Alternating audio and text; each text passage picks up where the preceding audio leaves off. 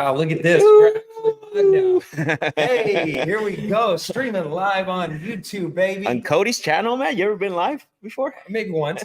Maybe once. Hey, what's going on, everybody? Cody Spur with the OG Clever Investor here with Max Jimenez.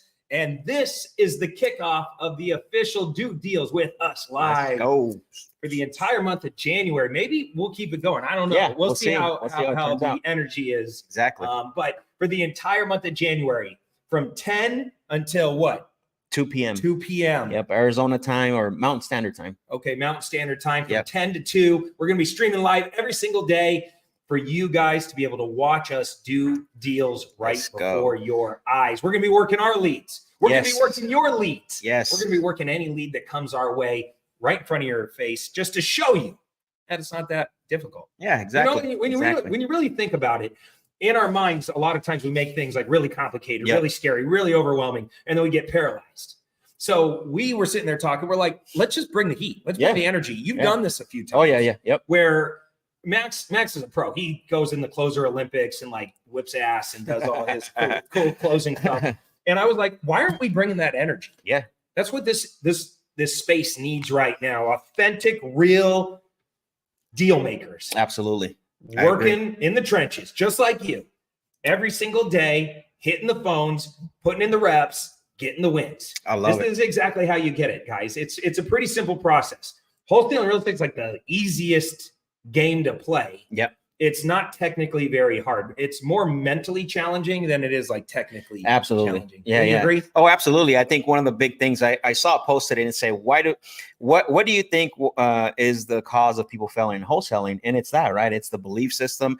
And I'll take it to a step further. It's also understanding like this is a marketing and sales game. If you can, understand the marketing and skill up on your sales skills, like it shouldn't be that hard, honestly. Yeah. People are always like, how much should I spend on marketing? And I'm like, none. Yeah. None right the second. You don't even know how to talk to somebody. Like you're literally like a baby deer trying to learn how to walk, or a baby giraffe. Like you're floundering all over the place. It's like, okay, let's get some reps in, talking to some sellers, getting beat up a little bit, get hung up on a few times, get kind of toughen up a little bit, get used to being told no, which is going to happen all the time. I mean, listen, we got 46 people on right now. So listen, I want every single one of you of 46 that are watching this, share this live with somebody right now. Share this live with one person that needs to hear, that needs to be on this, that needs to learn, that needs to have this experience. Don't be selfish. Share it with someone. Come on, let's go. Yeah, let's bring the energy. There's a lot of people out there that want to wholesale real estate. Now, wholesaling is simply for those of you that are absolutely brand new, never have done a wholesale transaction. What we're going to be doing over the next month is every single day, we're going to be calling live motivated sellers. Absolutely. And we're just going to be having conversations. Some of them are going to say, I'm not interested. Yeah. I sold that house 6 months ago. Yep. Some of them are going to say, call me back later. Some of them are going to say, F you, take me off your list. I never want to talk to you again. But that needle in the haystack is out there. There's going to be somebody that's going to be open to having a conversation about selling their house quickly. Now, maybe it's for cash, maybe it's on terms. The good news is we got one of the best in the world at structuring real estate deals. Let's go. This guy, how long you been doing real estate? About 8 years now. 8 years. And he's never left the front lines. Like a lot of us guys like me, like as fast as I possibly could, I'm like, I'm going to go scale businesses. He's like, I'm going to stay on the front lines. I'm going to keep repeating exactly what works. Yep. And you're going to watch it here. You're going to watch a master closer navigating these conversations, where this is why I said, you don't necessarily want to spend a lot of money on marketing in the beginning until you learn how to talk to people, because what's going to happen is you're going to burn those leads. Yep. Max is going to be able to overcome objections where maybe you don't know how. He's going to be able to see different exit potentials where maybe you can't clearly see that. Yep. He's going to get a gut feeling when he needs to tell the person, hey, this just isn't a good fit for us, for you. Like he's going to do takeaways. He's going to do reversals. He's going to do wordsmithing. He's going to do some higher level things that you're going to be able to watch and start to pick up like little things. Like, why did he do that? Yeah. And what's cool about this experience for you guys is at the end, he's going to kind of go through it. Like, how did the calls go? Yep. And maybe you can explain the scorecard system a little bit. Yeah, definitely. So this is going to be a whole experience. By the way, shout out to Nancy. Nancy says she shared the stream with 4 people and her whole team. Let's go. Hey, let's go, Nancy. Let's go, Nancy. Yeah. So I'll break this down really quick. So we're not just only going to be calling individuals, right? Or sellers, excuse me. We're going to give you the whole experience. We're going to launch our mornings with looking at our Recon sheet, which is basically our goal sheet. We're going to show you the scorecard of the actual dials that we made, the conversations that we had. So that way you're seeing it live. You're going to get the good, the bad, and the ugly, just like you were saying, right? Cody, is that you're going to get to see me getting yelled at, cussed at, probably, you know, all this stuff. Like there's no filter here. This is live, like it's happening. So we're giving you the whole experience. So that way, because I think more than anything, what I see a lot of people struggle with is having a foundation of setting yourself up for success when it comes to calling. A lot of people just wake up and you think that they're going to jump on the phones and have success. And that's not the truth. We know that. That's why I want to show you the Recon sheet. That's why I want to show you the scorecard. That's why I want to, you know, talk about what's your expectation for the day today, right? This is my expectation for the day. This is what I want to outcome. So we're going to do all that as well too, before we start making dials. There we go. We got 55 people in here already. So, you know, for those of you, Max runs our entire wholesaling operation. The whole team does all the training, all the management, all the motivation, personal development stuff, and is on the front lines alongside with the rest of his team. And so eventually I'm going to jump out of here. And Brooke, who is one of the greatest lead, what would you call her? Lead manager slash closer. Acquisition closer experts that we have on our team. She's an absolute monster on the phones. Her follow-up game is real. Yeah, real strong. But that's why she's our number one producer here. And you get to learn from Brooke as well. At the end, we'll do kind of a recap. Yep. Every single day, we're going to encourage you to constantly share this with other people. Let's get as many people to this party as possible. We're going to earn the energy up in here. We're going to keep it going, and we're going to show up every single day, putting in the work. Now, Max, how do they follow you on social media? Yeah, so you can see on the stream there. You can follow me on IG and all platforms at Real Max Jimenez. So I'm at official Cody Sperber. And what's the process going to be? What are we going to do first? Yeah, so I think what we're going to do is I'm going to get a little bit into showing what the Recon sheet looks like. I'm also going to show on the live what our scorecard that we use looks like. And we're just going to talk a little bit. When Brooke comes on, we're just going to explain what the actual day of a high performing closer looks like, right? Because a lot of times people don't know that. They don't understand, like, there's a method to the madness. You're not just waking up in your dress PJs and winging it. Is that what you're trying to tell me? There's no winging every day, baby. It's funny how people want results, but they're not willing to actually prepare themselves. Exactly. My mentor used to say, like, one of the greatest phrases ever. He would say, people never rise to the occasion. Yeah, exactly. They always fall to their highest level of preparation. And I love that, because you want to win in 2024, you got to show up. I remember when I was making calls like this, I would wear a suit. I had a mirror next to my phone, a mirror, a big mirror. I would wear my suit. I'm in my actual kitchen of my house because I couldn't even afford a real office. But I was acting as if I was a beast. I love that. I knew I wanted to see myself. I wanted to see my mannerisms. I wanted to pretend they were right in front of me. I was like smiling through the phone, through my energy, like talking through my teeth and my eyes. And I got really good at this preparation part where I knew going in, I did my research. I knew how to talk to them. I knew what their outcomes needed to be. I knew where to drive the conversations. And so I love that. You know, the thing is, like, a lot of people don't understand, even though we're on the phones and we're, you know, everything's pretty much virtual nowadays. Like, I know when you in-house, because I cut my teeth going to in-house appointments. Like, I was going to 3-4 appointments every single day. And then I switched over to virtual. And the one thing that I noticed, what you just said, is that I started recording myself. Because the reason why is because I wanted to see what was my reaction when I pitched. What was my reaction when I was trying to overcome an objection? What was my body language? What did my face? What did I frown? What did I smile at that time? Can you imagine trying to convince somebody to sell you their biggest asset? They're scared to death. You're stranger danger. They don't know anything about you. And you're hunched over like this, making your calls. Yeah. So here's what I want to do. Sorry, I'm trying to be quiet. My kids are sleeping in the other room. Exactly. It's like, get your game on. Yeah. We got to go. Like we got to act as if we're closing this deal. And by the way, the energy I always brought to the table when we were making calls was, they're not a benefit to me. I'm a benefit to them. I always rolled in there like, I'm going to solve this person's housing problem. They're going to be thanking me. They're going to be hugging me. They're going to be telling all their friends by the time I'm done that thank God I met Cody. Out of all the bozo phone calls and postcards and people that I met, this guy was authentic. He was enthusiastic. He had intention. He had the answers. He solved the problems. And when I rolled in like that, it was almost like my energy was in front of me a little bit. And so when we started building that relationship, they felt the authenticity and all of that. So I'm excited for everybody. Cool.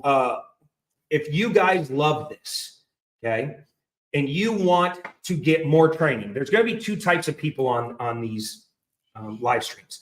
One, you're brand new. You've never done a deal. You don't even know what you're really doing. You're trying to figure out, how do I make a few extra bucks wholesaling houses? Maybe your real dream is to retire real estate rich someday, but you don't even know the path to get there. You don't know anything about rehabbing, wholesaling, creative finance. You don't know anything.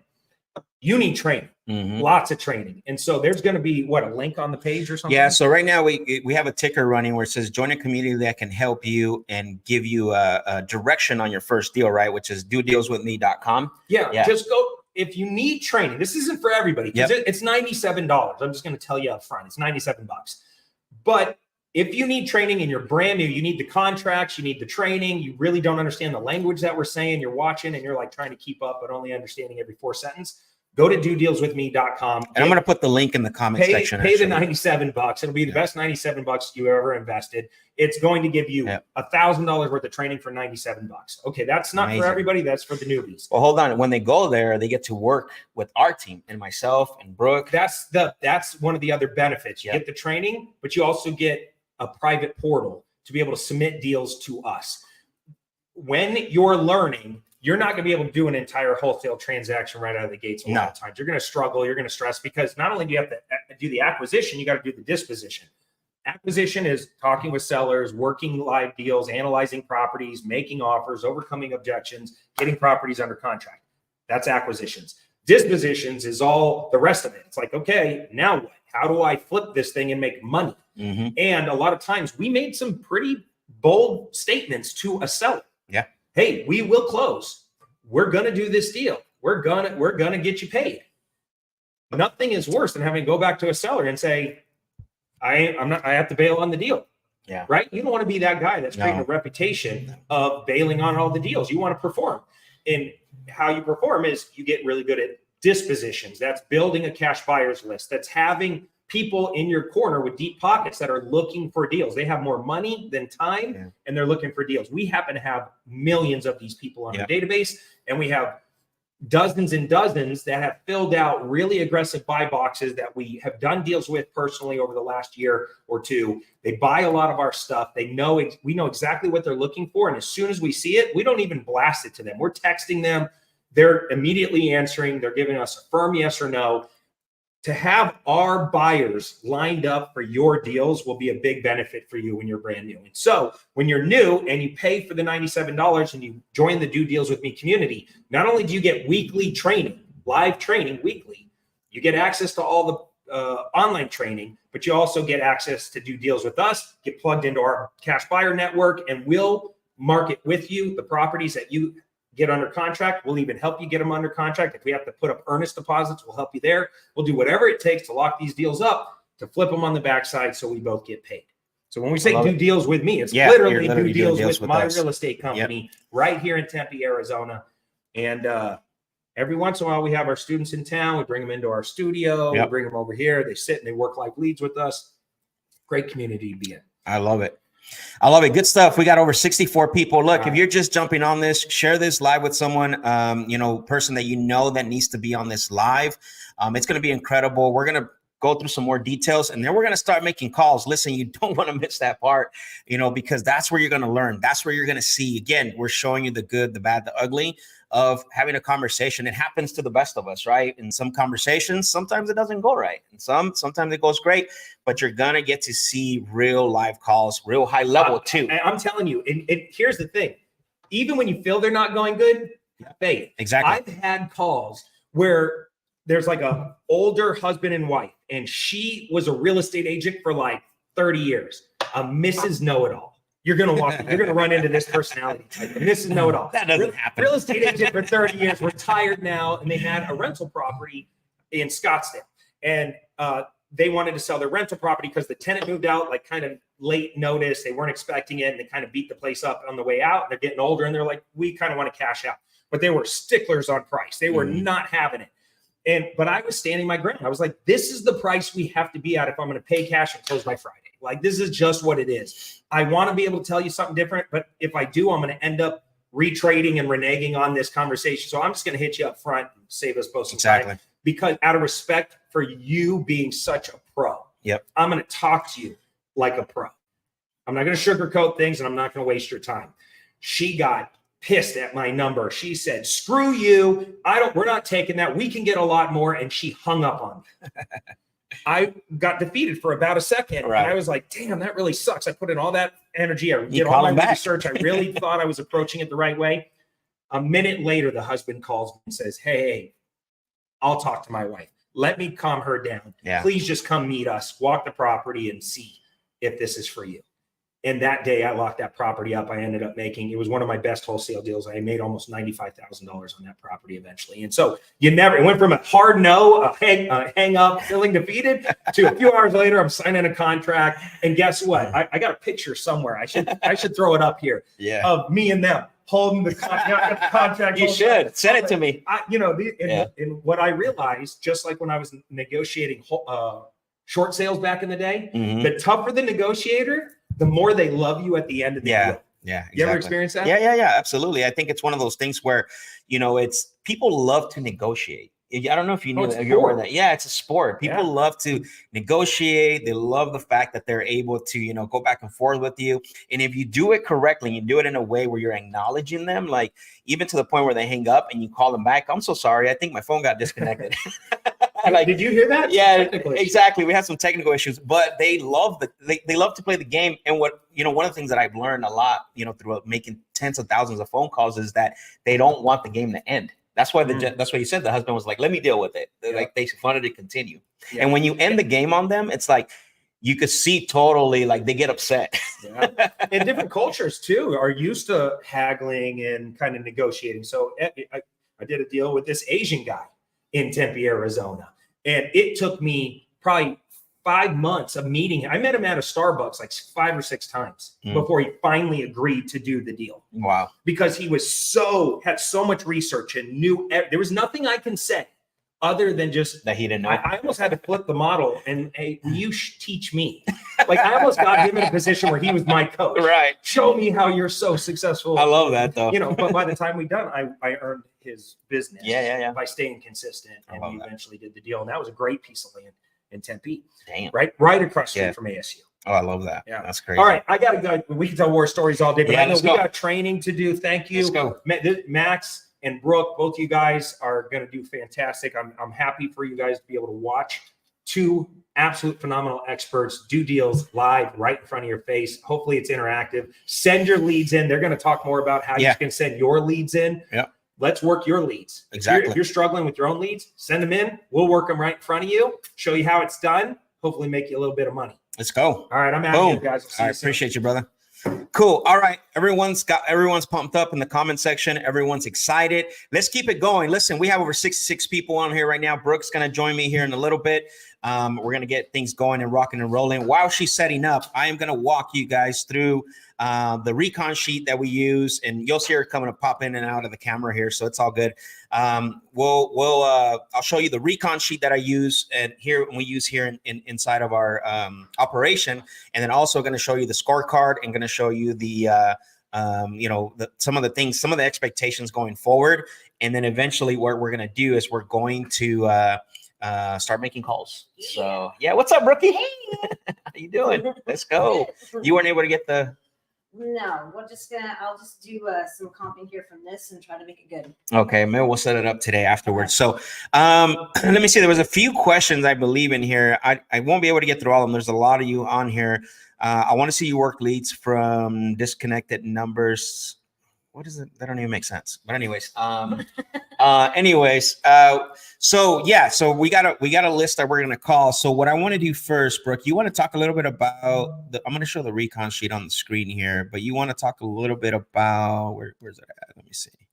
I'm gonna share my screen, so give me 1 second. It's okay. I'm gonna share one on the screen. Let's see, window. Oh, here we go. Okay. So this is what I call the recon sheet. It's something that's filled out every day. Oh, you don't have like an actual copy, you said, right? Yeah. Do you have one in your email, or do you want me to email it to you? I can go get one. Okay, cool. So as you can see here, right? So in the recon sheet, we have a few things that I want you guys to look at. So number 1 and number 2 and number 3, we are evaluating the previous day's efforts, right? We always want to do that. We want to make sure that we are evaluating your previous days, because the thing is that, like, how do you get better? The only way you get better is to be able to figure out what didn't work last week and what actually worked. So what you do is, what didn't work last week is you're going to get better on that, and you're going to do more of what actually works. So what we're doing, the first thing is that we're rating our previous day from 1 to 10. 1 is a completely failure. 10, you crushed it, and you're going to put down why, right? The second thing is that we're talking about is, did you hit your targets? I mean, that's something that's very important. How many of you guys think that's important? Put in the comment section some thumbs up if you believe that hitting your targets is important. And you have to explain, right, why you didn't hit your targets and why you didn't. It's an accountability to yourself. I know a lot of times we talk about accountability partners and we talk about accountability groups, but if you don't have a partner, let's say you're out here doing this on your own, this would be a good source to make sure that you are, that you're holding yourself accountable. And then the last thing on this section for yesterday's evaluation is lessons learned, gain experience. You notice I didn't put losses, right? Lessons learned, gain experience. What did you learn the previous day? This is a little different than the rate your day and did you hit your targets. This is more for you mentally to take notes. What were your takeaways? What were some things that you learned? And then also, what was, what were the experience that you gained? Okay. Brooke, you want to talk about the affirmations, or you want me to lead you into it? Yeah. So obviously affirmations are going to be good, right? Get yourself set up for, the right mindset of what you're expecting for your day, what you're expecting for your results. So having something that's specific, and it's obviously I am. So I am winning. I am a closer. I am getting better and better every single day. I love it.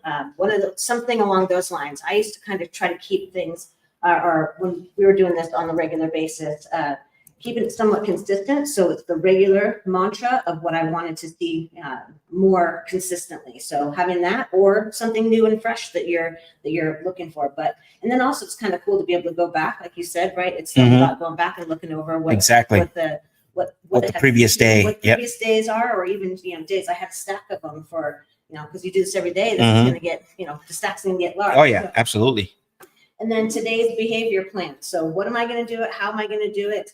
And who? So what does that mean? Like, what are you exactly? Who are you going to impact, or who are you going to help, or who are you going to basically solve a problem, create a solution for? So how's that going to work? What are those specific things that you're going to do? And I kept it kind of simple, but I think that you can get as much detail as you possibly want, of course, right? Sure. And I know some of you are asking about the recon sheet. It's going to get uploaded, so just be patient. We're going to upload it for you at some point. This is something new that was introduced to you guys in here. So, but I love that. Go ahead. I didn't mean to interrupt. We just have people asking about where they can find it. So, okay, got it. Yeah.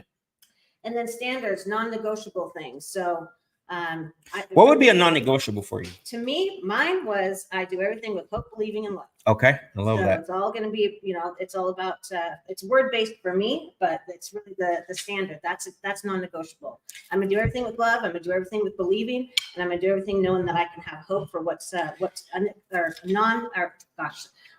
things that are unexpected, non-expected, or expectations to become your reality. So I love that. Let me kind of expand on that just a little bit. I think a lot of people that are out there trying to do this, and we got 76 people here. Awesome. We appreciate you for joining us. You may want to come in just a little bit on the camera here. Let me see if we can fix that really quick.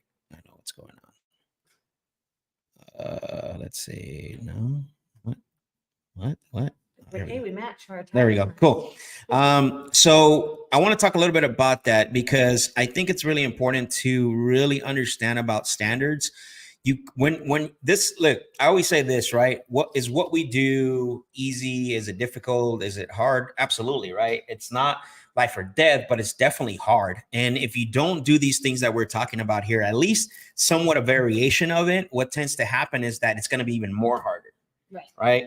And so, and the standard part is something that you have to look at yourself. And Brooke, you just said it, what your standards are and what you won't deviate from. That's what you need to start doing. You need to make sure that you understand that you set those standards that you're not going to be deviating for that day. It doesn't have to be, something that you're going to, be doing for the whole 30 days. It's like today, my standard is I am not going to, whatever, XYZ. Right. And you mentioned that.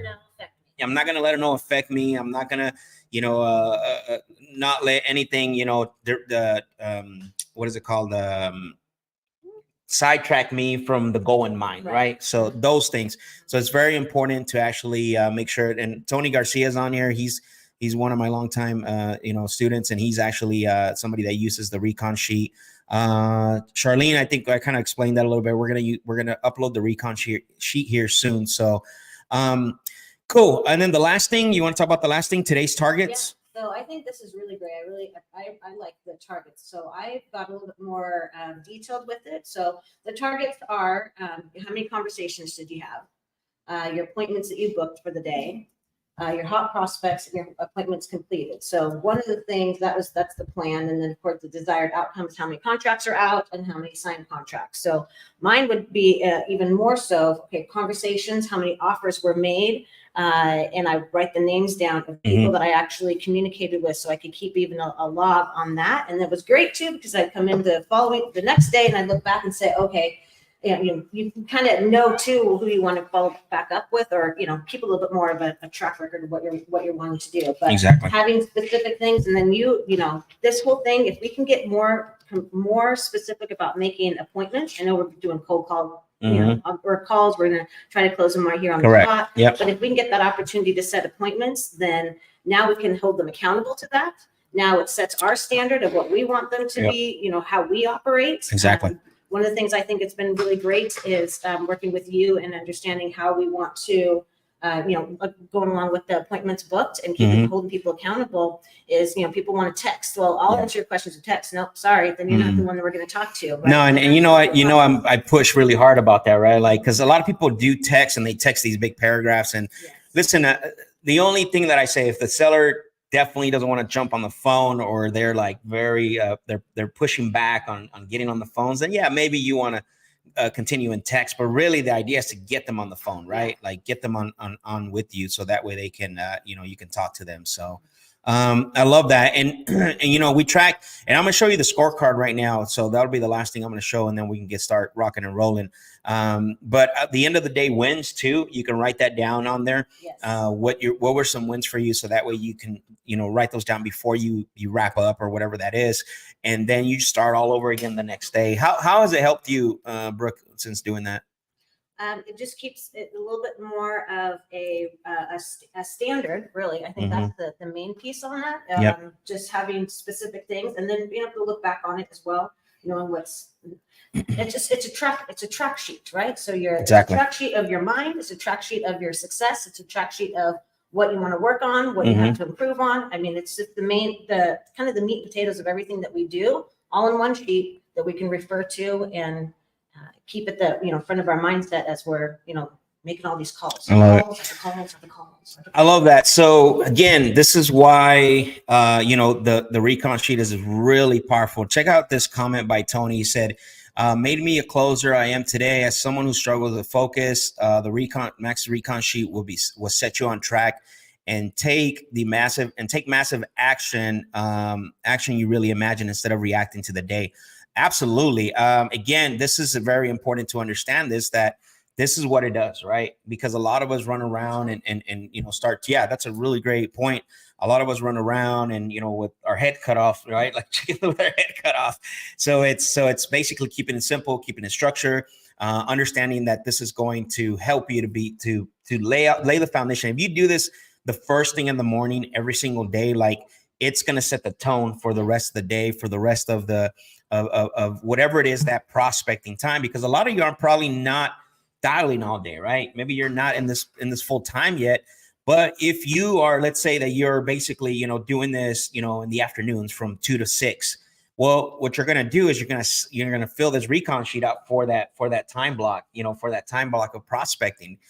You're going to be able to put it, fill it out for that specific time. So again, it's helps out a lot.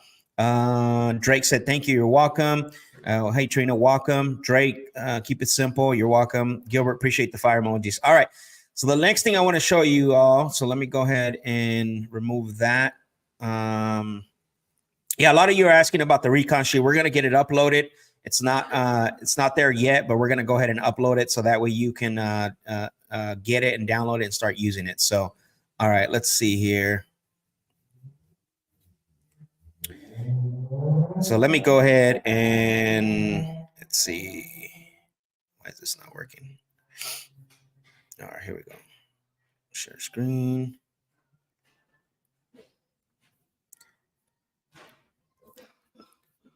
All right, so here's the why does it look like that?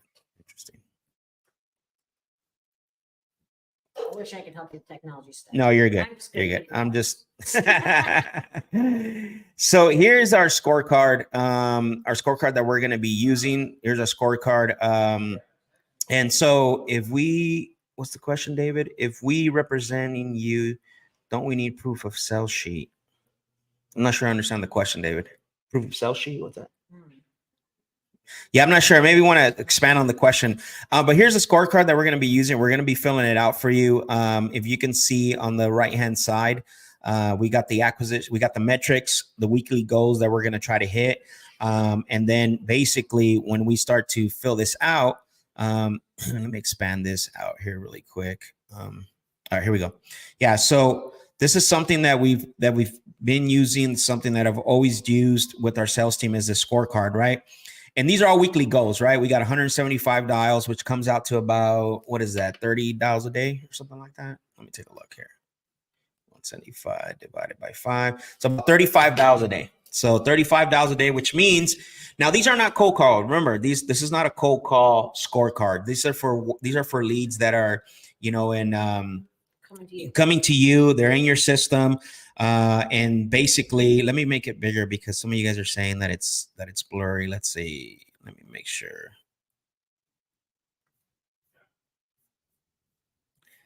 Okay, how about now? Let me know if you guys can see that there. I just made it a little bit bigger. And then conversations, we want to do 25 conversations a week. So that's about 5 a day. What is a conversation? I get that asked a lot. What's a conversation, Brooke? Getting to timeline and motivation. Motivation, right? So basically, if I know I talked to Brooke and Brooke needs to sell in the next 90 days, and the reason why is because she's actually moving, she needs to move, you know, relocate, right? Yep. We don't necessarily have to get price, and we don't necessarily have to talk about condition. What you're going to find out, we're going to learn, if I can have somebody come in, if I can have a conversation with Brooke and I build rapport, and I know Brooke, again, like I said earlier, she needs to relocate for her new job or whatever's happening right in her life. And she's told me that I think I need to get this done probably in 60 days or sooner. That's a conversation for us. So how's that changed, like looking at it that way for you? Kind of getting a little bit more specifics. I mean, we're following the script, so getting, you know, a lot more information kind of ahead of the game, even before that kind of part. But just knowing that it just a little bit more clear on what a conversation really is. So yeah, it helps out, right? Yeah. Okay. Talk time. We're looking for about an hour a day of talk time. Again, this talk time is actually when sellers pick up the phone and say hello, right? It's not answering machines. It's not like wrong number or spouses picking up. Like, so again, talk time about 5 hours. Generating hot prospects. So one of the things that I always say is that just because it's an inbound lead, it doesn't mean it's a prospect. You want to talk a little bit about that, why we have that? Right, absolutely. So as you say, prospect or suspect, right? Exactly. Okay. Yep. So prospect is somebody who's legitimately looking to be able to sell their property. They're actually looking to get an offer on their property. They're not just looking to, you know, get a full retail price for the property. So it's someone who we can actually work with to solve their problem, something that we can get more specific on. Mhm. They're actually wanting to sell. So Correct. not just someone say, hey, I just want to offer it to you. Oh, I'm just curious, what would you offer me, or what would the price be? Correct. Something like that. Yep. It's a combination of the conversation points, potentially somebody who you put through the whole process. I think that's another way to really look at it that way. So we're also big. We talked a little bit about appointments booked versus appointments completed. We're looking to have at least 2 appointments booked. These are follow-ups. So these are just individuals that we talked to today. Because a lot of times, believe it or not, I don't care what you here. I want to get on camera here and talk about this really quick. Believe it or not, I don't care what you heard from gurus. I don't care who you've watched doing lives. I don't care what you've heard before. The one call closes, they're for Instagram. I'm telling you right now, right? Do they happen? Yes, they do happen. I've seen them happen. I've done them myself. But the thing is that that's not the norm. Right. The norm is follow-ups. The norm is setting appointments. The norm is setting callbacks. That is the normal process of every day as an acquisition or as a closer or as buying properties. That's really where it's at. The money is. This is the truest statement ever. The money is in what? Fortune's in the follow-up. The fortune is in the follow-up. So it's very important. That's why we have it that's why it's a metric there, because again, like I said earlier, Nancy, I appreciate that comment. One call closes are not normal. They do happen, but that's not what, again, a lot of times they'll show you the best recordings or they'll show you the highlights of what is. So, but the key is to follow up. That's why it's a metric inside of our system. And then appointments completed. The reason why we track appointments completed is because we want to make sure, for those of you that are asking if there's going to be a replay, this is actually going to be up once we're done here with the live today.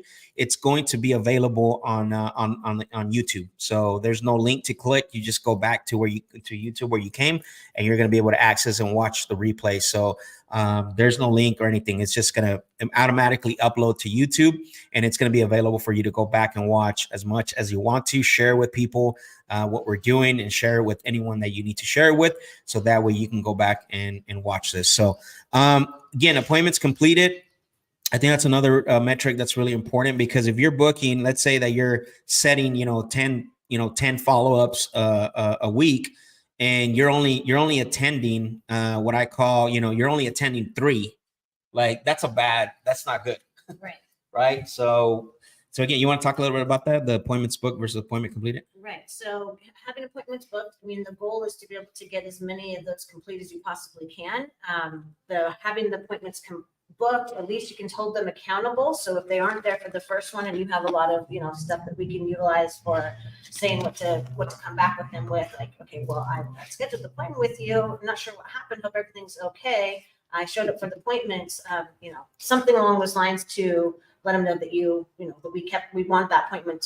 We're going to stick hard to the appointments. We want them to as well. So it's letting them know kind of how our standards are, that we're not just anybody. We handle things a little bit differently than maybe a lot of other investors do. They just haven't had the same kind of training and don't have the same kind of expectations for the business. So appointments booked and then appointments completed. So the goal, of course, is to have 100%. Not necessarily going to happen, because people will lie to you. Anything above 50, you're good. I mean, So there's no way that you're ever going to get 100%. People are always going to cancel. You know what I mean? You always got those situations where you're going to have people that, are not going to show up. But if you can float, 5 out of 10 is really solid. Like, and we're going to, one thing that's great is we're actually going to demonstrate how we book appointments and how we get confirmation and get commitment from the sellers, right? Because a lot of times you get sellers that say, hey, well, just call me back whenever.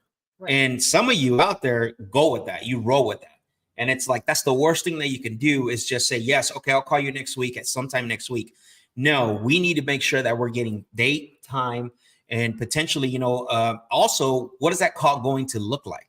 A lot of people don't set up that future expectations for a phone call. And it's something that I think you had, you made an adjustment, and you were, kind of, making those adjustments when it came to that, because you were booking a lot of follow-ups, but also the next step is not just book the follow-up. The next step is also understanding, Brooke, here's what's going to happen on the next call. Here's what I need you to have on the next call: your mortgage statement, your, whatever it is, giving you homework. Or setting it up to where, like, hey, Brooke, okay, so when I call you next week on Tuesday at 2, what's that conversation going to look like? right? Setting that tone for the call, because I don't want to call Brooke next week and set up a follow-up where it's like, oh, hey, Brooke, it's Max. We talked last week and, and this, that. No, it's going to be, hello. Hey, Brooke, you remember last week remember the conversation we had last week? You had mentioned that you were going to do this, that. Tell me where you're at on that right now. And we start from there, right? So it's a very good, it's a very powerful thing to set that up. And so that way, you're solidifying your appointment, excuse me. And then the last three is offers made, contracts sent. We're definitely going and sign contracts. It's something that, and again, this is for individual closers. So this is not the numbers for the whole company. It's something we're implementing. So, but that's it. That's a scorecard. That's what we're going to be filling out every single day with you guys for this. We're gonna look at what's under contract, what properties, all this stuff. So that way you can follow us. We don't just want you to listen to we don't just want you to watch us make calls and watch us kind of underwrite deals and and again, this is real stuff. Like this is stuff that's happening that Brooke uses every single day that I've done. Like you're gonna get to see real deal. So Brooke, what else do we need to talk about today? I don't know. I mean, people know how to do comp. Let me ask you a question. Yeah, we'll get into all that. Let me ask you this, because one more thing that I like to do is, what's your expectation for today? For us to see exactly how you work and how you operate. But Okay. the main thing is for us to. You're making me nervous. That's baloney. Okay, so I think the great. Basically just getting in the rhythm of it so people can see exactly how the calls go. Yeah. It's actually going to be a real specific process over and over and over and over again. Yeah, listen, guys, this stuff's going to be boring. I'm telling you right now, but it works. This is why a lot of you struggle, because you're all over the place. Like you have no process, you have no sales system, you have nothing that you follow. And every time you get on a call, if I ask probably all 75 of you that are on here and I said, how did you get your last deal? I can guarantee you 90% of you are going to tell me, I don't know. You know what I'm saying? 90% of you are going to tell me, I don't know how I got that deal. Just she signed. Well, we got to change that. We got to be able to say, well, here's what happened in the discovery phase. Here's what happened in the, here's what happened in the introduction. Here's what happened in the discovery phase. Here's what happened in the motivation phase. Here's what happened in the, money conversations and the condition. This stuff, and we're going to do this, and it's going to be a consistent, just process, which Brooke kind of said, right? It's gonna feel like you're going to basically be seeing the same thing over and over. However, you're going to be experiencing different things because sellers are going to throw different things at us. So we're gonna have to overcome a lot of objections. By the way, I don't know why, but I got to plug in keep talking to him. I got to plug in my MacBook because I'm gonna die here. Oh my goodness. Okay. You really are. Okay, good. So so I feel like sometimes people, in the office, we kind of have an open office where it's a lot of, everybody can hear everything. I'm like, oh gosh, we've heard this part of the conversation over and over and over and over again. So, but I think it's fun when you get to the point when you ask that, when you, a couple different things. So, what's going to be the difference of you get the same offer from so-and-so and from us, what's going to be the difference of accepting our offer, or just some little the nuances that occur that people are going to, that I think will stick out. I think that's what's going to be pretty cool. So once we get through seeing the phone calls kind of occurring the same way, same conversation again and again and again, I think the parts that are going to stick out is the overcoming objections, or, oh, that's a good question to ask at this point. That's a good question to ask at that point. So having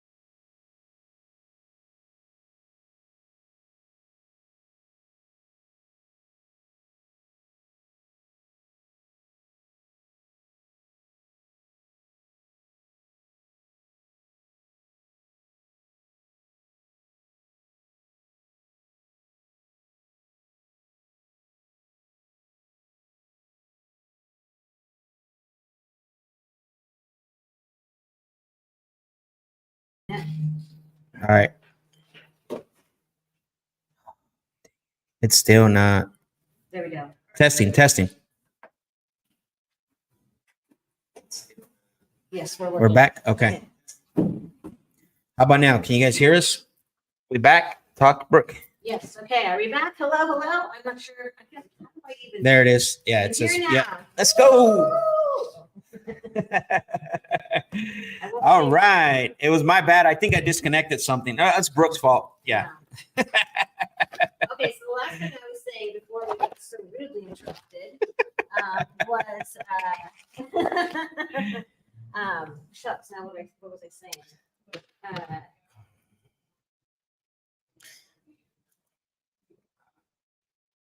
All right. Here we go. So sorry. Come on. Talk to the people while I get ready here to make some.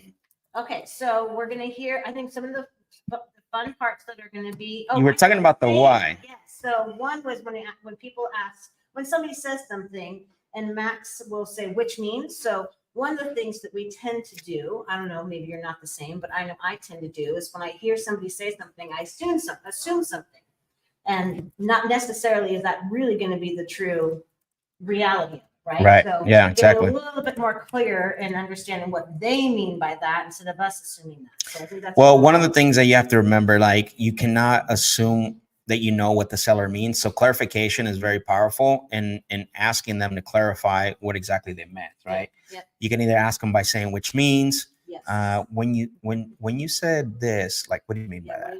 What do you mean by that? So you're going to get to hear all this stuff. I want to send you the list, Brooke, so you can pull it up and have it with you. And do you have your charger? Because I know you're on your laptop. I'm at 100. Okay. You had 100. I'm at 100. Oh, here it is right here. All right, let's see. Man, I'm ready for this. I just got to get you over the list, which I can't find. Why? I don't know. There it is.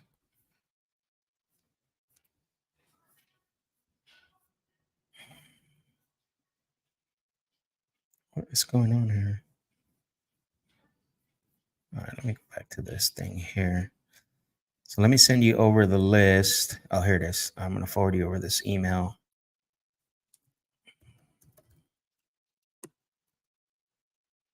Okay, just send it to you now. Right. So that way you can pull up the first address, and then and then that way you can help me to count this. Oh, one more thing, guys. For those of you that are still with us, Max, lower the mic, please, so we can hear you better. Oh, your mic. Lower down a little bit. I'm not tall. Yeah. Hey. One of the things you have to, what was I going to say? One of the things that I want to just make sure that I let you guys know is that we're not going to be able to show like the full-blown address, the full-blown pictures of the property, because YouTube will take it down. But we'll give you numbers, like we'll give you the ARV, so we'll use Slack for that as well, Brooke. So that way you can Slack me like what you think the ARV is. And the first property is going to be in, it looks like it's in Alabama, I believe, right? Once you pull up the spreadsheet. So this is a PPC list. For those of you guys who are wondering what list we're calling from, this is PPC leads that came in. They haven't been called on yet, I believe, from what I know. But again, I want to make sure, clarify that we can't show you, street addresses, a lot of the stuff for the property, because YouTube will take it down. And then some of you are not going to basically, you're not going to be able to see this on the replay if we do that. And we want to make sure that you are catching this on the replay, so that way you can, watch it at your own time and your own pace. So make sure you guys understand that we cannot show all those. Thank you. Appreciate everyone. All right. So I think we're ready. My expectation for the day today is just to get people understanding that there is a sales process, right? There's a sales process. Like I told Cody when he was here, there's a method to the madness of what we're doing. It's not always just, winging it. It's not always just, doing something. You can have a process. You can have a sales system that basically always guides you. It's like a GPS, right? You have in your car. So what tends to happen is you don't always go from point A to point B on your GPS. Sometimes you'll stop. Sometimes you gotta, there's sightseeing, whatever the case may be. Same thing with the sales process. Is if you have a sales process, you're always going to know where you're headed. And if you need to maneuver, the sales process is going to help you to be able to do that. So how many of you guys are ready for phone calls? I want to see that thing full. I want to have that chat melted. I want to see fire emojis all on that chat. If you're ready, again, if you just jump on, let's share this live with someone. We're going to get ready to make some calls here in a little bit. But share this one. Drop those fire emojis. I want to see that chat melting right now before we get on here. Pump us up. Let's go. We need some motivation, right, Brooke? Yeah. We got it. Appreciate it. Trina says she's ready. Let's go. Steven, ready. Gilbert, ready. Let's go. Dollar Cents, ready. Let's go. Jose, let's go. Harvey, what's up, Harvey? Good to see you in here, brother. Let's go. Nancy, I appreciate the hearts. Let's go. Drake, Charlene. Yep, let's go. Keep them coming. How would you do a lead we submit to you on the live, then complies YouTube requirements? So we don't say the address, right? So you can still send it to, and I'm going to run the ticker here on the bottom if you want to work with us and want us to call your leads live. Now, I will say this because a lot of you will submit leads and it's like, where's how come you haven't called my leads? Just remember, you're not the only one submitting them, and everything you submit today is typically going to be for the next day. So it's not going to get called like right now live on the show. So go ahead and go to sendusthedeals.com, submit your leads there. We're going to save them. So for the next day, so remember that we're going to save them for the next day. This is not, you submit them today and we're going to call them on the spot. That's not how it works. We just want to make sure you guys understand that. So Harvey said, my acquisitions manager is watching and ready to learn from the best. I appreciate it, man. Thank you. Thank you for the fire emojis. Look like they're ready. They're ready for some calls. So Nancy said, let's rock this. Appreciate it all. Everything. Appreciate that. Travis, thank you. Thomas, appreciate the fire emojis. So let's go. So Mr. Lance is the first person we're going to call today. Let's see. Okay, so are you sure? Yeah, that's what I have on the spreadsheet. Okay, I'm just saying. Why? We got 12,600. I want to go through the list. So, all right, let's skip them. See, I know.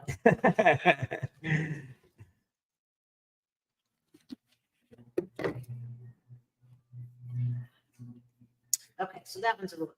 You know that city. If you know the city, then that's usually a good. City. Yeah, exactly. Cool. All right, here we go. Ooh, Who is it? There's no left. There's no street number. Jeez. All right, who is running? So that's the name of the street. Yeah. All right, well, let's find out what's going on. Okay. Oh. It hurt to call and find out. And You can just tell me the street number. one thing too is always remember when you're following up or your inbound leads, you're calling them out. Don't get caught up too much on notes. That's one thing you have to be careful with a lot of times, because if you get caught up in reading the notes, a lot of times what's going to happen is you're going to make a pre-assumptive decision based on what the notes has said. Listen, it's happened to me. I know it happens to Brooke. And so I try not to read the notes, because a lot of times the notes will discourage you from picking up the phone, and you make a pre-assumptive, decision based on just what the notes has said, without giving yourself an opportunity to actually call your leads. So make sure you're aware of that. So, all right, here we go. So we're going to call Angela. And I want to hear some thumbs up if you can hear the phone, please, just to make sure we're on the same page here. 256-466.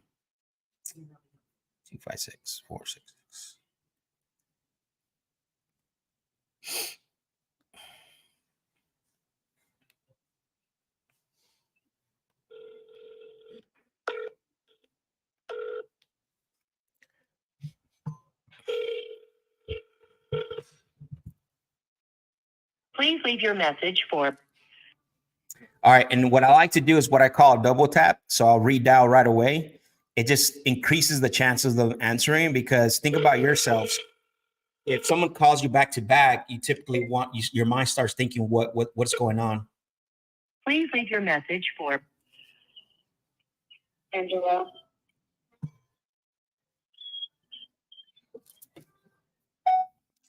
Hello, Angela. It's Max. I was calling because you had submitted some information about your property over at Runnymede. Please give me a call and we'll do a quick cliffhanger. And you'll see a variation of cliffhangers. I'm not big on leaving voicemails. What I want her to do is actually hear that voicemail and create curiosity on what happened. They didn't finish the voicemail, right? I call that the cliffhanger voicemail. So we're gonna go to the next lead, which is Fred. Let's call Fred. Oh, I don't like this idea for these states. I'm sorry. Do you want to go through those ones? Is that which ones are those? All right, let's go. Let's go to Colorado then. Yeah. So let me finalize the call, left voicemail. And I'm using my phone because we're dialing my one as we go. Typically on our CRM, which we use Investor Fuse, we have click to call. So all we got to do is click. But for the sake of the show right now, we're just dialing from my phone using a smartphone.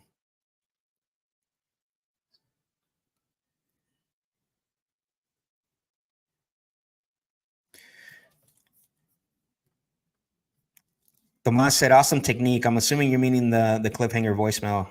Yeah, it definitely works because, again, that was actually a longer one. I have a shorter one. You guys, you'll be able to hear it right now if someone else doesn't pick up. So that's what we got here for. Do you want me to give any details ahead of time? No, I'm good. Not right now. I just do your like the comping and analyzation and stuff. So yeah, we're ready for the conversation.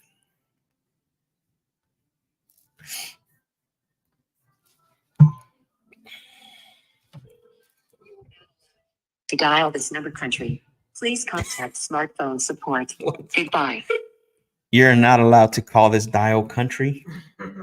Is 401 not an area code here in the States? That is interesting.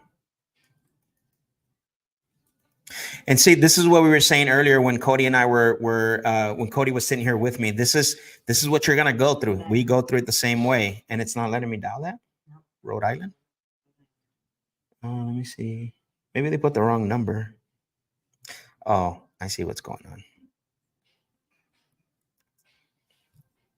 Don't get discouraged though. Keep pushing because that next call could be that person that's going to answer and could be that deal that you're looking for. So remember that when you're doing dials. You're calling them back? Yeah, yeah.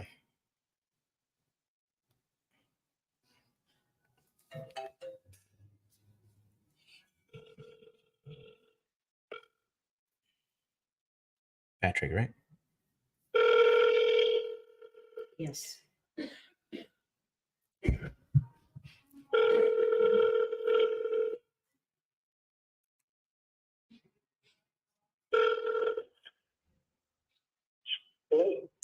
Hello, Patrick. Yes. Oh, hey, Patrick. This is Max. I was calling you because you had filled out our form online about selling the property over at Gordon Place. Yeah. Okay. What company are you with? It's basically it's sell quick for cash. It's it's a company that buys homes for cash. Okay. What's the off? Do you have an offer price, or do you need to stop and see, or how does that work? Well, it depends, right? We don't buy every property from everyone we talk to. For me now, it's just figuring out if this is a property that our underwriting teams would want to put an offer together on. And initially, something we do on the past is just, to ask you a few questions, and then we determine whether, we want to proceed. And that's kind of how we make our decision process. Yeah. All right. Is there anything I can call you right back? Sure. What time are you thinking? Give me a couple hours. Couple hours. So I think we're centrally located in Phoenix, so it's 11 o'clock here. What time you're in Colorado Mountain Standard Times?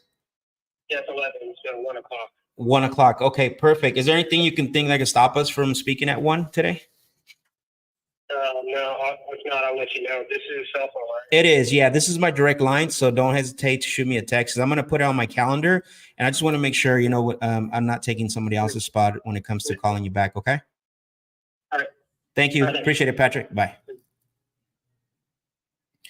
All right, so we're gonna call him back. I think we make a note on that one. I'm gonna color code that one. Let's see here. We're gonna color code the. Oh, that looks terrible. That's fine. Huh? That's fine. Well, let's do it yours black. doesn't look good. But let's. Jeez, that's because I have the. I know why. That's because I have the what do you call it? Black background. Yeah, the black background. Let's see.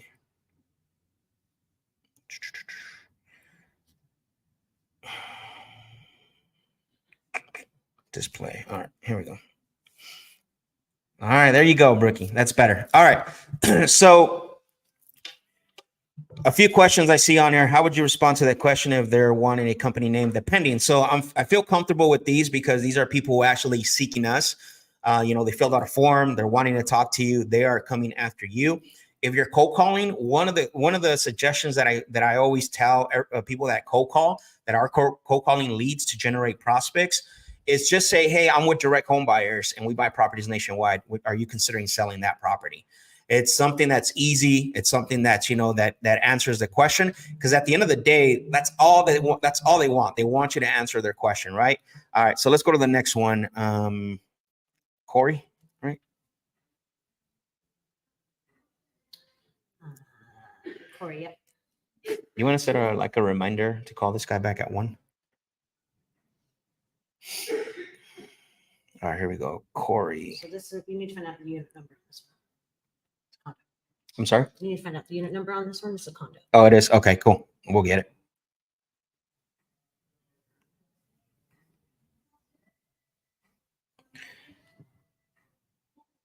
Damn, they put a lot of numbers here. 1 extra 0, maybe? Oh, yeah. Not an extra zero. All right, here we go. Hopefully.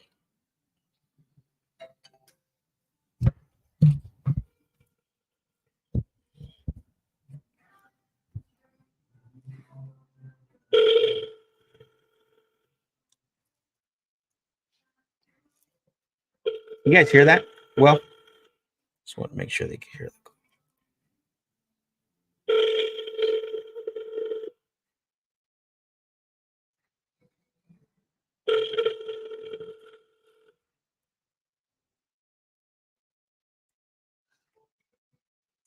So that one didn't have a voicemail, but I'm going to redial again, back to back, double tap.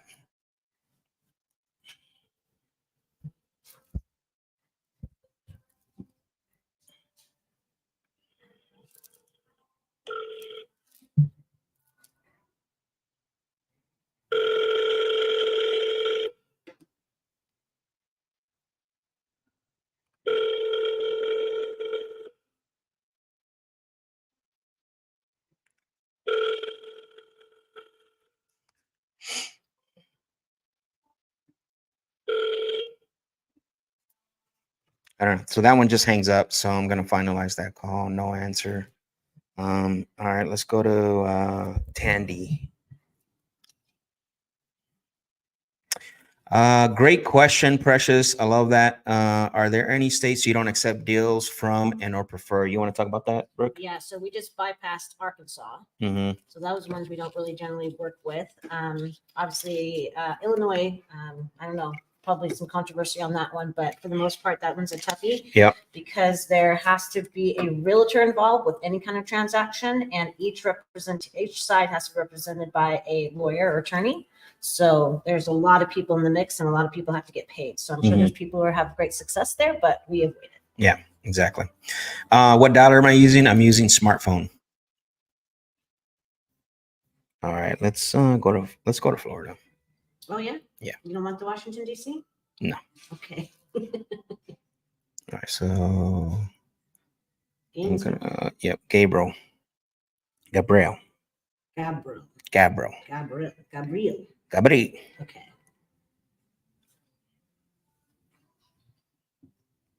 Oops.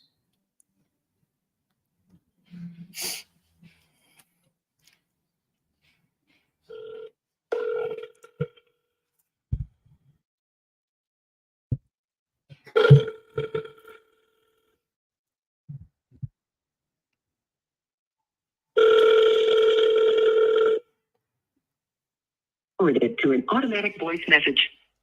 All All right. right, we're gonna call back, redial.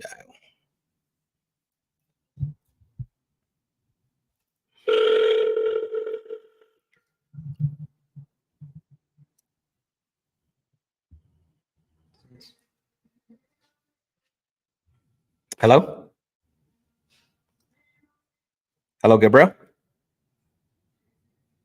Hey, Gabriel, this is Max. I'm calling you because you had filled out some information on my website about selling the property over at 13th Street. All right, she hung up. I'm going to call back and say, I'm sorry, we got disconnected. If she picks up. 35225. So yeah, she hung up. But notice, did you notice the double tap worked, right? She didn't answer the first time, but she answered the second time, right? And she didn't say hello. I didn't hear her say hello anyways. So again, this is why it's important to double tap your leads, right? Because I'm gonna give you guys the example of what I said earlier is that when someone calls your phone back to back twice, it creates curiosity and it's like, oh wow, who's calling me? Like, what is this about? Especially if you have kids, you know what I mean? Like, you know, small ones in school or whatever the case would be. But in general, it does, it works. And so, but unfortunately she didn't, she doesn't want to talk. So let's call Cher.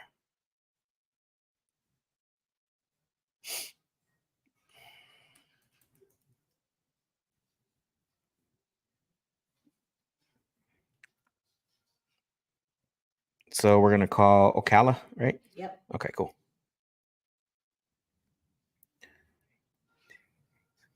We're rocking and rolling. It's probably what? Name might be more than sure. You think so? Could be.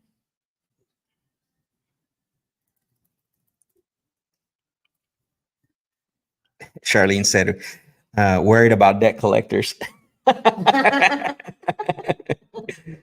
I love that. Is it? It's in the corporation name, so. Oh, okay. You know what? The number didn't work. So let me see. 352. Yeah, that's definitely an abbreviation of the name.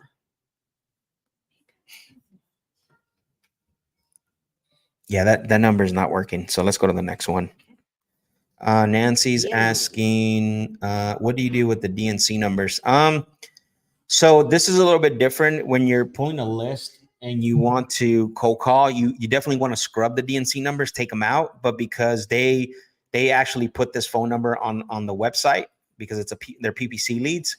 At this point, they're free game. Yeah. So, all right, who's next? Christine. Looks like, oh no, Guillermo. I'm sorry. Guillermo. Oh, Guillermo. Guillermo. This is gonna be a Spanish call. 786.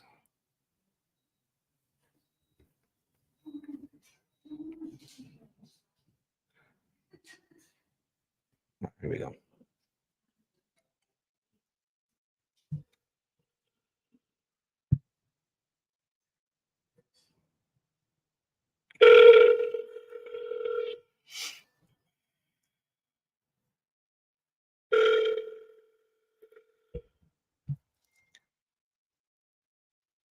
To an automatic voice message system. Gilbert said, let's hear that Spanglish, Max.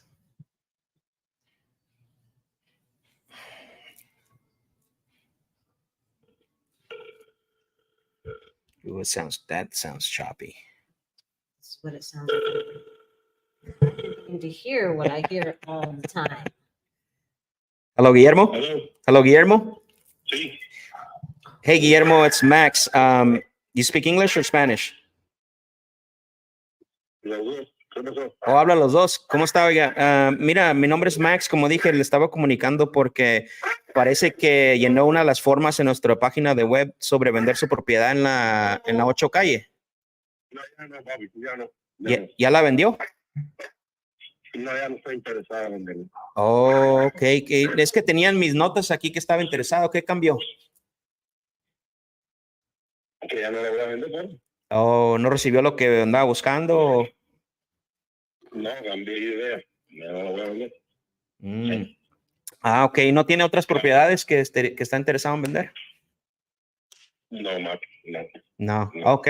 Muy bien, Guillermo. Entonces aquí le voy a poner en mis notas que cambió, que ya no quiso vender y no está interesado. ¿Está bien? Gracias. Okay, gotcha. So he's not interested. He just changed his mind. I told him what happened, what changed, because the note said he wanted to sell. He said he just don't want to sell anymore. And then I asked him, if he had any other properties to sell. That's another thing too, is make sure that you are asking that question, because just because they don't want to sell that one anymore, you don't know if this is an individual that has more properties. Got to remember that.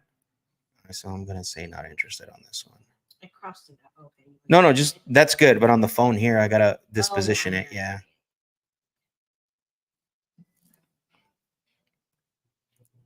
Max is smoother than a butter on a hot tortilla. You're funny, bro. It says en español. Awesome. Yeah, we do español. All right, who's next? Christine? Christine. All right, Christine. Christine is a deal. I could feel it. Christine is going to be a deal for us. That's really funny. Gilbert, you crack me up, bro. Okay. 0519. All right, here we go. Yeah, this will be a good one. This is a deal.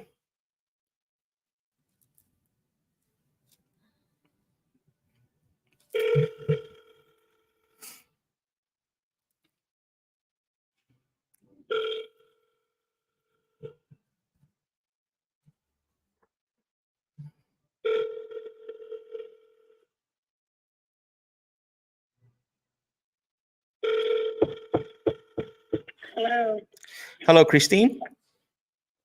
Yes.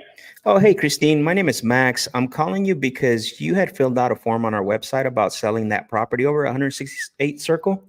Yeah.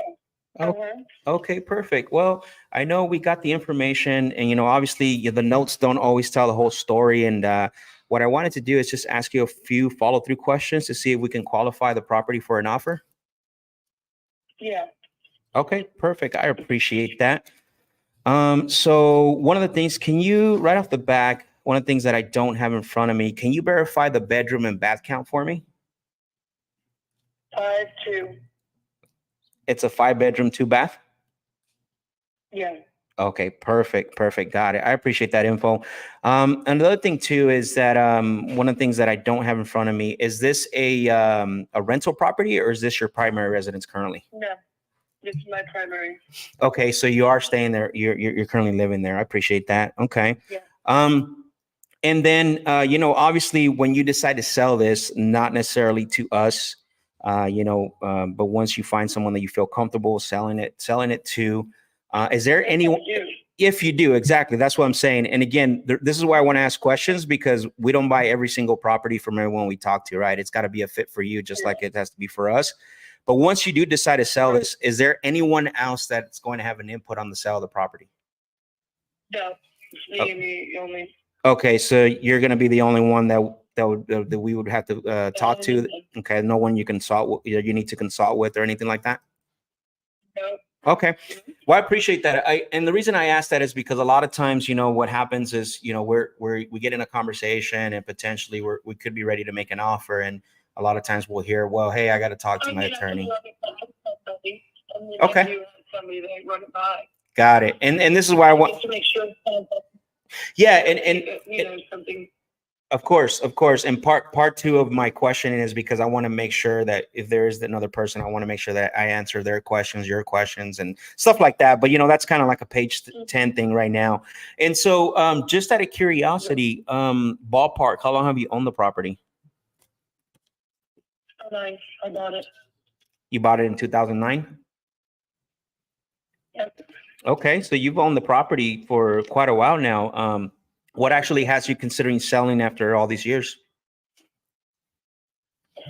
Honestly, paying off this loan/mortgage that I obtained for the house, it's only $10,000. But just getting it and then selling it and moving away, it's hard to have this as my primary residence. I've been here so long, and I just want a fresh start. Got it. Okay. Well, I appreciate that. That a lot of times, Yeah, no, a lot of times, Because, a lot of times a fresh start is good, correct?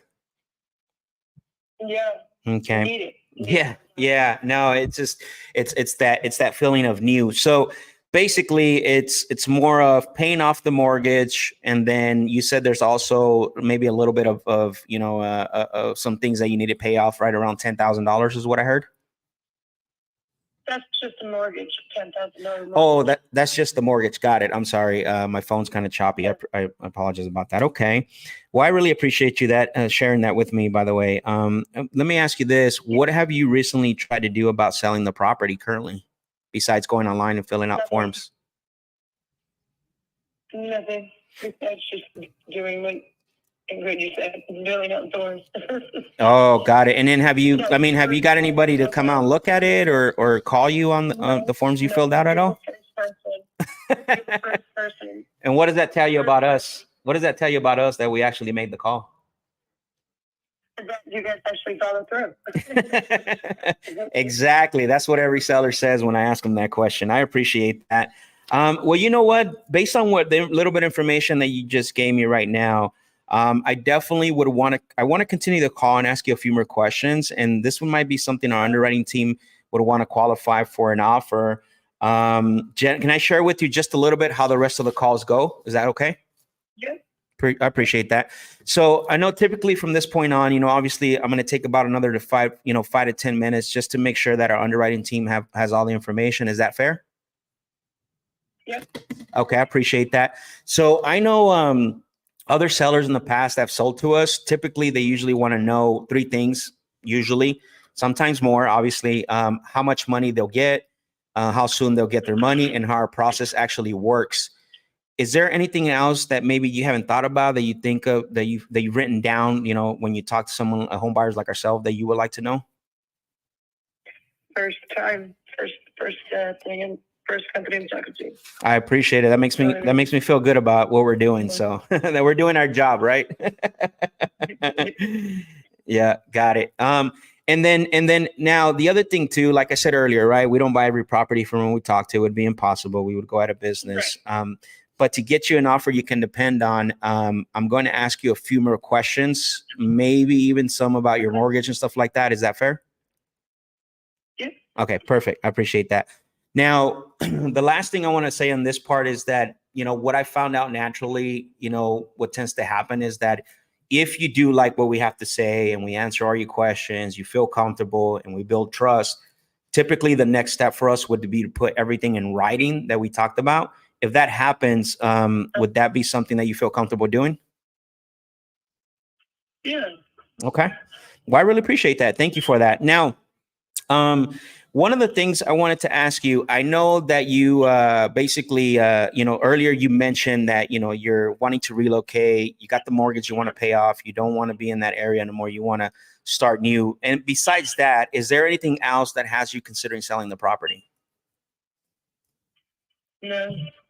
No, that's the main motivator? Yeah. Okay, got it. So let me ask you this: what is the how long has that been going on that you've been wanting to relocate and start new? How long has that been going on? It's only been a couple of weeks. A couple of weeks? Yeah.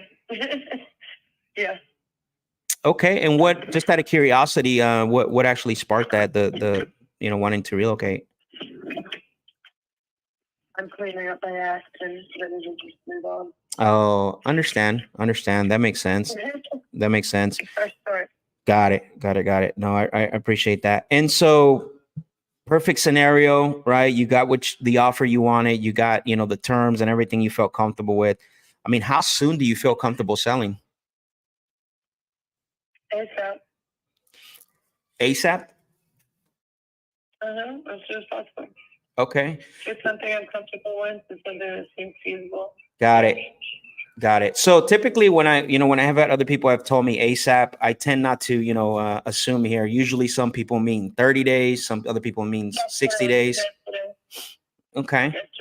So if someone made you an offer you can depend on, it sounds to me like you would feel comfortable selling this in 30 days or less. Less, yeah. Okay. Got it. All right. And then the last thing I want to try to ask you here for the most part is when you do decide to sell this, say that again. Like an hour and everything. Okay. If I don't do it, I don't just jump in and do it. I'm not going to fucking do it. Got it. No, and this is why I like to ask this, because I want to make sure that I'm on your page, right? Not on my page. Because there's sometimes when we've done transactions in 15 days, other times 30 days, it's your goal and what you're trying to accomplish, right? And this is why I want to ask these questions. Yeah. Let me ask you this. I know earlier you told me that you haven't really done anything about selling, but when you do decide to sell, it sounds like you want to go more the convenience route of somebody purchasing it on a cash offer, correct? Absolutely. Okay, got it. I appreciate that. Well, I really thank you for sharing that with me. Let me ask you a question. Obviously now I'm going to ask you a little bit about the property, because this is where I'm going to get all this info over to my underwriting team. Would you consider the property, let's say in 2024 standards? Yes. Okay. So, and the reason I like to ask is just because I want to make sure, because we're still going to want to get pictures, and I just want to make sure you're on the same page. So Yeah. if I walked in I'm sorry. If it come on out. So if I walked into the property, basically it would have 2024 cabinets, 2024 flooring, 2024 paint. I would absolutely need to do, what would I need to do up to it? The whole redo. So it's not, so then I'm sorry, I'm confused. So it's not in 2020? No. You're going to have to remodel. You're going to have to do kitchen update. You're going to have to do bathroom update. Okay. Got it. I appreciate that. You have to fix the house. I mean, it's not a pristine condition.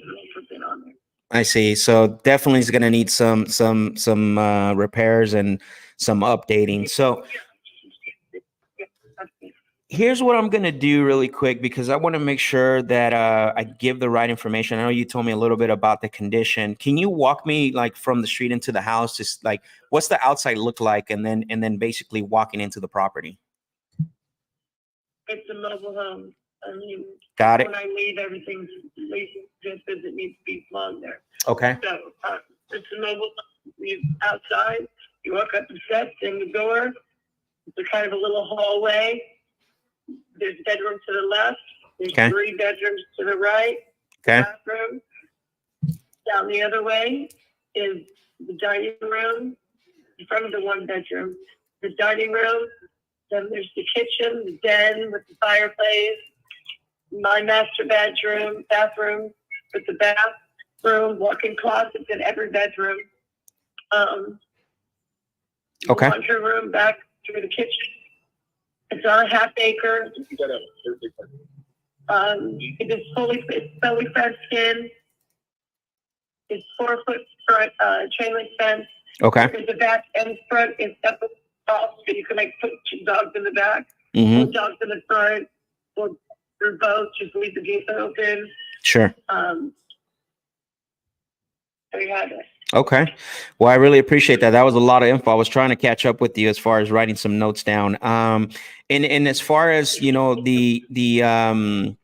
property itself, does it have any unpermitted additions at all that we need to probably take care of? No. It does. Nope. It's 80. It's 78 by 28. I want to say it's 78 80 by by 28. 28. About 2,000 square foot home. Okay. And what year's the mobile home? 99. 1999. Okay, perfect. And we have that. I just wanted to confirm it. So, no car garage, anything, no type of like storage buildings or anything like that on the outside. Okay. It's a little shed outside. The front doors need to be fixed on it, but other than that, it's going to have to be probably another one put in. Okay, got it. And then the last 2 things on the condition is the as far as the cooling and heating. I mean, what did you? I just put one in I just updated it to a 5-ton. To a 5-ton? Yeah, I think it's 5-ton. Okay. And that was just done 3 years ago. That was done 3 years ago, you said? Maybe 4. Okay, got it. Maybe 4. Okay, perfect. And then have you had any issues with like the roof leaking, at all? No. Mm-mm. You haven't? Nope. Okay, perfect. But everything's fine then on that end. The front steps when you come in, it's the top step's a little broken, but The top step is? does not to be put in. Okay, got it. Yeah. Okay, perfect. And I'm taking a lot of notes here, so just bear with me. And then what about the water heater? Has that been replaced at all, or is that original from when you purchased it? Original. Original. Okay, perfect. All right. And then has there been any insurance claims that you know? Everything else is original. No. Okay. Nothing since 09. Everything's original from when I bought it, except for the AC. Okay, got it. Okay, perfect. So everything's original except for the AC. Cool. So let me do this. What I want to do now is, Christine, is I want to put you on a quick hold. Is that okay for like 60 seconds? And I want to get this information over to my underwriting team, and then I'm going to have them start working on this. And that way they can start looking at it and see if it fits what we're trying to do. Okay. Let me place you on hold for 60 seconds. Okay. Okay. Sounds good. All right, here we go. Okay, ARV is 200, maybe a little bit more, but let's be a little bit conservative about it. Okay. So I have one that sold for 200 at 1,700 square feet. Hers is 2,000, over 2,000. Just sold in October. And then let's see, another one sold for 207 in September. So what's the ARV? 200, or a little bit more. Maybe you want to do 205, 207. Hers is a little bit bigger. She has an extra bedroom as well compared to the others. So Okay. maybe let's do 210. Got it. Okay. So we'll go conservative 200. For repairs, do you think more like 40K? Yeah, probably from everything she said. So I think she would be like, So this is the thing that Max does as well. I don't know, talk about this, but putting these people on hold and hear what they say on the back.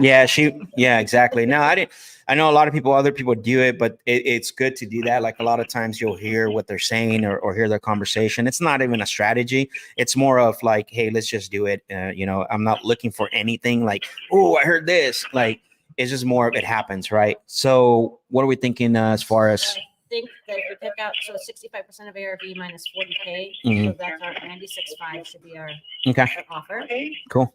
So I think if we did 94,350. Yep. Okay. Perfect. So let me go ahead and get back on the phone with her. So then offer is going to be what? 94,350.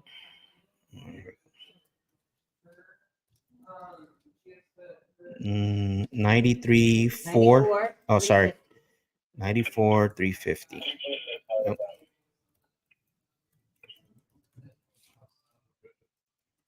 $94,350. And then we can get, you'll have some room to go up a little bit if you wanted to, Okay. because that's 65% minus. Yeah, yeah. 40K. All right. Let me figure out what she actually wants for this thing. Hello, Christine. Yes. Okay. And also, Uh-huh. the AC is actually older than that. The AC is older than that. What do you think? Yes, it is. What do you think? What's the length of year? It was 2014. It was in 2014. Okay, that's still a little bit over what 7 years? No, 9 years. Oh, it still works great. Okay. Yeah, that's fine. I mean, it's less than 10 years, which is good. So, but I do apologize for the long hold. Obviously my underwriting team was asking me, a few questions, and I just want to make sure that I give them all the information. Now, I wanted to ask you, Christine, obviously we've been talking here now for around 15 minutes. Usually while they're looking at this stuff and they're looking at this, the information and coming up with an offer, I know in the past, other sellers that I've spoken with, they typically either the day they started, and you've just started 3 weeks ago, right? They usually have a number in mind of what they would want for the property, and just off the record ballpark. So I just started like within the last couple days. Sure. Like, thinking, yes, for sure, like going in and actually doing it. Sure. So, Yesterday's when I started on my. oh, got it. Okay. So ballpark, I mean, how much are you considering selling it for?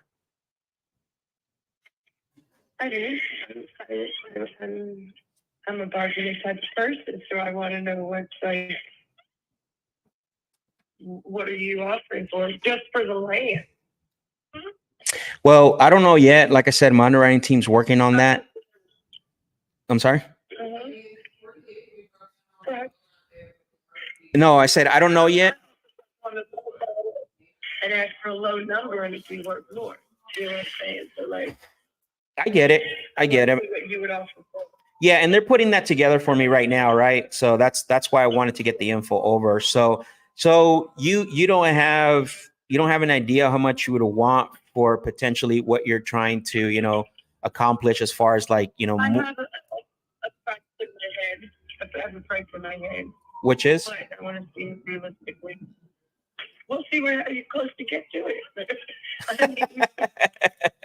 it. so what, let me guess, you probably want to be somewhere around like 250,000, I'm assuming. Oh, you're crazy. No. Higher than that? Lower than that. Lower than that, which means? We'll see. We'll see. That's what we're going to see. Okay. No, that's all right. Let me ask you this. So what's the mortgage balance? You said it was $10,000. Yes, I owe 10,700. Oh, say that one more time. I'm sorry. I owe $10,700. Okay, $10,700. Okay, That's perfect. the 4 loans that I took out of the other ones went through the dude. Got it. Okay. Over the years to time. So let me ask you this, because I'm going to go back to my underwriting team right now, and I'm going to see where they're at with the offer. But I like to ask this question that way I can go back to them, and let's pretend that someone was that you got an offer that you didn't have to pay anything out of pocket. It was net to you, and you guys didn't have to do anything to the property. What would you feel comfortable selling it for then? Again, let me see what you're going to offer. I think it fails a long time. I'm sorry. Say that one more time. The last part. So let's see what you're going to. I think it fails a long time. So let's see what you're going to offer, and then we'll go. Well, what if I was below 100,000? What would happen next if my underwriting team came back? Okay, so we know you don't want 250, and we know that 100,000 is not. It's going to be low enough. So where in that range do you want to be? More on the higher end. So. Which a higher end? So again, I'm a person, so let's see what we have. Well, I'm not going to be close to 200,000 if that's what you're looking to get. I'm going to be way my number. I'm assuming, and again, I don't know. I know my underwriting team kind of just was still looking at it, but if I don't get close to 200,000, is that a deal breaker for you? No, it's not. Again, I'm open for other offers. Okay. But again, like you're the first one that's offering. Mm-hmm. So we'll see what it goes with. I've seen a lot of us for online. I've looked online. I've done a little bit of number crunching. Okay. So let me place you on hold really quick because I have Brooke. She's part of my underwriting team. And basically what I'm going to do is she's going to give me a number here really quick. Okay. Bear with me. Let me place you on hold for 60 seconds. Okay. Yeah. Let's see what she says. So I think if we did this the old fashioned way, taking out realtor fees, So it's 200,000. What? 210. 210, and then 65% puts us at where? 210 is 136. Okay. 65 is 136.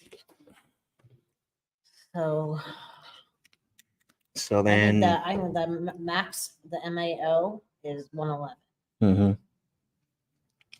So then I'll come back and say, 10 time, take out realtor fees, closing costs, take out the 40K in repairs, take out 25K for the buyer, take out 10K for us is 120. So they should make another 10K, honestly, probably. So that's what I'm saying. 110, 111 is the MAO. so then they did come back higher. Then we'll do 110, $350. Okay. So let's do this. 300.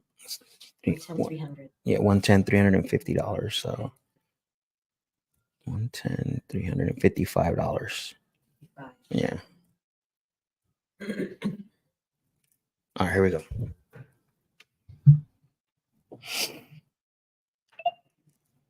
Hello, Christine, you there? Okay, perfect. I appreciate. I'm sorry. I apologize for the hold. So basically, my underwriting. Yeah, my underwriting team, they came back with the number. Of course, you got to remember these guys are just, or gals, because it's Brooke. They're just looking at numbers, and they haven't been in the conversation with me and you throughout this whole process. So honestly, they did come back a little higher than I'd expected. I thought they were going to be lower. So in order for us to be able to make you an offer with, try to help, a net offer to you where you can walk away with this and you don't have to do anything. So the offer that came back is right around $110,355. Okay. 110 what? $110,355.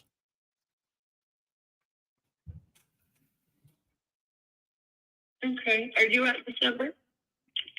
I'm sorry? Are you at the 480-896-0644? Yeah, I mean, that's my direct number. Sounds to me like that might be a little too low for you. Yeah. Okay, so if we were able to do all those things I talked about, I mean, how close can you be to that number so I can go back to them and see what, see if they can meet up with you on that number? Well, see if they can be more like 170. $170,000? Yeah. Okay, got it. I don't know if they're gonna go that high, but it's worth the try, right? So let me go back to them. I know when they ran these numbers at 110,355. But let me see. That's the closest you can get to the 110,355, the 170,000. Okay, and let's see what else they say. Okay, sounds good. Let me place you on hold. Give me 1 second. Yeah, she's way far off. So have we talked about when, if she went the realtor route, what that's going to look like, how much work she's going to have to do with that? Like, does she even? She hasn't talked to anybody, but I think that, I mean, right now Like, where is she getting she's that early in the from? stage of the sales. So that's another thing too to remember. She's early in the stage right now of the sales process. She just started 2 weeks ago, and right now she probably hasn't gotten beat up as much. But yeah, we're not. I mean, the only way we can give her that offer is to go creative. You know what I mean? Yeah, creative. Can we go up to 120 on it?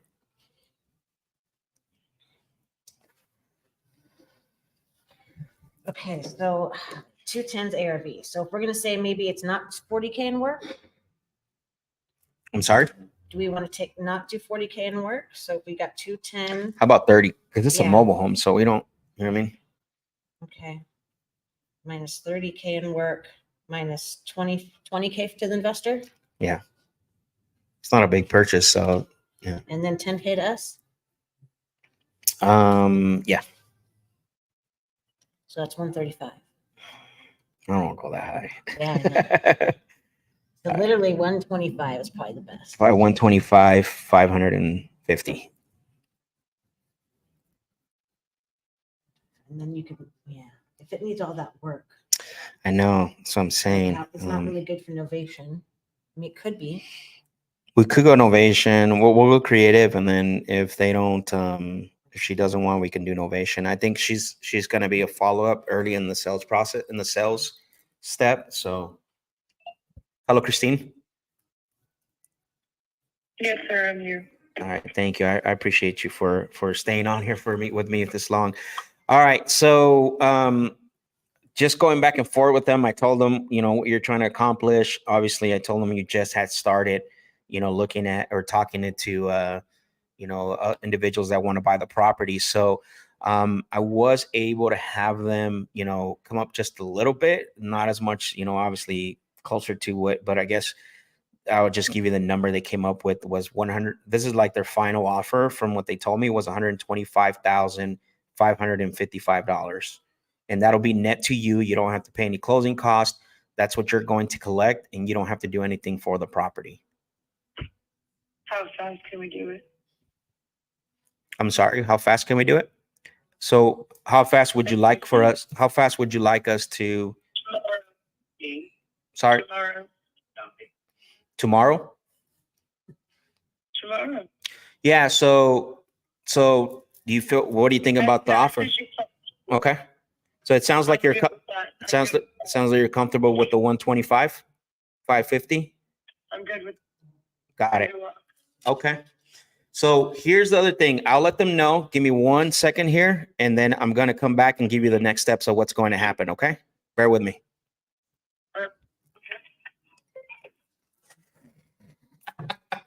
Let's go. All right. So We need to know what her next steps are too. no, that's what I'm going to do. I'm Okay. going to do step No, 1. I mean, no, right now. her next steps. What is she planning on doing? Like, what's happening next for her? That's what we're going to do right now. Just let her, let's put her on ice. So 125, 550, make sure we write that down I did. in our notes. So I'm going to come back and say, all right, they're good to go. Let me give you the next 3 steps, and then we're going to do the fulfillment. So here we go.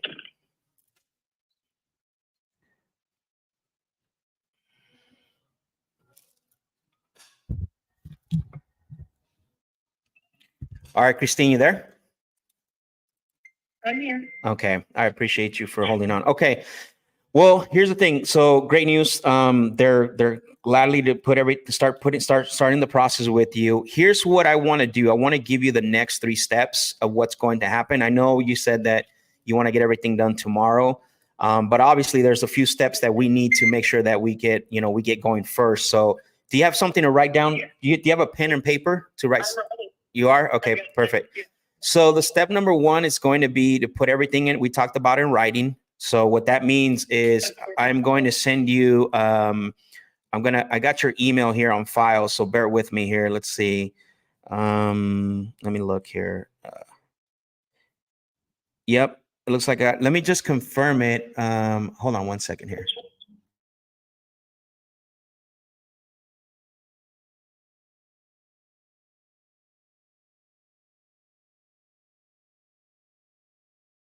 So I'm going to have my transaction coordinator put all we talked about. It's going to be a cash offer at 125, 550. And then the second step would be for both of us to, go through the agreement and get it signed. So when are you available? When are you available to make that happen for us to do that? Okay, perfect. So if we did something like in the next hour, would you be available for us to walk the agreement and get it signed? Okay. Absolutely. You want to put that on the notes, please? And then, okay, perfect. And then once we get on the call to get this signed, what I want to do is we're going to put basically 3 different days and times to have our partners walk the property. And that way we can get pictures and all that. You don't have to worry about doing anything, but we'll get those dates and times once we jump back on the phone to get the agreement signed. Okay. Sounds great. Okay, got it. So I'm gonna put it on my calendar right now to call you back in an hour. I'm gonna send the agreement in the email that I just confirmed with you. Text me first, just in case. Got it. Okay, text me just because sometimes I don't get the phone call come in, but I do see the text, so then I can call you. Okay, perfect. Then we'll do that. And then we'll walk through it, and I'll answer a lot of questions on there and stuff. Obviously, we want to make sure that we are, on the same page with everything. And then what's going to happen is, just to set the expectation with you here, is that all our agreements they're going to say 30 days or on or before. It's just the policy that we have, because here's the thing that we found out in the past with other sellers is that what we found out is that if we put, like, let's say close in 3 days, right? What tends to happen, we got to go back to you and get an extension, because we're at the mercy of the title companies, right? We're at the mercy of the title companies. And so we cannot, we have to put, our policy is to put on or before 30 days. Okay. Mm-hmm. Got it. So I have it on my calendar to call you back in an hour, and I'm going to have my transaction coordinator right now put the offer together. And congratulations. We're looking forward to doing business with you. I appreciate you, Christine, for hanging out with me and talking about your property and us buying it. Okay. Thank you, Lynn. All right. Thank you. We'll be in touch. Bye-bye. Bye. Let's go. All right. So we got to get this on Investor Fuse. We got to get this on Investor Fuse and got to alert Gina. And that way, let's go. And then we'll call the next person. So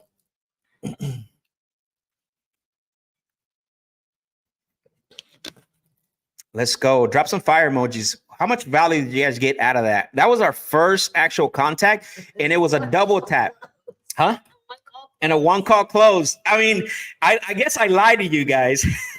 I don't want to get too excited yet because we want to make sure that she signs, right? Like this is the first win, and then the second win, getting the agreement, and then the third win is getting it sold, and then the fourth win is let's get paid, baby, right? So we gotta make sure that we gotta double tap. I love this. Latrell said double tap max. So do we want to put it in the name we have on title here?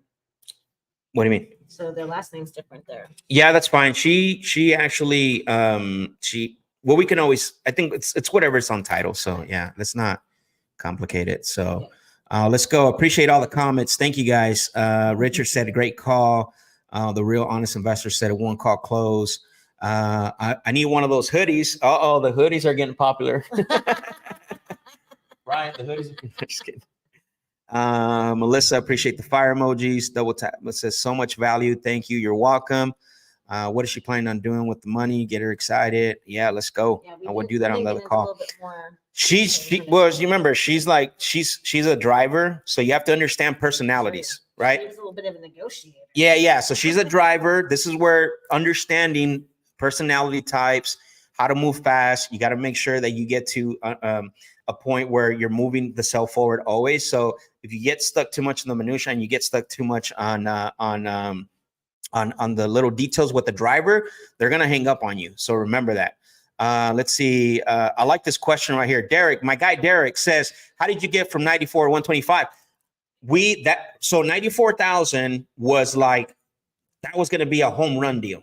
Okay, we're talking a 30 to 40K rip, right? That's kind of how we but we had a window of up to 135. That was our window, right, Brooke? Yeah.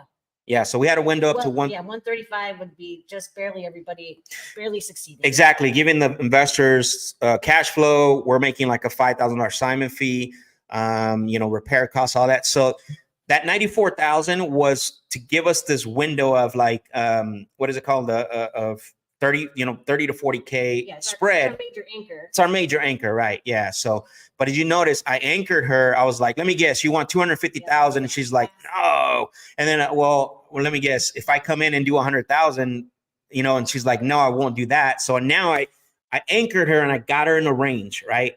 We know that she doesn't want 250,000, but we know she won't go lower than 100. But Derek, that's a great question because I'm glad that you observed that.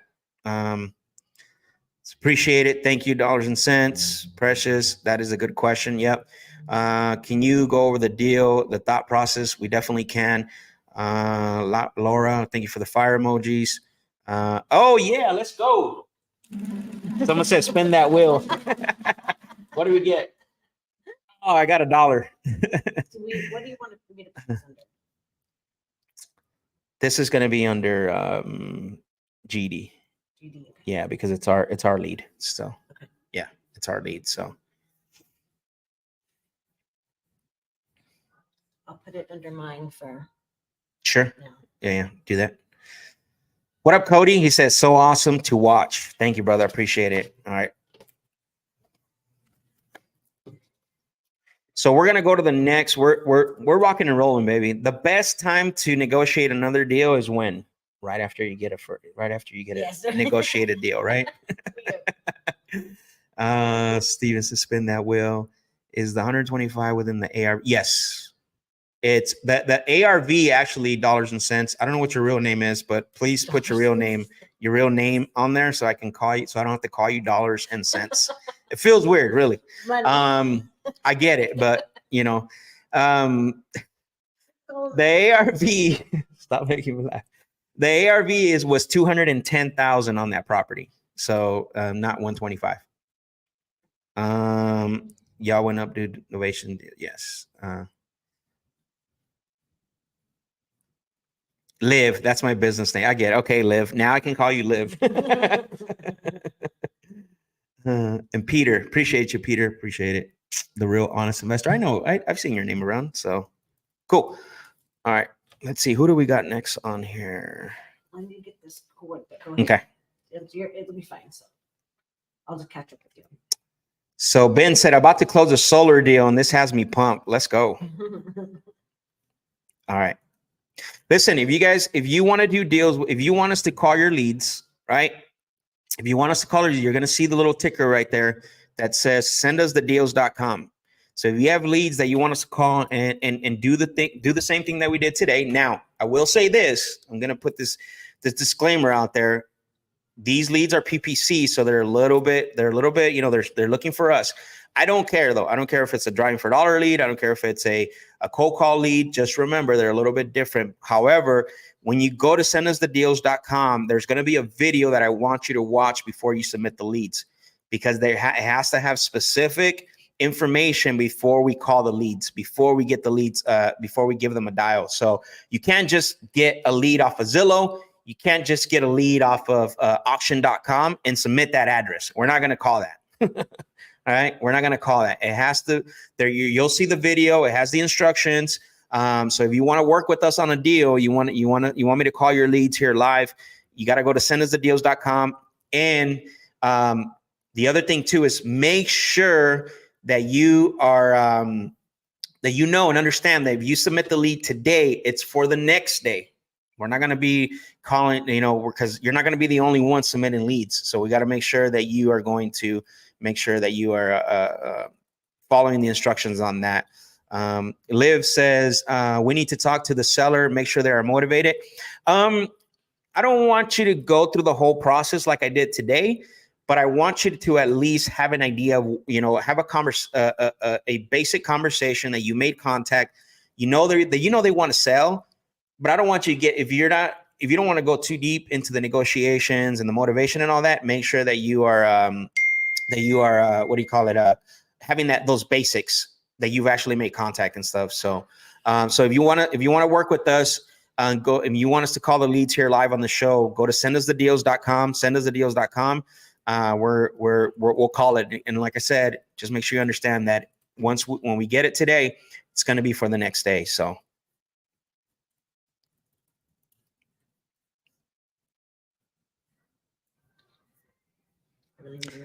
Are there states that you don't accept deals from or prefer that we send leads from? Brooke, you want to? What states? So no Arkansas, no Illinois. Okay. So let me add that on the banner, on one of the banners. Make sure. Oops. Let's see. Create one. Only cities that are kind of known in Texas, or at least 35 minutes, 45 minutes. Let's just get them from where we don't want the leads from. So no leads from Arkansas. No leads. Is that AK or RK? AR. AR, sorry. And no leads from Illinois. IL. IL, okay. Oklahoma? No, we're okay with Oklahoma. Okay. I think that's it, right? Florida, yeah. No. Florida's fine. New York, Yeah, no New York leads. No, I'll just do that. There we go. So it's just Arkansas and Illinois? For the most part, yeah, that's like the main things. All right. And then, yeah. There you go.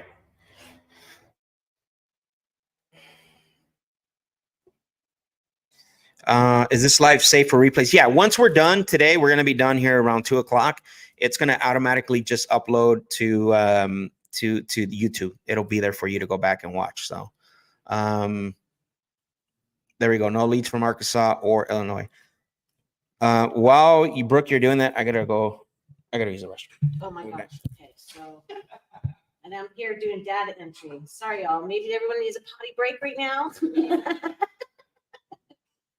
Okay, I tried to put all the information in and then it lost it. So I'm having to redo this. So, oh gosh, it's telling me it's already existing. All right. So we have a new system. We're utilizing Investor Fuse. Gosh. Okay. Seriously, it's hard to talk and to figure this stuff out all at the same time.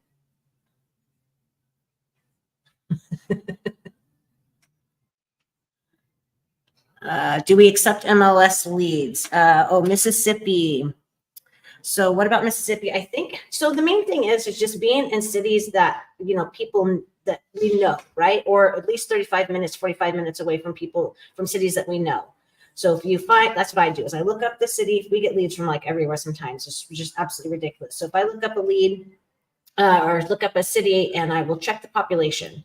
So the population is the main thing, because there should be activity. And if we even need to put, a lot of times what we're trying to lean for, getting my thoughts collected here. What we're trying to lean for or towards is being able to MLS every single deal. Max is laughing at me through the window. Okay, so we're trying to be able to have that option. So if we do that, then as long as there's population enough, then we should be able to find even investors who, aren't on like the big systems like Investor Lift and aren't, tapped in. They're just kind of, mom and pop shop investors. So if we can find them, they're usually really excited. Like we just did a deal in Canton, Ohio.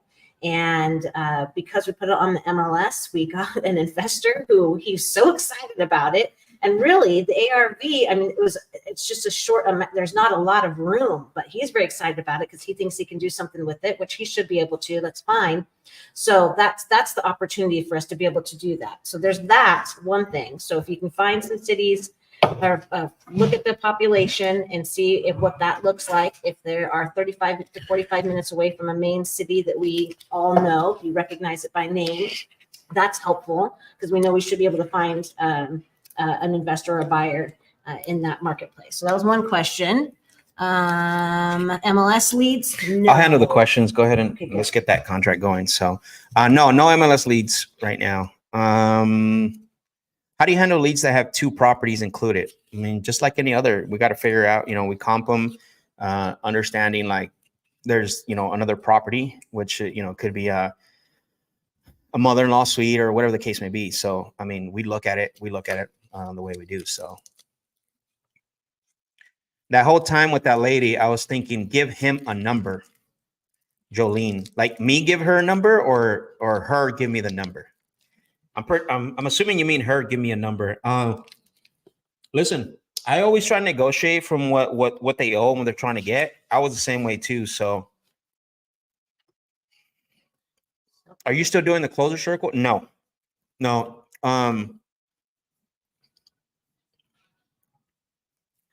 Okay, what's happening? So I have the contact in. So when I was trying to go back and forth between windows here, it saved the information. So I can't enter it again, but I need to be able to put a property to it. So what am I doing here? What do you mean you need to be able to put a property? Edit the contact, the seller contact under. Okay.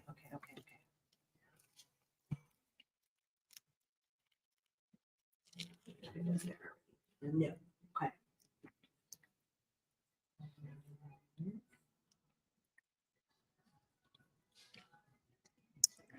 The whole time, her.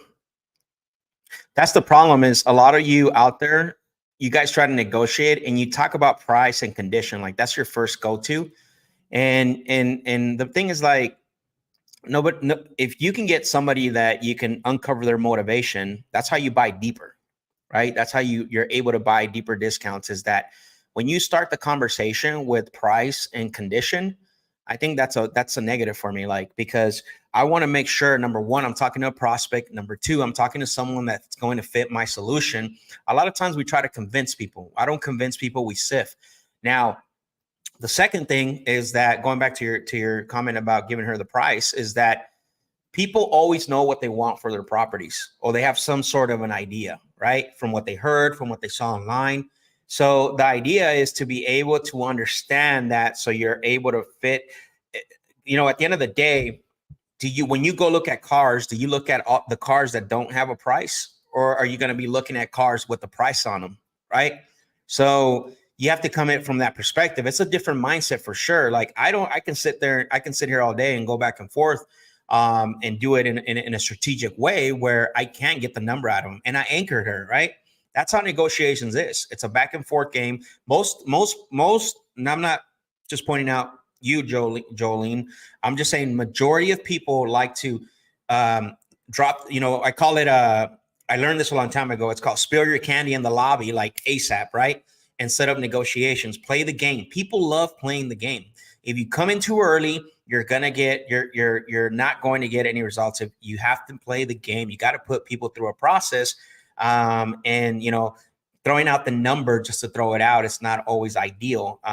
She played ball. Now, have I done it in the past? Yes, absolutely. I've done it where I just give people numbers because that's what they want, but it's not always the number that I'm willing to pay. It's usually a lower anchor number, right? You always have to do a third-party anchor number. Hey, let's pretend someone wants to give you this, because I'm a big believer that I want to negotiate from what is owed and what is needed. That makes sense? In this case, not a lot was owed, and we didn't get to find out exactly what was needed, but if you can negotiate from what's owed and what's needed, now we get to find out how much they want to walk away with. So we get to find out what they need versus what they want. Because everybody, I can tell you right now, is going to want that Zillow number. Am I wrong on that? Everybody's going to want Zillow, right? There is not one seller that you don't talk to that says, oh no, I want max, I want 60% of ARV. They're not going to tell you that. So my goal is to find out what they actually need to walk away with versus what they actually want for the property, which is two different things. Okay, so I'm telling you, I'm not able to get this worked out through investor fees. Why? What's So happening? the seller's there. Okay. Now what do I do to get them over to opportunities? Because she's only under contacts. I don't know what else to do. I put the address in. Let me see real quick. Let me go to it. I put under last name is Williams versus the other one.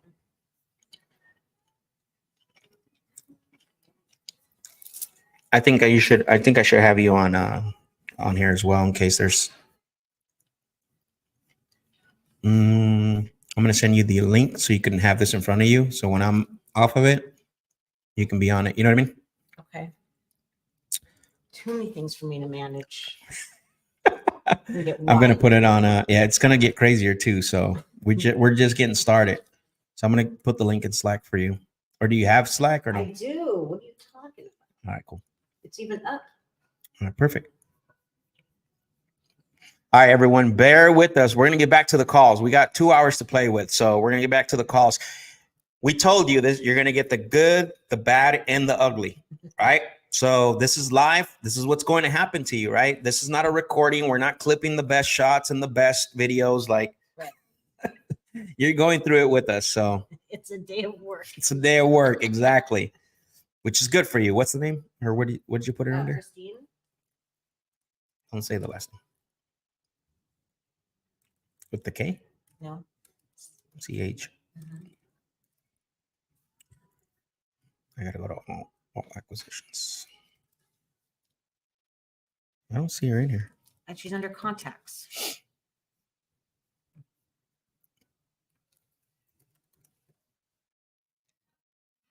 There. The top.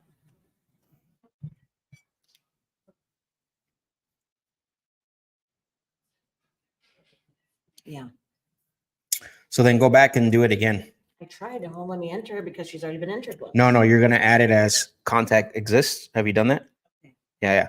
So when you in investor fees, when we have the contact information in there and we're gonna add an opportunity to that contact, it's gotta you have to add it to existing. Okay, so go to add again. Mm-hmm.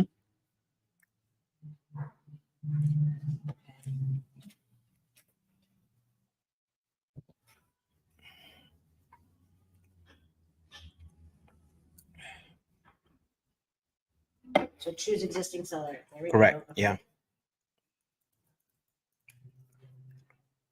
Okay. I love Slack. It's amazing. Yep. I love the prompting questions you asked her when she didn't want to give a number. Yeah, appreciate that. Thank you. Dollars and cents, real deal. Live, real deal. Appreciate it. This is what I like. I love this comment right here. It says, I feel a lot better now with this live. It just feels like what I was reading. I wouldn't imagine it. I hope I'm making sense. Yeah, absolutely. Were you able to add it? I'm working at it. Perfect. We're gonna let you walk her to the contract, bro. Oh. She doesn't know me yet, but okay. But I'll introduce you. Yeah. You're gonna be right here, right next to me. Contacted. All right, sorry, taking a minute for me to get done through this, so. I'm actually gonna put court up. The other thing too is look what we're doing, right? You know, it's squad up, like collaborate, like partner up with people that are, you know, helping. Like I would not be able to do this without Brooke, right?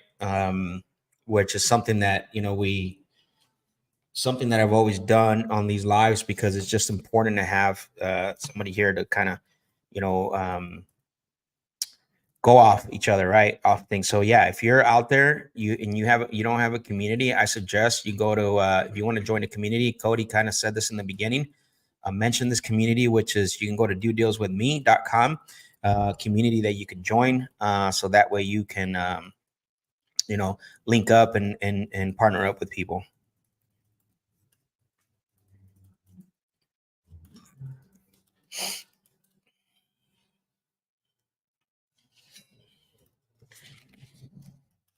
How many of y'all think Brooke's doing a great job? Put a fire emoji, some thumbs up if you think Brooke's doing a great job here, because she's give her flowers. Drop some flowers in the chat section there. Drop some flowers in the chat if you think Brooke's doing a great job for us.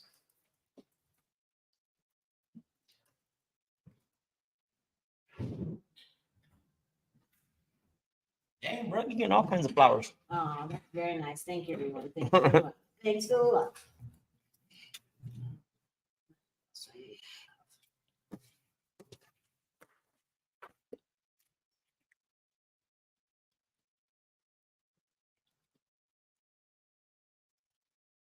Boom. Look at that. Fire emojis, thumbs up, muscle hands, muscle arms, I mean.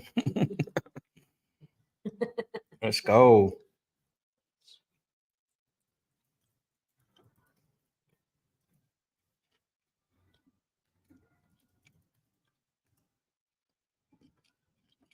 Laura said, Brooke's doing amazing. Hey, thank you. Thank you. Okay, so we're recording the offer. And then Teach me to fish, gave you fire emojis. hey, Gina, I'm sending you a purchase agreement to send out.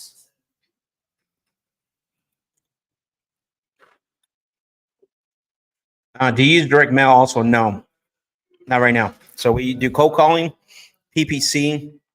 That's kind of been our marketing channels right now, or that has been our marketing channel, excuse me. Okay, so Gina will let us know. You can let us know when you have that sent, Gina. Cool. Okay, so All right. on to the next. Let's go. All right, so let's go. We still got 60 of you hanging out with us. Let's go. Can you believe that? 60. Yeah. So we've been maintaining really well. We need to get this thing up to 100. People need to see this. Let's go. Jolene, I appreciate the what is that? Lifesavers. Yeah. Okay, so you're going to Gary. Yeah. Let's call Gary Glenn Ross. Dare you say that.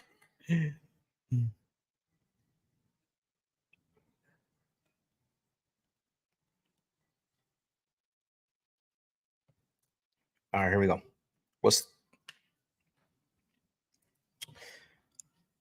Finalized call answered. All right, here we go.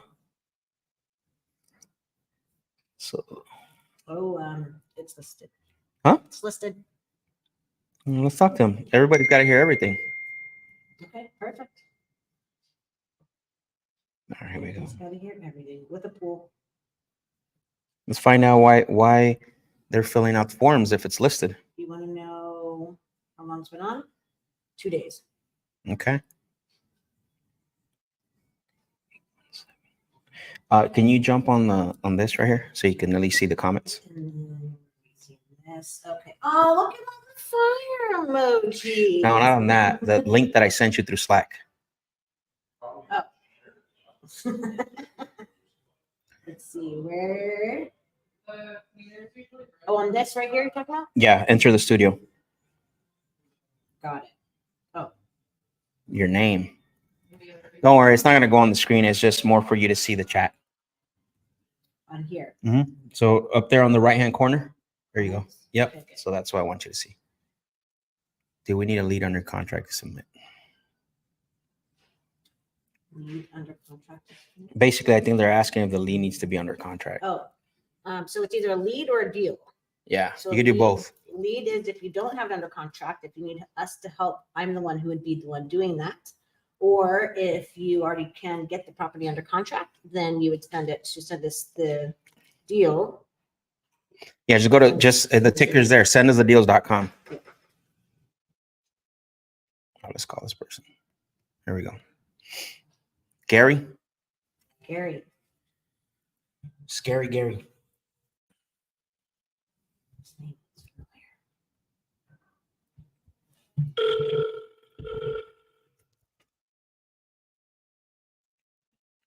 You're up, Liz.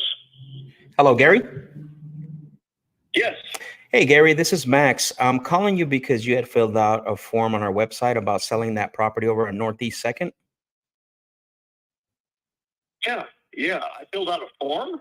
Yeah. We got the information stating that you were considering selling. And it might not be, Yeah. it might not be recently, but it could be, maybe a week ago or something. Okay. So you said it's listed? So you want to buy it? Is what you're saying? Yeah, just listed it. Well, I don't know if I want to buy it. I mean, that's why I was calling to see if, if we can have a little bit of conversation to find out if our underwriting team would make you an offer on it. Are you buying it as an investor or are you buying it to live in? Well, typically we buy different ways, right? Sometimes we'll buy them for investments. A lot of times we'll buy them for rentals. Buying it as an investor. Yeah. So do you want to sell to an investor or you don't want to sell? I don't care who buys it, but I'm finding, and you're only the 100th call I've probably gotten on. That's what happens when you fill out forms, Gary.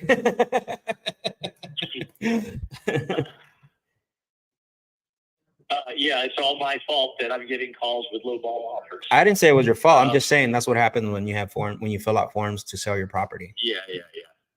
The bottom line is anybody who's doing an investment's going to offer less, and so why waste time? That's why I asked that question. No problem. And I'm not here. This is why I said earlier, which is totally, that's why I said earlier, we don't buy every property. It would be impossible, and we get it. Not everything fits our buy box. So if I gave you what you're asking for, the $450, would you be open to giving us some time to make you some equal monthly payments? No. So you're just looking to be one lump sum. Gotta have it all. Okay, gotta have it all. Okay, got it. Well, yeah, okay. Well, I mean, I see, it's only been listed on the MLS for 2 days, which, hopefully you get your full asking price. Do you have any other properties you would consider selling besides that one? No. Sounds good, Gary. Thank you for the conversation. Have a great day. Have a good one. Bye. Scary Gary. Anne Marie. And well, that's what happens when you fill out forms, bro. My fault.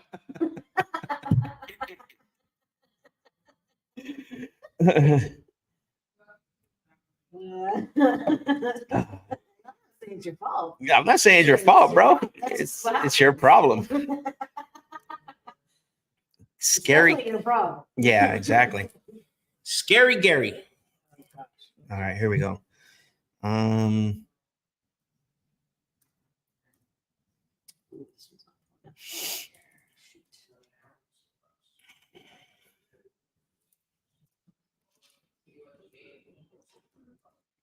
Oh, someone's delivering gifts. Thank you, brother.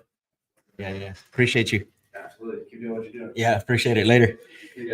Says Gary sounds angry, but some people are scared. You got to play. All right, who's next? Anne Marie.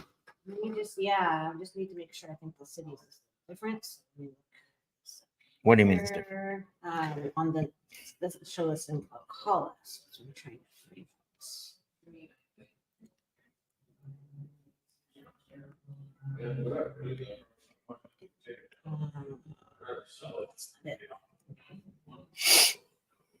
All right, you ready? No, well, go ahead. I'm trying to find it. It's not coming up on anything.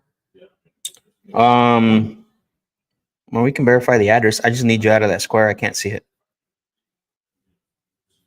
Oh, there we go. Okay, perfect. All right, let's verify with her. You're in that square again. I need a copy there. Go ahead. Sorry, yeah.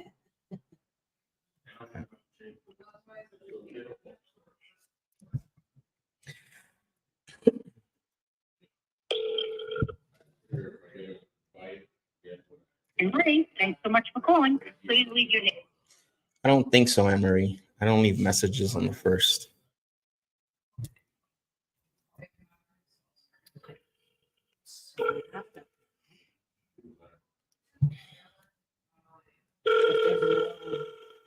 No information. Okay.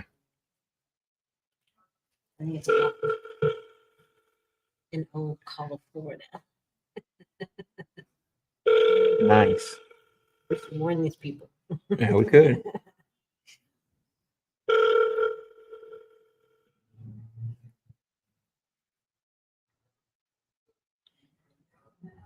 All right. So call twice, no answer, and then no voicemail. So let's go to Colin.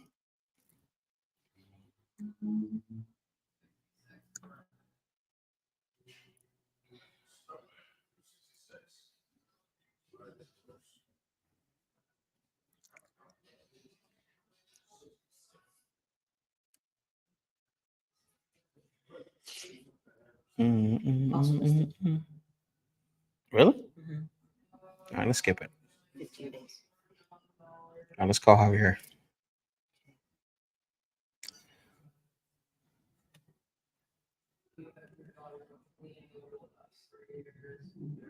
Yeah, I think nobody called these leads, so people probably just decided to Isn't that list the so property. sad? Yeah, it They were is. just sitting there waiting for us.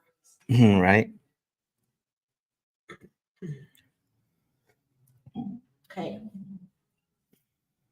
Not listed. Yeah. Good job, Javier. So what's our goal? 1 a day max? 2 a day max? I don't know. 3 a day max? I was thinking 3. Yeah. 3 a day, baby. As long as we get to talk to people. Right.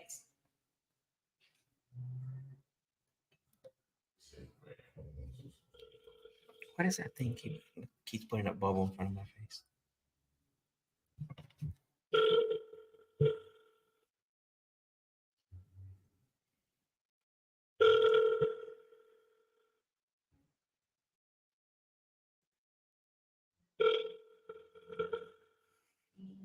Inbound is so much better than outbound. I saw that. Outbound. We still do outbound.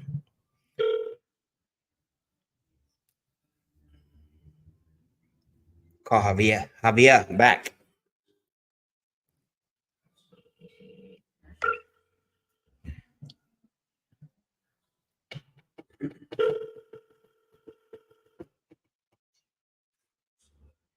Yeah, we should have. She was asking if we want her to send it. Thank you, thank you.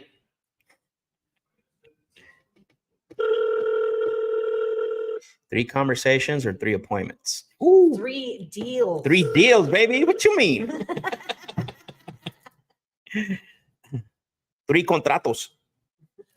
All right. No answer and no hang up. The designated batter only has one chance. It only walks up to base one time, right? Oh, no. I'm just saying. Per He inning? gets no, not per inning. Yeah, throughout the game. Well, how many times does the designated Several. batter? Like 3, maybe. 3 or 4, yeah. Okay, so 3, 4, those 3 5. times, how many times is going to hit a home run? Probably 90% of them. I'm just saying. All right, Vlad. Oh, let's call Vlad. Let's see. Is there any new leads that have come in that we can call from? Yeah. Okay, cool. 908-720.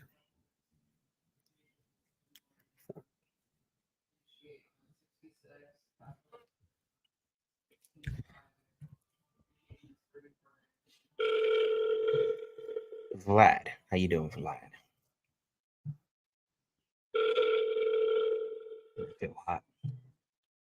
these lights, You little bro. red. Yeah. Look at these lights, bro. Dang. I'm nervous. I don't know what I'm doing. It's not making me. Hmm. And I've got female hormones. Ladies know what I'm talking about. Yeah, I don't. Automated voice messaging. All right, let's call Vlad back. Okay. Double tap. Double tap. Sometimes even a third tap is nice. Sometimes, yeah. I don't do it often, but Yeah. we have so many The leads. person you're trying to reach is not available. At the tone, please record your message. When you have finished recording, you may hang up.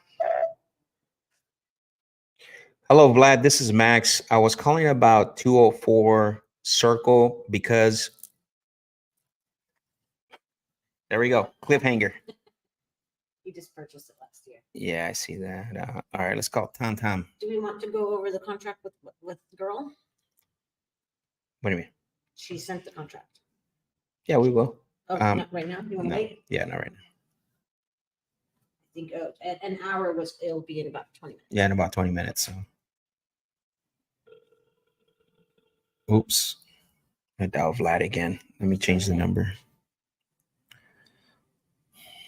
Go through it. Go with it. So 904 318. And I won't say the rest. 29.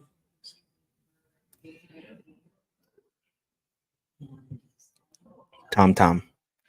I think everyone went to lunch. We're down to 54 people on here. 56 now. Here we go. The voicemail. The person you're trying to reach. Redial.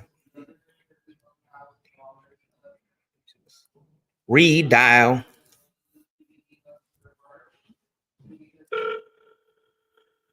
My guy, Brando. The person you're trying to reach is not available. At the tone, please record your message. When you have finished recording, you may hang up.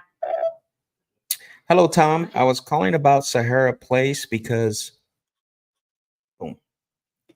Hi, Brandon. Brando. All right, let's call Jana.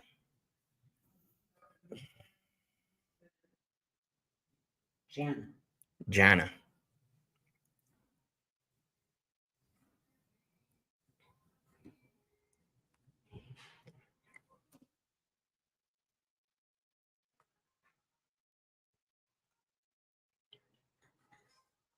Just close the June. This June? Yeah.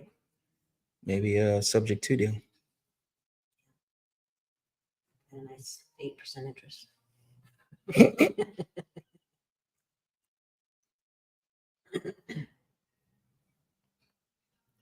That always surprised me with people that just bought it. Right? Yeah, I don't understand that unless Something's happening. absolutely something's happening. We'll talk about that right now. Okay. Closures are real.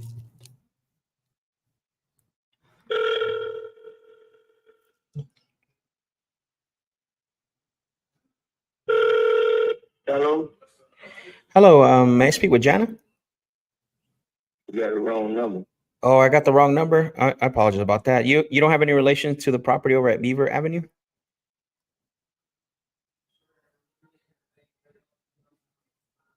Hung up. Sounded like a jealous boyfriend.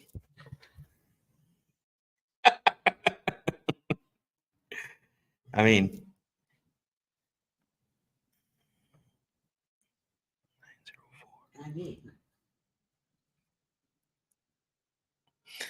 so wrong number. Can you put a wrong number on that?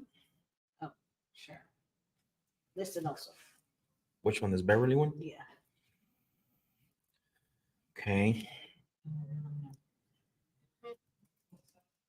How long has it been listed for? For 30 days. Oh, let's see what's going on with that. Oh, it needs work. 8. But we need to get it. At It's for more- Beverly? Yeah. We need to get it at a better deal, much better deal. So that's an easy one.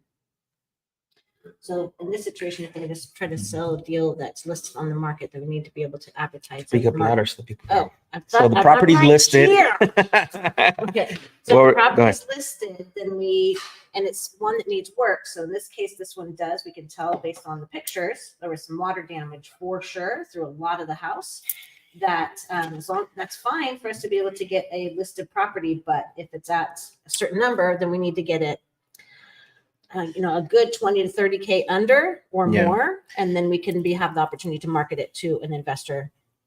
Yeah, we don't go after listed properties, but because they filled out the form, we're gonna call them. Something's going on, so the owners actually filled out the form. So, all right, let's see, Beverly.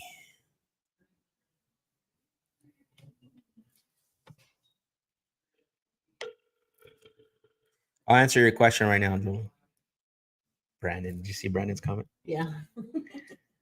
Oh. Hello? Hung up. Double tap.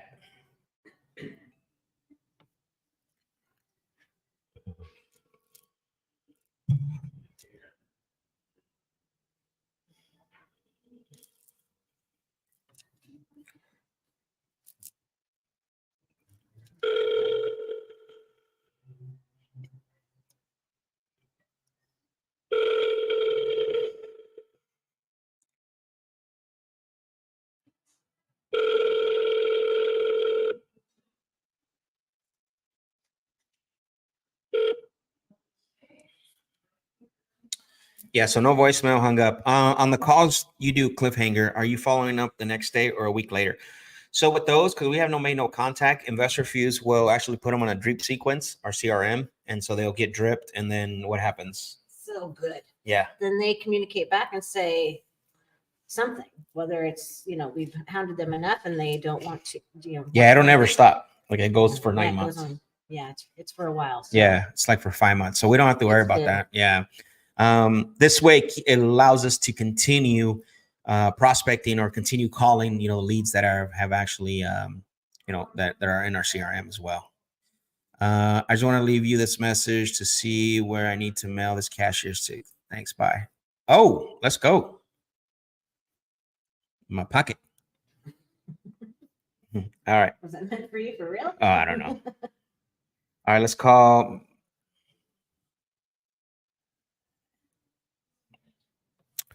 Philip says, "Hey, what's the website Cody advertises for his con?" Ooh, I have to. Tomorrow we're gonna get all that info.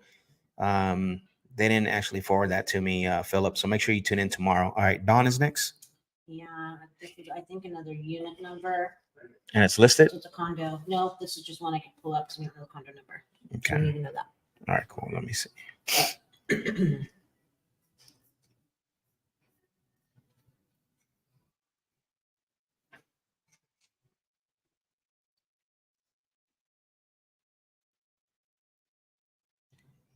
Three.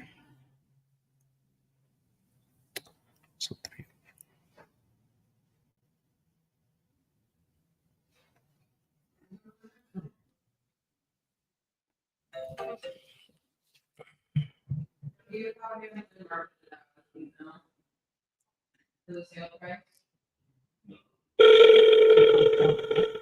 No, Marjorie.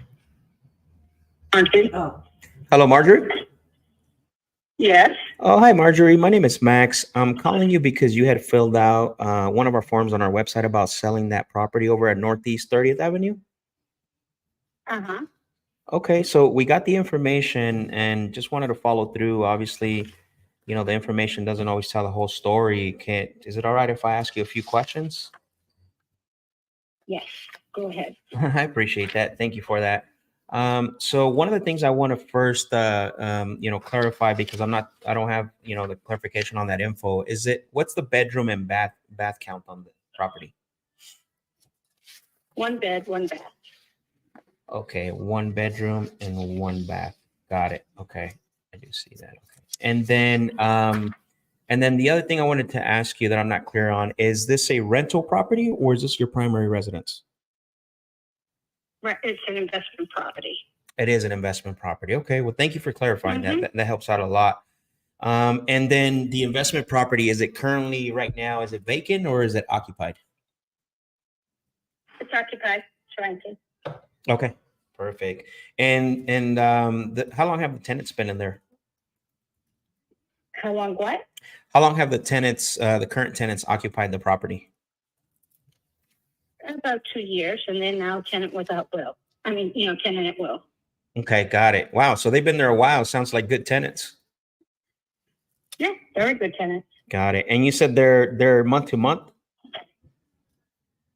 Yeah.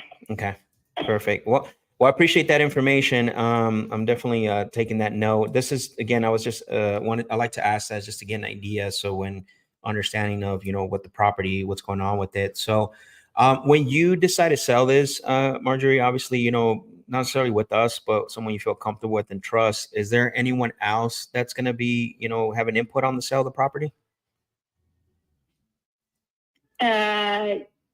Just one of my relatives who's also invested in it. Oh, got it. Okay. So they're going to be part of the decision-making process here? Yeah, I mean, they want to sell it, so it's really up to me. Okay. No problem. I mean, I'm just asking that because, obviously I want to make sure that they live out of the right. They live out of the country, so okay, that makes it's really me that's been managing it. Yeah, that makes sense. And I just as long as we've decided on what a cent lower that we won't take, and that's 185, not a cent lower. Okay. So if I get an offer of 185 or more, then they're already on board at sell. So. Got it. So you don't have to go back and forth with the pricing no, and any of that. Go back and forth. That makes sense. Straight to the point. I love that, Marjorie. And most people, I love talking to people that know what they want and they're already, straight to the point, and it's always good in the conversation. And then just out of curiosity, ballpark, like how long have you owned the property? About 10 years. About 10 years. Okay. And so, I mean, you've owned it for, for quite a bit of time. 10 years is a long time. What has you considering selling it after all that time? Well, I'm about ready to retire. I really don't want to have any of the headaches of ownership. So that's why. Okay. Ready to retire. No more. Don't want a second property. I mean, have you tried to get like a property management company to help you out with that? No, and I don't want to. I just want to sell it. It's a good time to sell. It's a good right price. Yeah. No, that's definitely true, and it sounds like you've done some homework on your end when it comes to that. So, and recently, like, what have you tried to do about selling the property? I just hired a real estate agent for 3 months. You just hired a real estate agent, you said? Yep. Got 3 it. months. Mm-hmm. Okay. And when does the property go live? Like on the MLS? As soon as she makes it go live. Which should be probably within the next week. Got it. And is She's been away for the holiday, so we decided to wait and do smart. It after the holiday, so. That's smart. All right. And I'm assuming that your listing price is going to be 185, what you're asking for? No, list price will probably be 190 or 199. I get it. No, that's definitely that's definitely within the reach, because you're obviously, the one thing you have to remember is, I know that earlier you mentioned that if you got 185, even if you got the 190 on market, what tends to happen, and I'm pretty sure you've already been advised of this, you're going to have closing costs, and potentially people saying coming in, I don't like the pain, I like a credit for that. So it's not necessarily what you're going to net. I don't know if they explained that to you. Yeah, I have explained to them, as I am to you. Sure. 185 bottom line, not a cent more. So if the buyer doesn't want to do closing costs, they have to pay more, so that I'm still clearing my 185. Got it. Okay. Well, I really appreciate that info. So yeah, thank you. So it's you already signed a 3-month agreement with the real estate agent. You're going to go on the market. You're going to try to get at least net to you 190 or 185, excuse me. That's your bottom number. It sounds to me like you wouldn't consider any other offers besides the 185. No. Got it. Okay. No, I will not. I see. Okay. Well, I do have one more question for you. I actually already got 2 offers of 185. Unfortunately, neither one of them could do their mortgage. So. But I know one of my neighbors got it for 185, so I know that's the right price. So you've already had two people come in but they didn't qualify, right, for the mortgage? Correct. Okay. Correct. And how did you feel about that they didn't qualify and you had to spend 30 days for the transaction? I was bullshit at the real estate agent, but they didn't know that. But anyways, doesn't matter. That's past history. I'm just telling you because I know that I can easily get 185. I mean, yeah, no, I mean, sometimes what we want to get for it is not usually what happens, but that's why I'm trying to get a clear picture because, you know, we don't buy every property from everyone we talk to. I know in the past, others who have sold to us, usually they do so because 3 reasons. And I just want to share this with you. I know a lot of times people want a specific date that they want to close and get their money in. There's some people, I'm not saying that this applies to you, somewhere in financial situation, but a lot of them do sell to us because they obviously want, you know, the property needs a lot of repairs. I'm assuming that none of those apply to you. Right. So let me explain to you that I'm not on any deadline. I have great tenants. They pay on time all the time. So I'm not worried about that. I can take my time and wait to get the right offer that I want. Okay. The apartment needs no repair whatsoever. Sure.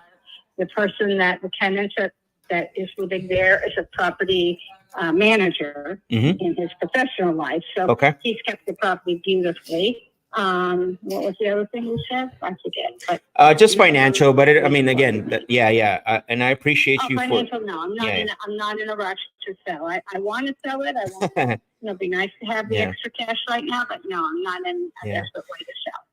Let me ask you this, and you know, I'm not about to lower the price for an investor. I absolutely wouldn't want you to do that. I know investors like to come. And shake the green in front of you and say, "Take it." Well, they're kind of greenish bluish now, I think, right? I'm just joking. Yeah. Let me ask you this. What are you getting ballpark on rent for that property? I'm getting $1,700. A lot of the other apartments are getting $1,800. I didn't raise my tenants because I want to keep them there until I sell it. Sure. Okay. Most of the apartments are going between $1,700 and $1,800. Got it. And then I'm assuming that there's probably still a mortgage in place that you're trying to pay off. Yes, that's correct. Okay. I have about $39,000 on the mortgage. I see. Okay. Yeah. So you're basically going to be, you know, you have a good spread there as far as you're selling for the one lump sum. So what if let's pretend that I could get it qualified to give you 200,000. Would you be open to giving us some time to make you equal monthly payments? What do you mean to make the monthly payments? I'm not sure I'm following. Well, I'm glad you asked that. So I know it for 200,000, but what are you talking about? Sure. I'm glad you asked. I'm glad that you asked that question. I want to clarify that for you. So typically what's happened in the past where I can't, you know, where I'm probably going to be too far apart with sellers on the one lump sum, I let them know like, hey, I'm not going to be your buyer. This is kind of the case here. But however, in the past, what I've done with other sellers when that happens is I typically am able to pay sometimes what you're asking or even more, where you would give me a certain time frame where I would make you, you know, equal monthly payments. And when that time frame is up, I would either have to sell or refinance the property. I'd have to think about that, but I think I might be open to that. We'll have to see. Might be open. How much time are we talking about? Yeah, I might be open to that. Got it. So when sellers in the past have asked me like how much time, typically I've had them, some of them have given me, you know, 240 months, others 120. It just depends on the goals that you're trying to accomplish as far as, you know, what you're trying to do. So if I was able to give you 200,000, how much time would you feel comfortable knowing I have those ranges? Well, certainly not the 200, it would be the lower range. Like the 120 months? Maybe. Yeah, maybe less, but yeah. Okay. Got it. And again, you know, obviously it sounds to me like you're still in the beginning of this. I know this is something new. You know, obviously we've bought properties like this before in the past when it comes to, you know, we're not close to the, you know, the one lump sum. So if you do feel comfortable where we do, what's your monthly payment right now on the mortgage that you have? $850. Got it. Okay. So what if, again, if you were able to do the 120, just hypothetically here, obviously we're still trying to figure out if this is something that's a win for you and for myself. I continue making those payments. I can add a little bit on top that you can net in your pocket. And depending on the HOA as well, because a lot of times HOAs are, they ruin a lot of the transactions, and if something like that where you felt comfortable, doing something like that, would you feel comfortable allowing us to do that as far as taking over the payments? Yeah, so you take over the payment of the mortgage, right? And you're giving me how much for the 120 days, 120, yeah. How much on top of the I'm payment? not quite sure what you're paying. Yeah. So you're paying the monthly mortgage, and what are you? How, when you said you do 200,000, how is that getting paid? When? So what would happen is, let's say that you and I agree on, 120 months, right? And I'm going to pay you 200,000. I'm going to continue making the payments at around 800 a month. So what would happen is you're going to access all that equity at that 120 months. That's when you're going to access all the equity. Either it's up to me. I got to either sell it or I have to refinance it, right? So you can get paid. That's going to be that's when the term is up at 120 months. Okay, well, I am willing to consider it. So let me see what happens in the next 3 months if she's able to sell it outright. Okay. No problem. And look, I know this is something new, and again, you weren't expecting this. I just like to, talk about it because, one of the things that I know, especially what you told me, like, look, like, I'm not here to talk about me or my company, but I've seen this a lot where agents list properties, and I know where you're at as far as wanting to net that number. And I can guarantee you that's most likely is not going to happen, but you're not going to allow it to happen, which is great. You're pretty firm on what you want. And so I always tell them there's ways that I can give you more. So let's pretend it's 60 days from now and you're not getting any offers. What's going to happen then? I'd probably go, without knowing what you just told me, I would probably go to another real estate agent and see. And do the whole process all over again, 90 days? Got it. Okay. Yeah, probably. Okay, I see. So the option that I presented to you wouldn't even be on the table, I'm assuming, to like what, 6 months from now? No, I'm saying right now I have the real estate agent for 3 Sure. months. So at the end of the 3 months, if it doesn't sell, I might be able to entertain what you've described. Okay. So here's what I'll do is I'm going to put it on my calendar because I take these calls seriously. I'm going to put on my calendar just to give you a call here in the next 30 days, just to check in. I'm not going to talk about, I want to buy the property, anything like that, just to check in, see how you're doing. Yeah. Is that okay if I do that? Yes, that's fine. Okay. And if you have anything written up about this kind of proposal and you want to send it to me, okay, I can study it and be better educated. Okay. Perfect. I can always put an email together. I have an email. I have your email on file, and I can send it to you so that way you can read it through. Good. And that way you can see it visually, and then you and I can either jump on the phone if you have more questions. Okay. Okay, that sounds great. All right. Thank you for the conversation. Appreciate it. Yep. Talk to you soon. Bye-bye. Sure. Bye. All right. So there's that. Next, good job. What's going to happen next? Exactly. So let's pretend it's 60 days from now. You don't get any offers. What's going to happen next? Right? Like bringing the future to the present, because the way she has, like, she's listing this property at 190 to 199, but she wants to net 185. That's not going to happen. You know what I'm saying? And just FYI, from what I can tell, if we're in the right ballpark here of what she's looking at, the HOA is $778 a month. Damn. Okay. That's probably why she wants to get out of it. I mean, there's the 1,700 right there. There's no cash flow. No.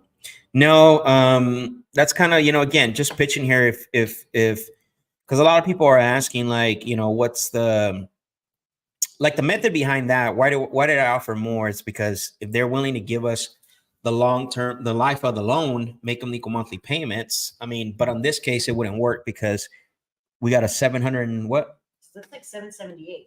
$778 in just HOA fees. She's got an $800 mortgage, so that puts us at $1,500. She's got a renter in there right now for $1,700. What are the market rents? So I was trying to find that here. So actually, sorry. You're good. Saying 17 to 1800. Well, that's what she says, but That's what are what the she was true saying. market rents? Let me look. And she said 1-1, right? Mm-hmm. Yeah, Liv, Looks it's like a one. 2,400 to 2,800. So there we go, right? So anywhere between 2,400 a month to 2,800.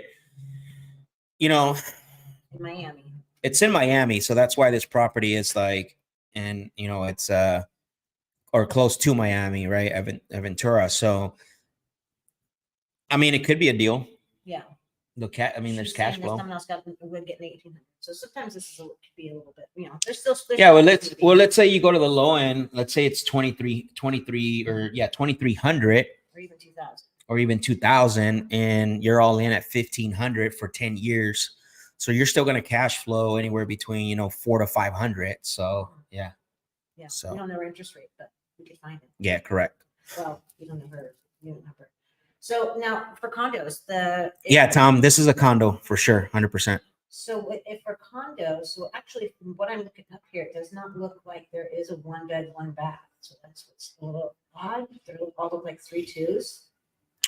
Maybe hers So is like that we need to one. get more clarification on that. But is condo HOA the same no matter what size of your property? Is that right? I don't know that. Say that question again. Is the HOA fee the same price no matter what size your condo is? Yeah. Okay. I figured so. Yeah, exactly. All right, let's see. Awesome. That's a great call. So would we go and inquire for those that were originally for sale by owners that went to a realtor but still not getting any bites? Yeah, if you don't have any money for marketing, absolutely go out and Precious and go after for sale by owners. Absolutely, that's what I would do. Jolene says so. This would be a subject to. It would be a hybrid. It would be a subject to with the seller finance second. So yes, subject to. We would take the deal at subject to the existing mortgage, and then hybrid it with a second with the seller financing the second part of But that. then that leaves away no cash flow.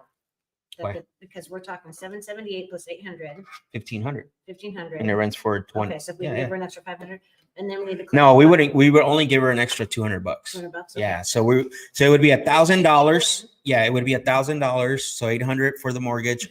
That's crazy. What's going on? Party over here.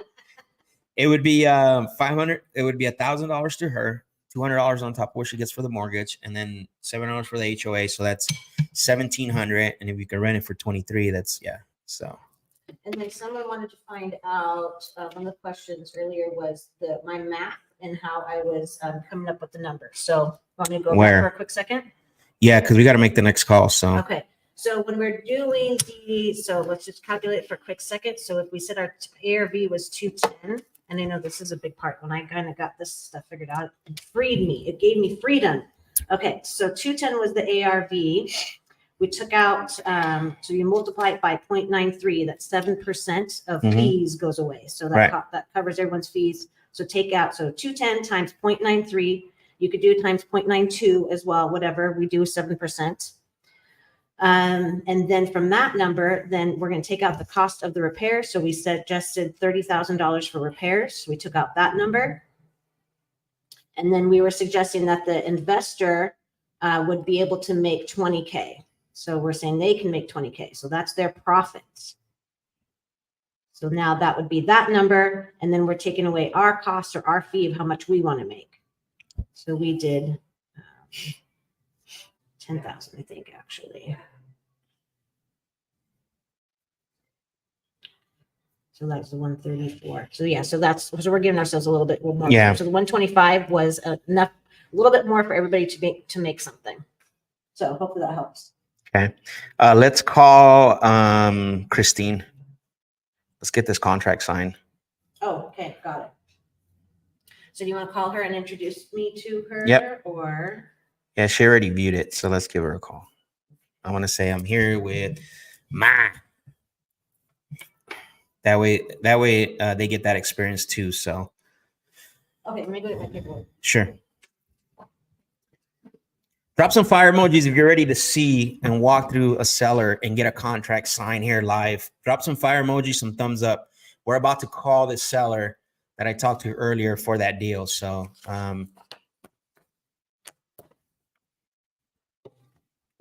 closer script. Let's go.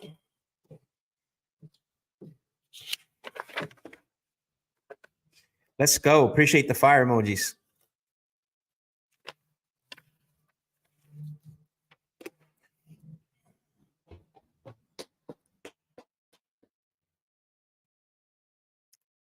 Let me finalize call. So this is going to be a little tedious because you're not seeing the purchase agreement to go over it section by section, you as in the viewers. Mm-hmm. But I think You're gonna it'd be hear it. helpful, Yeah. to hear how. Yeah, you're gonna hear it. So, Okay. Let me see. all right. Let me see. All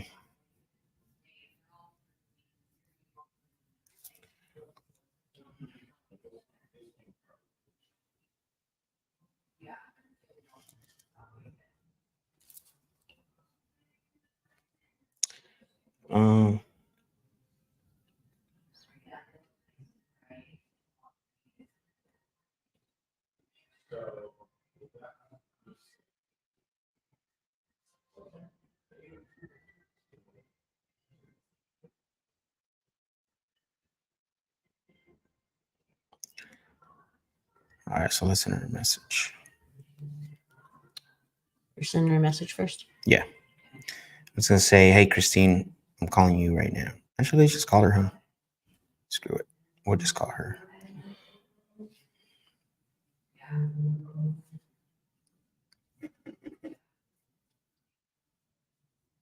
So what am I to you, to her? You're the underwriting. Oh.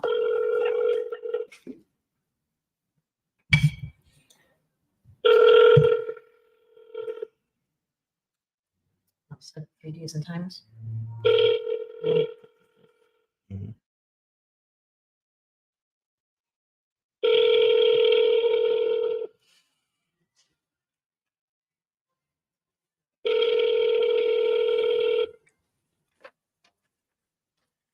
Tom says, can you get closer to the mic? Yes. I was talking quietly because he was dialing. She didn't answer. Let's call her again.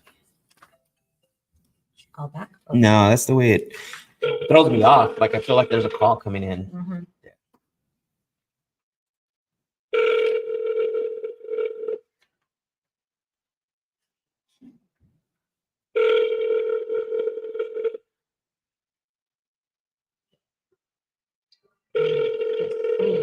No. All right.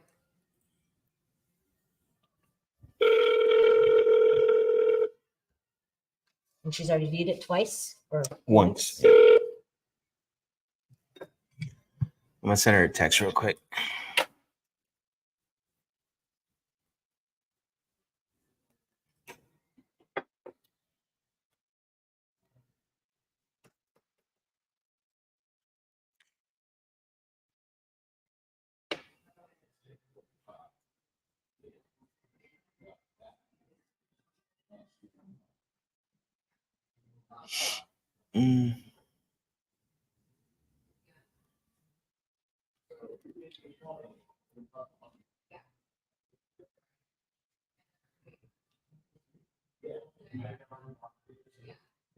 How long ago? Can you tell me?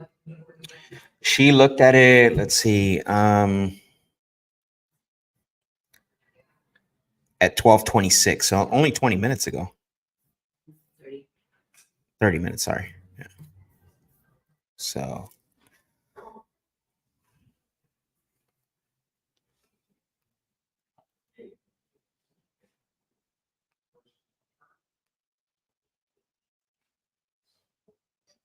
I just texted her. I'm gonna give it a minute, see if she replies or whatever the case may be. So someone's asking, what about if we just get the whole quick percentage? What would that look like?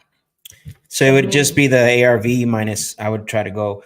So here's the thing, like too many people get caught up 70%, 65%, all that stuff. Like, so when you analyze a deal internally, what we do when I've done this for years and something that Brooke's picking up now is that when I analyze a deal, I'm analyzing from the mindset of at 65%. And the reason why is because that helps me to really quickly glance at a number, right?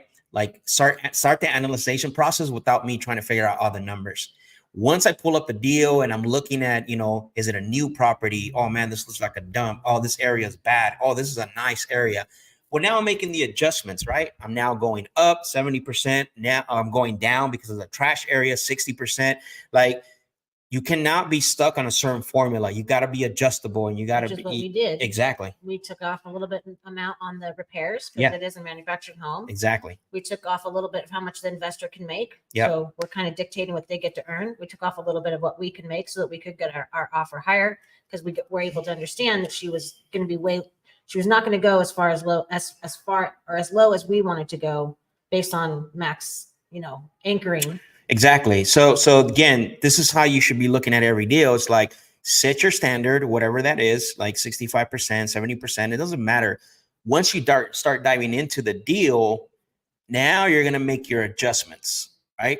And I've done this plenty of times because when people are like, well, what about ARV minus 90, minus closing costs, minus all this, and you end up around the same spot. Yeah, that's right. It's around 65%, 70%. It's kind of fun to actually do it. Like, what if I did it this way? What if I did it that way? It's exactly. all around the same. Why am I not seeing the text messages here?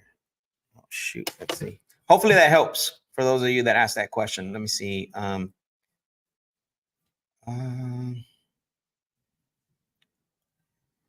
am not seeing the text messages on here. Oh, you know what? I wasn't earlier also. Look. What? But if I search her name. Dang it, that's terrible. See, if I search a lead that I know I've talked to, I can find that. Oh, got it. But it's not showing the full stuff.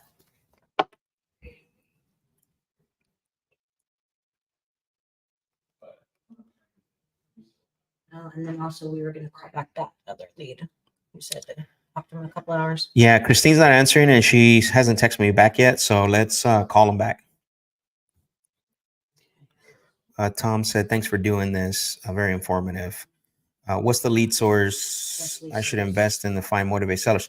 Depends on your budget. You know what I mean? PPC are always going to be the best. That's inbound. That's what we're calling today. So yeah, it depends on what budget you have. There are some websites that you can do pay per lead, like you can bid on leads and stuff, but PPC is always going to be the best. You're welcome, Tom. Let's go. All right, let's see. Nancy said, is there a way to get a closure script? Yeah, we're working on that. So I'm sorry. Oh, sorry. Nope, you're good. All right, Patrick. Yep. All right, let's call Patrick.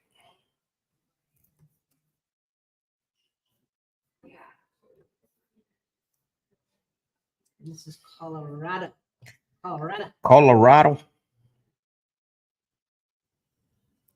Let's see.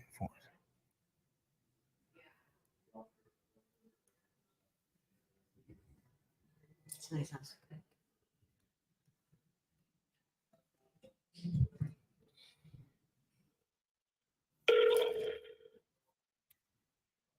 Patrick, right? Thank you, Hamilton. Please leave a message and I'll get back to you as soon as possible. Come on, Patrick. What are you doing, bro?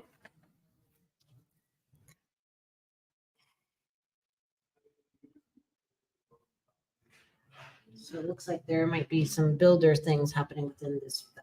So are you calling him again? Yeah. What do you mean some builder things? Okay. Oh, I don't care about that. I just care about are they motivated or not. I'm just kidding. Dial this number country. What? Please contact smartphone support. Goodbye. I don't think it was Patrick. Are you sure? Yeah. Put it in my notes. In a reminder. I had a reminder that occurred. Yeah, other leads are coming in. Can't even keep up with them all. And I haven't. And you have what? Home light lead. Home light lead. Oh, let's get that. Yes. Oh, shoot, it went We away. were supposed to grab that. I know. Let's call it back. Is it an investor fee, you think? It won't be there, most likely. Oh, because it's a live call. Mm-hmm. Sheesh. We're getting all kinds of stuff out here. All right, let me call this guy back. What's up with our thing, man? 401402. Yeah, I already called it. I don't think it was Patrick. You said to call Patrick. Yes, we made a note. We highlighted him, and you told me to make a note, and I did for Patrick.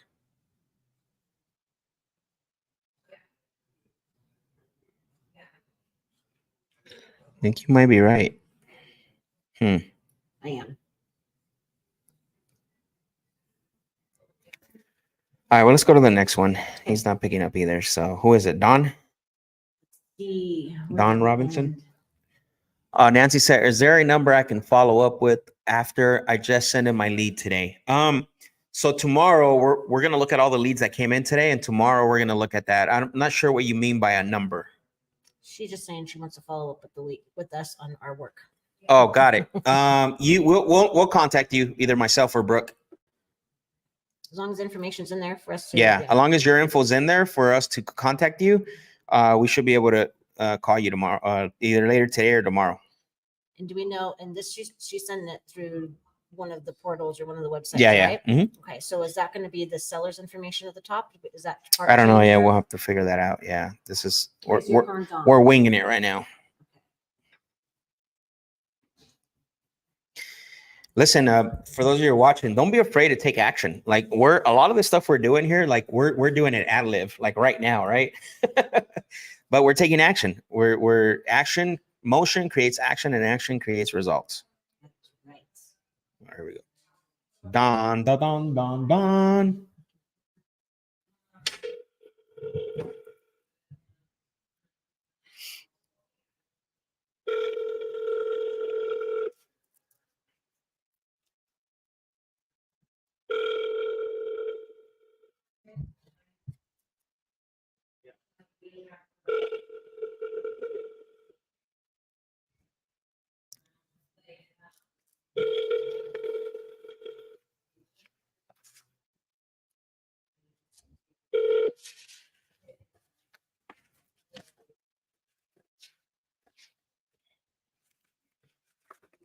All right, let me. Double tap. No answer. Yeah.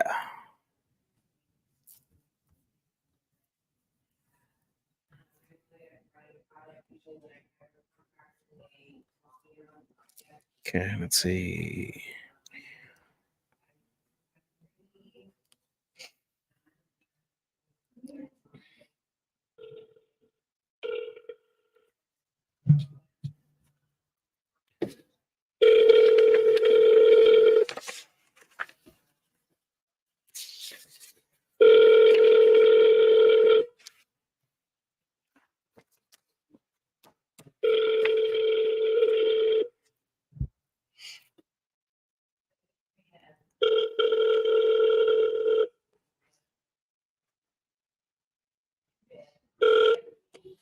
All right, no voicemail, no answer. Thank you. And is there a time frame to look at when you're doing the 15% versus the whole 50-50? I'm not sure what that question means. Do you? Oh, so what that means is the 15% versus the whole 50-50. So if you have the deal under contract, that's 50-50. If it's not under contract And we then lock it's it up, 15, yeah. And we're doing the work to lock it up, then it's 15% to you. Yep, exactly. Let's see. I put my phone on the charger. Because we're running out of juice, baby. This phone can't keep up. All right. All right, let's call her back. Let's call Christine one more time. Okay. Because I want to make sure, let's see, let's call her back really quick. No answer. You ready? You ready, Freddie? Let's go. Let's see. Why she's not in here? Okay, there it is. All right, let's see.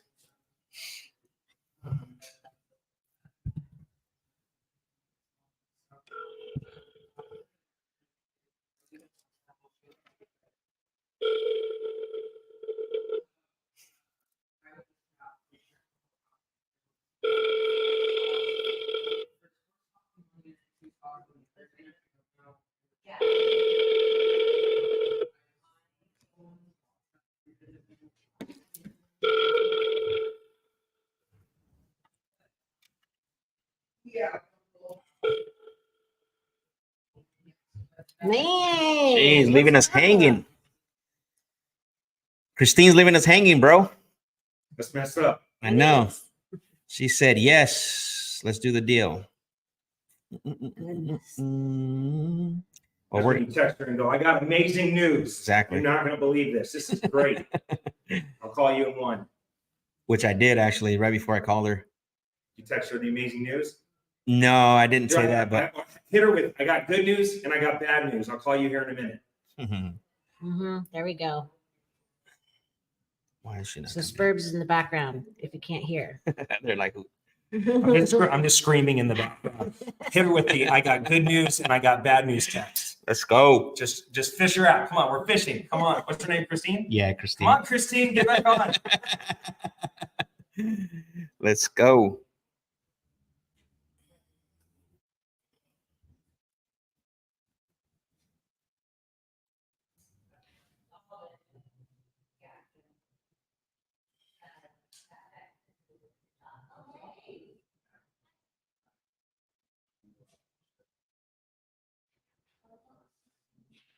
Okay, let's call the next person. What happened?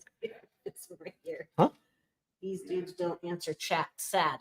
I think that guy just or whoever gal just jumped on. I don't know. All right, who's next? Brandon? Yeah. All right, let's call Brandon. Or Randy.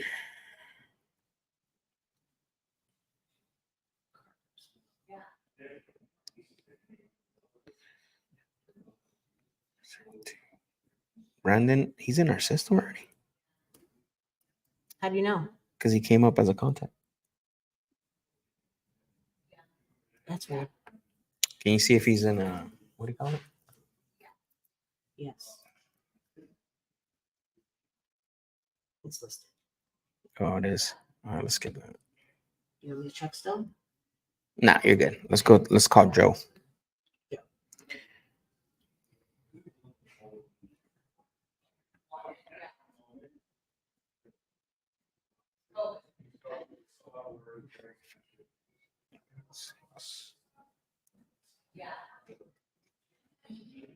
Okay. Yeah.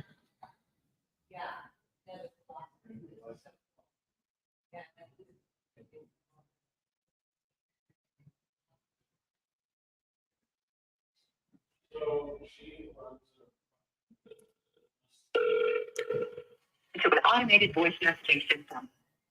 All right, redial Joe. Joe.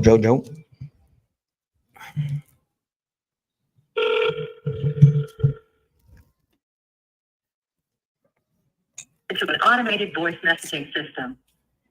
40. Let's go next. Cynthia.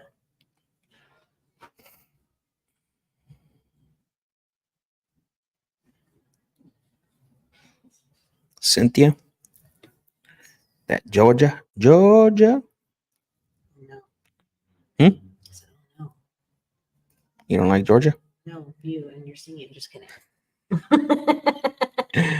You don't like my singing? Oh, your singing is lovely.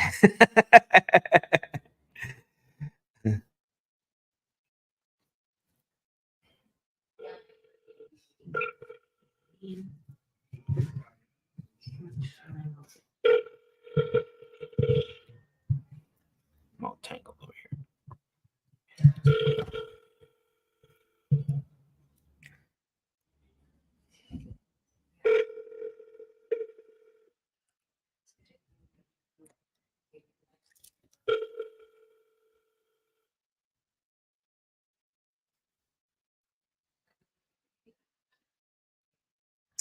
All right, no answer. Let's do redown.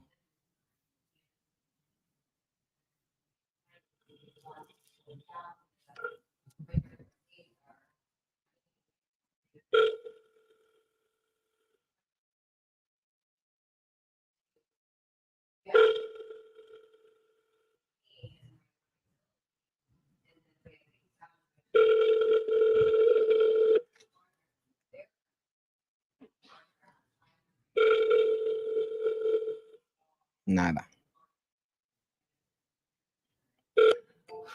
Yeah, it just hangs up. All right, let's call Irene. No, something's up. Huh? Sure. What is that?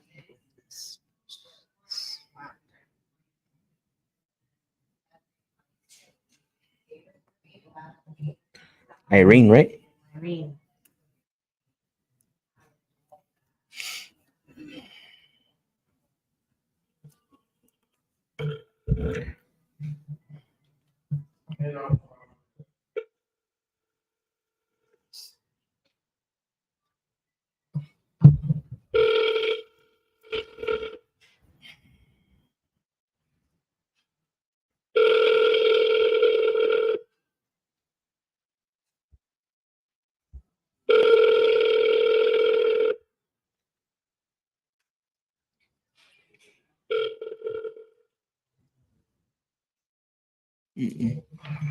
Just hung up.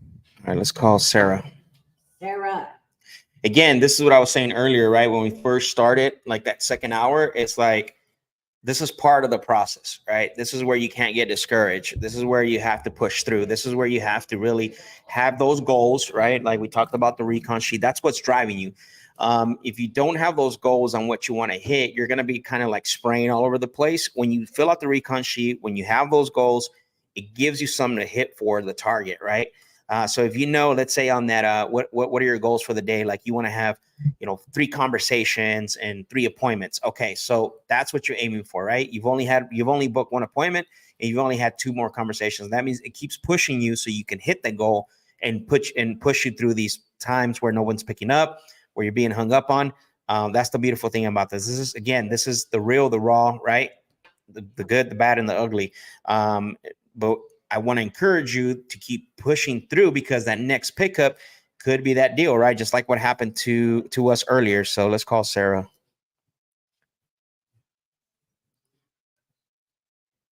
Iowa. I haven't done a property in Iowa. No.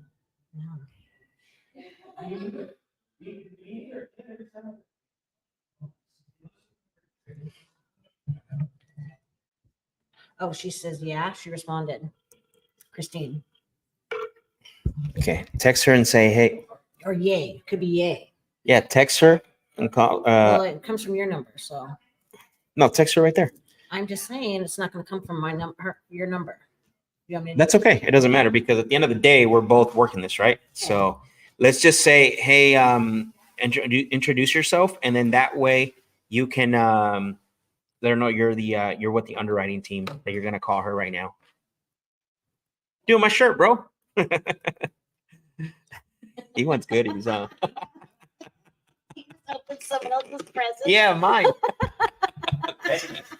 The presents we left behind, they become my presents. That's what I always call when he calls. I always say, "What's up, OG?" Because this guy is.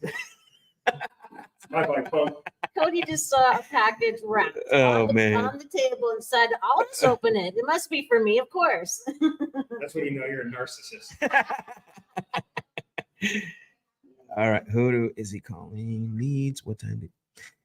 Hey, Ratch or Bill? Yes. So we are calling leads. We're calling PPC leads. We went live. We're gonna be going live every day, Monday through Friday, from 10 a.m. to 2 p.m.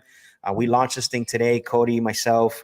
So yeah, we're gonna make sure that you're saving the stream, and also as soon as we're done here, we're gonna put the next live for tomorrow and make sure that you make sure that you turn on the notification bell so that way you're notified when we do go live. So far, it's been good. We've had about 4 conversations.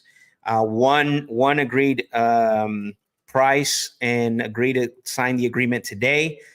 We had one pitch, one seller finance subject to pitch.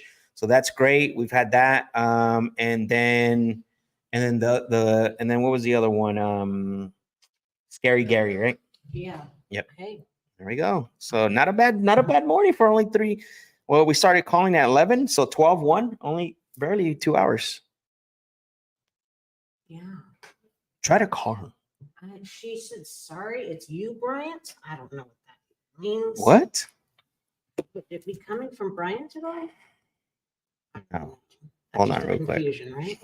I have no idea what you're talking about. Let me get it. Her response was, sorry, LOL. It's you, Bryant, LOL. Because she asked, who is this? Mm-hmm. What's the good news? Right. Okay, who's this? Let's see here.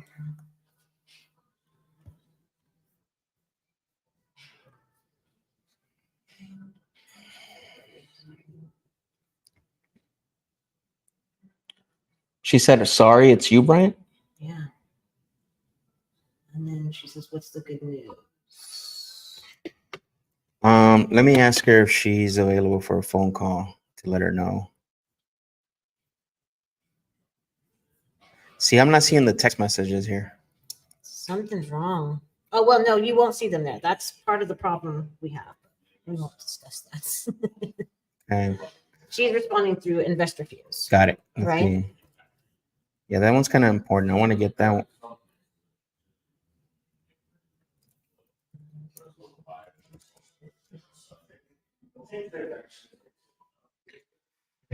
Let's see.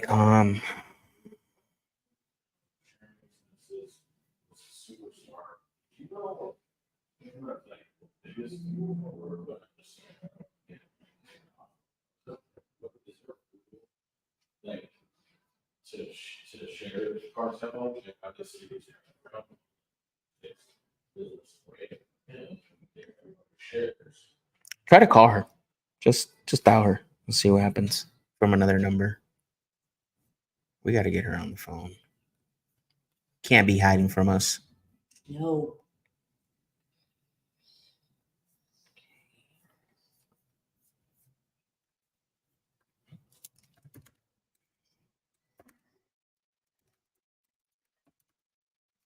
I love that right there, Gilbert. That's a great comment or great for a text message. I would use that consistently. Good news is money's put aside for her property, which means it's time to move forward.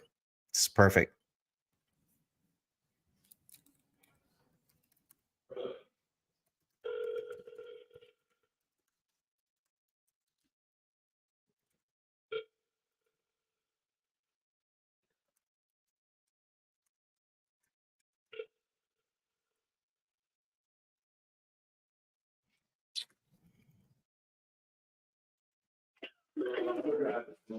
Introduce Hello, yourself. Christine.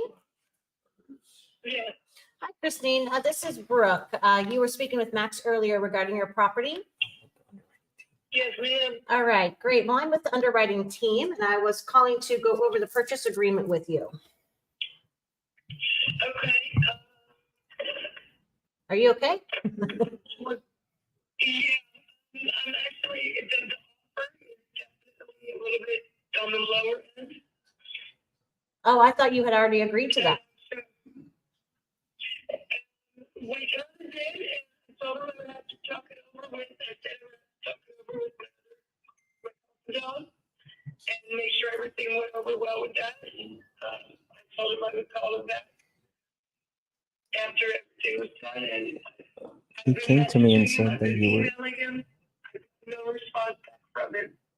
What, I'm sorry, what you sent over, wait, okay, so first of all, he had come to me and actually let me know that you had agreed to that agreement for the purchase price of the property. He didn't mention anything about you needing to go talk to anybody else or anything about What an am I email. missing? What am I missing?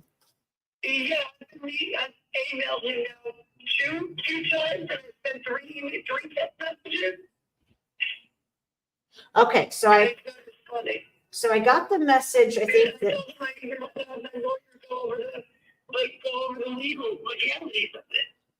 oh, so you needed to have your lawyer take a look at it. Yeah, he didn't mention anything like that. And you said you She mentioned didn't that to say him? it. No, she didn't say that.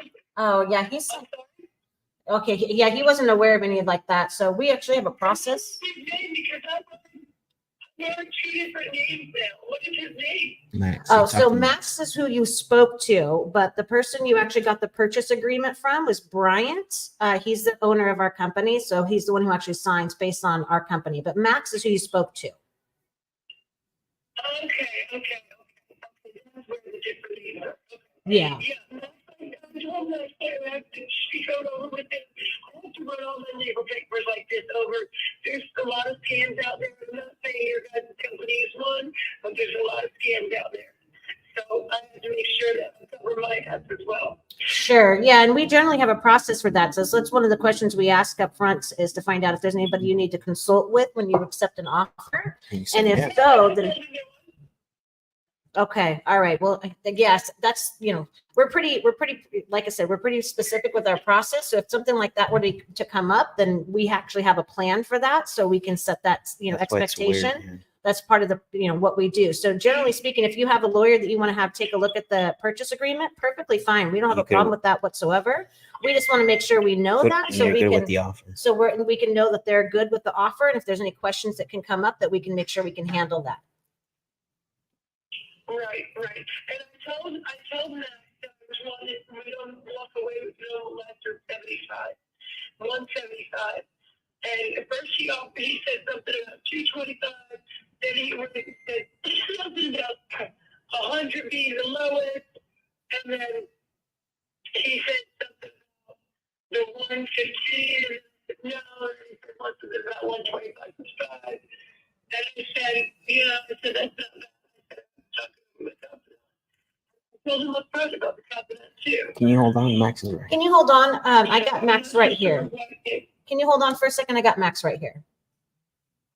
Yeah. Hello, Christine. Hello, Christine. All right.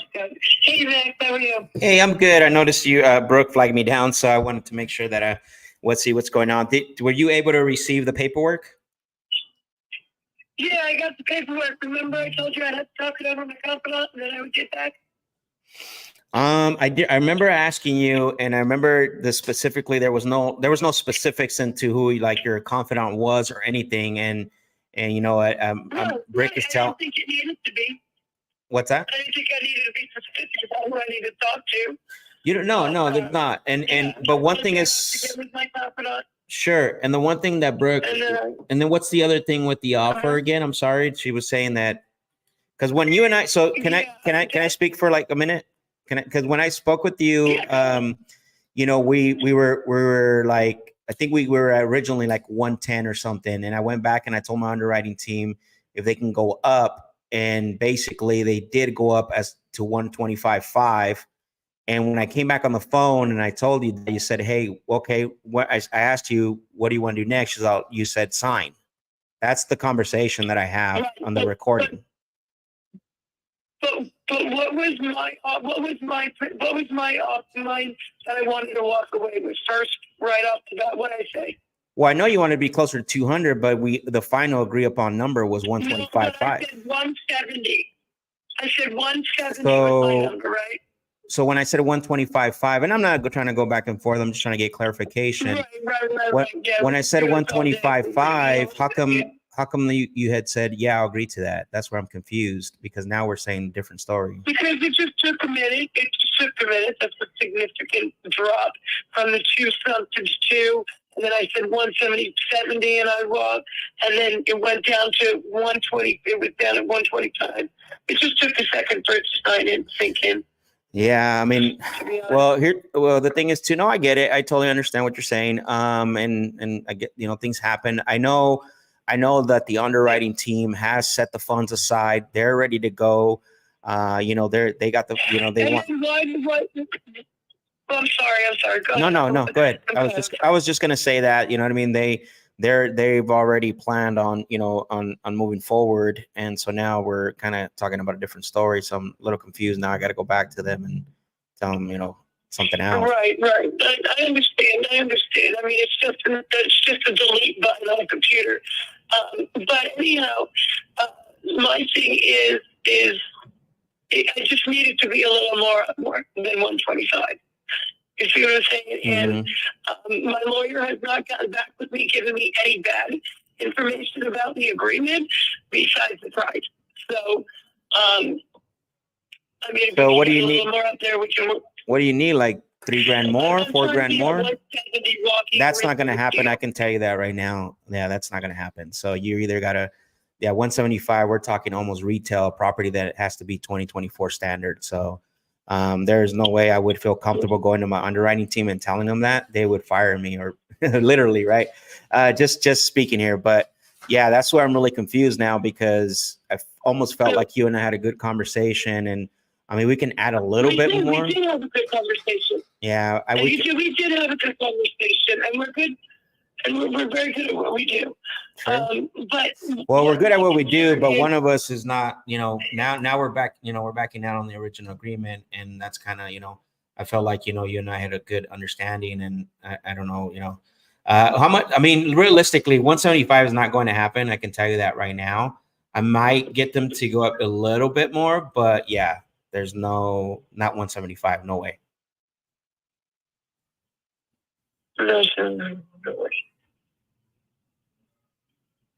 Okay.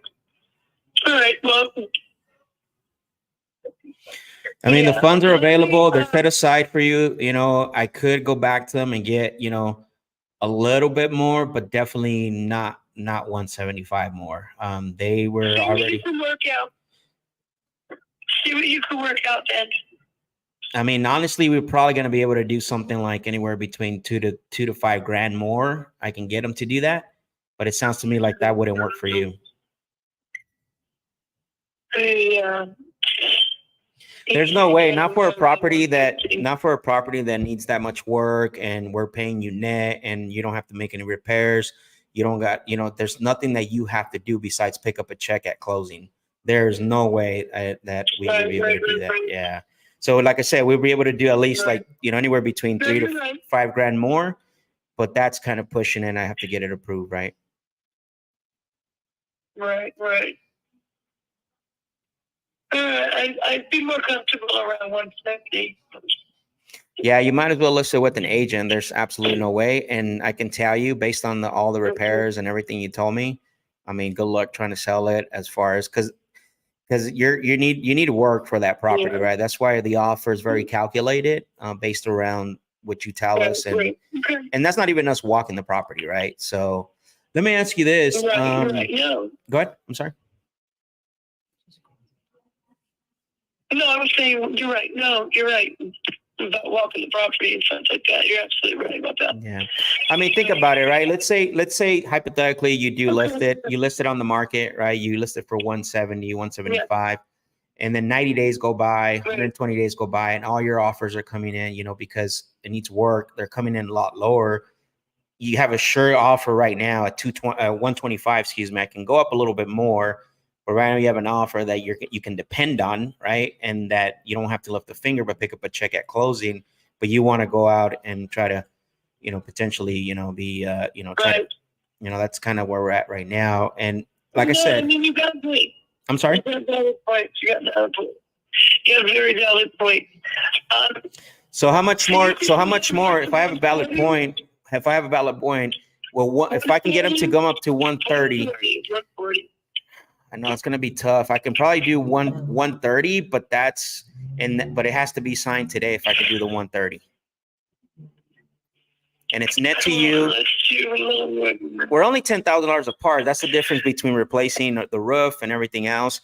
So it's going to be tough for me to really go up to 140. Let's go 135. Let's go 135. We both went up and went down. I came up like 15,000 already. If you signed today, would you do 132?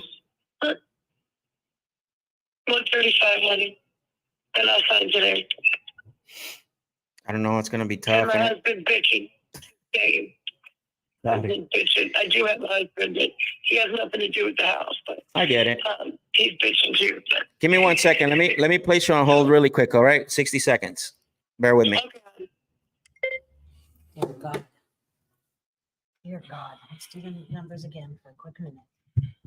Woo-hoo! Welcome to the big leagues, boys and girls.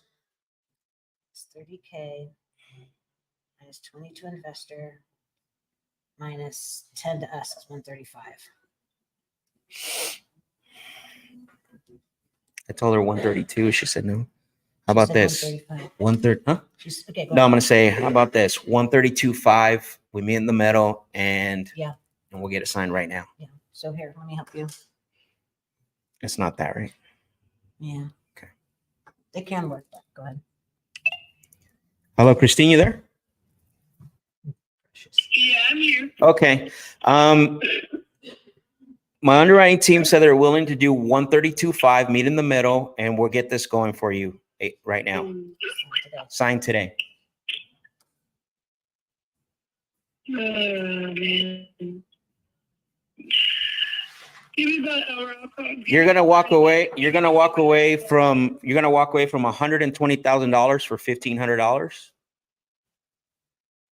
No, but give me 15, give me 30 minutes, 20 minutes, and I call you right back. My What? service off.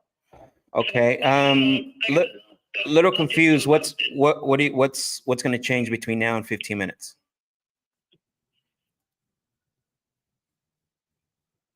She hung up. Christina's a wild one.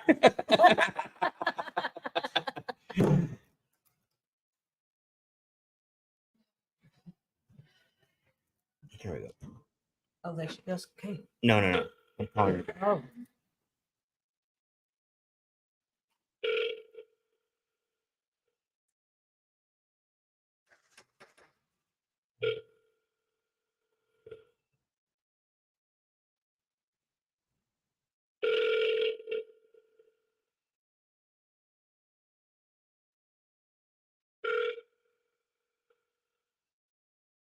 Two, 7, 6, 3, 0, 5. Text. Wait, there she is. Please text me. Text her, say 132.5, but it's got to be signed in 30 minutes. I got to go use the restroom. Leave in the comment section. That's the real war right there, boys and girls. Leave in the comment section what you guys think. We'll address some of the conversations. 135. 132.5. Yeah. Sign today. No more. We can't do no more.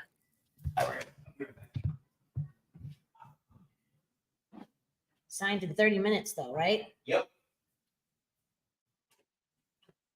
Okay. All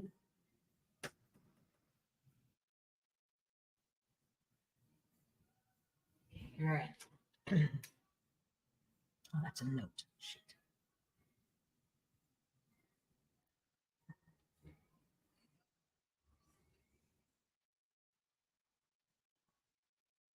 Okay, I'm trying to send her a text.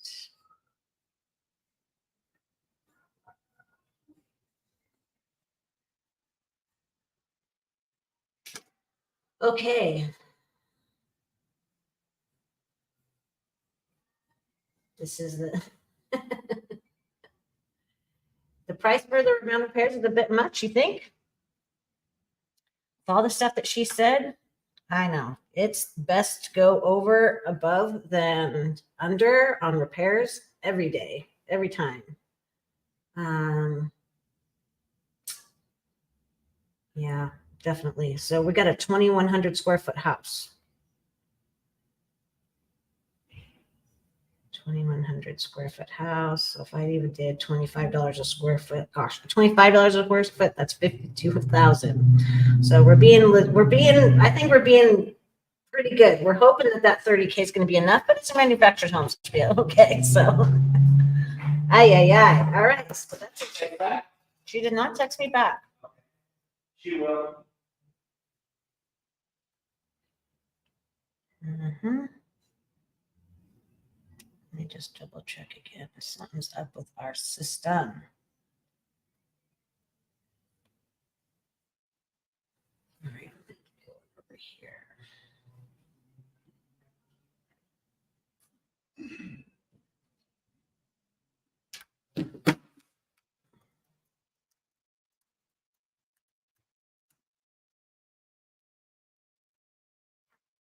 Okay, sorry, I'm just trying to log into something here. All right, but this is definitely very valuable, right? Like hearing what Max says. So, the question, what's going to change in the next 15 minutes? I think that's good. Okay.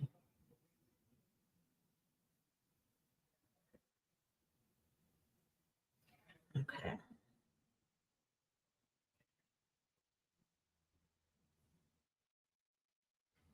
Go back to. Okay, better than a 9 to 5 any day. Yeah, her repairs costs are more closer to 50K. But again, manufactured home, not that that is the 100% of indicator, but I also compared, just check. We got someone saying they think that the repairs are too high for the property, the repair costs. But Her repairs cost somewhere closer to 50. Well, we won't know, but based on what she said, for a mobile home, I don't think that 50K is, or sorry, I think 50K is a little high on the high end for sure. I think so too. Yeah, way too high, Probably especially closer after looking at everything. 40. So, But we're going with 30. yep. Which is why we can't go up too much higher on things. Right. We gotta stick to it. She just is trying to fix. She's just trying to see whatever else she can get. There's no logic to it from her process at all. There's not. Yeah, exactly. So,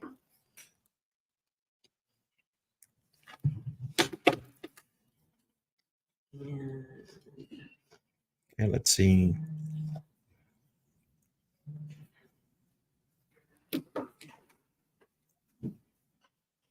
Sorry, guys. I'm eating an apple in front of you.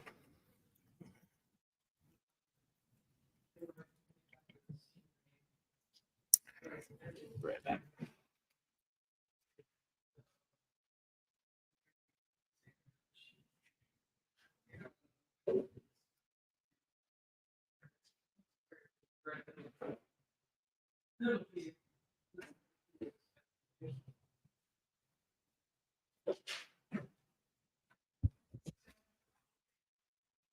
Okay, well, texts are on here anyways.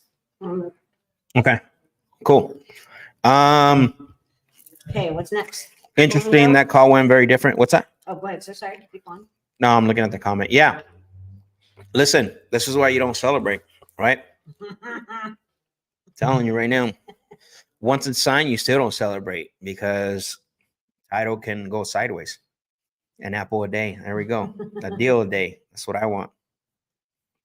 Overall, good start. So what if the repairs are more than what you say they are after doing the walkthrough? Do you renegotiate the price? Yeah, because we go based off what she's telling us, right? Yeah. So if it's something, well, let me back up here a little bit. If it's something like exaggerated, Right. yeah, like the roof has a hole or the AC truly is not, Yeah. you know, It's a so big ticket item that really is gonna. yeah, that's gonna drive the renegotiation. But I mean, if it's like, well, the flooring is really bad, like, you know, we're not gonna go back and try to get 10 grand more. It has to be, I guess, exaggerated. Is that the word? Or the Well, word for? something kind of a high ticket item. So something that really wasn't disclosed properly well Mhm. enough for us to actually know until we did the inspections, right? Yeah. But the main thing comes down to who's the buyer, what's the buyer going to pay. Mhm. So that's the main thing. So if we, and that's what's going to happen during the inspection period is the buyers are going to go in and do their walkthrough, and then they're going to say what the price needs to be. So we don't want to have to renegotiate as much as possible, but of course we have that ability and option, right? So if our buyer says no, that they want to take it, so let's just say we would sell it to them based on our numbers here. 140. So if we got it for 130, so 140 or 145. Yeah. So if we got it for That's still a good 132, spread, especially for a mobile home. So Yeah. Yeah. So if we sold for 145, and so that's what they're wanting to, and they're only going to do it for 140, then we're probably not going to renegotiate with the seller. yeah, exactly. Because we agreed to something, we're trying to try to stick with it as much as possible. I know a lot of people, and this is what I try to tell sellers, and you guys probably already know this information too, is that you try to kind of lay some landmines, right? So let them know that, people are going to come in and renegotiate big time at the last minute. Mhm. And we try to set ourselves up separately from that so that we don't have to do that. But if Yeah. it becomes a situation that we do, well, then we're literally not going to be able to move forward unless Yeah, we exactly. really get this Yeah. price. So Look, one of the things that learning off that little exchange there, I'm telling you right now, sellers, and I was talking to someone the other day, is that it's a game for them too as well, right? And so what that means is that they don't want this game to end, and don't be afraid to pull away, right? Because listen, this is the reason why the process that I have, the sales process that I have is laid out this way. Because we got all the data, right? We got the motivation, we got the timeline. She can't lie. I mean, she tried to lie about the lawyer. It wasn't there, right? She tried to lie that I'd said that, that she would consider 125. No. So I can always go back to that and default to the data that she provided. This is why the process that I follow is really simple. It's the intro, it's questioning games, uncovering if this is a prospect or a suspect, discovery phase. So I'm asking them, getting a time commitment, uncovering motive, condition, and then money, conversations, and then fulfillment. It's a whole process. Now I can go back to each of the process and know if I didn't skip any of the process, that I have my data validated. This is why it's important that you get to a point, where you're skilling up and you're adding these skills to your tool belt or skill sets, because now you can directly go back and say, no, I followed the process. Like, this was done. You're just getting cold feet now, right? So you're getting cold feet, and we're gonna call you out on it, right? I'm gonna call you out on that because I had a great conversation with you. I know what you're saying is not necessarily true.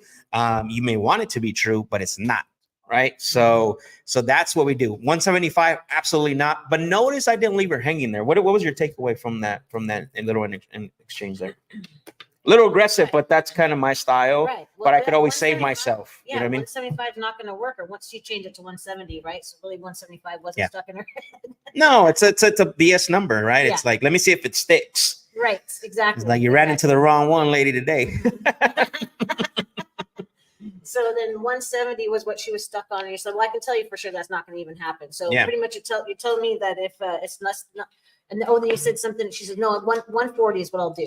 And then you said, "So you're saying that anything other than anything less than 140, I know they're not going to come up to 140. So sounds like we don't have a deal." Yeah, exactly.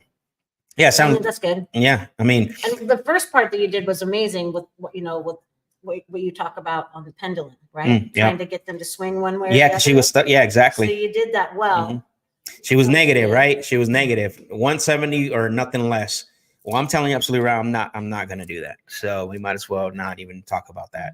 So got her off of that, right? Slowly. Yeah. And then she landed on neutral, which I hate when they land on neutral. Yes. She landed on neutral, which is okay. This is his pendulum, by the way. Yeah. So I'll show you guys a little bit later, but there's sold 3 o'clock, 6 o'clock is negative, and then you got neutral in the middle of number 6. So I wanted to get her sold, but I think she's going to go for it. She has no other options. Plus the way I laid out the going on the market and listing and so she said good points. Yeah, good points. Points. Yeah, exactly, Nancy. Not until the money is posted in the bank do you celebrate. 1,000%. You cannot. And ask Brooke too. She's had that experience. How many times I've celebrated huge assignment fees just to be let down, a week before closing, where it's like, by the way, no, this deal's not happening. So celebrate. Just don't over celebrate. So, because there are wins along the way, right? Like we got a win a couple times throughout the whole thing. So it's not the complete final win, but exactly we're progressing. Yep. The real honest investor didn't beat around the bush, gave it to her straight. Yeah, absolutely, man. That sometimes the best way is the direct way. That's just what it is. But you got to make sure that you use the tonality. You got to, you know what I'm saying? Like position it, positioning, framework, all that stuff really matters.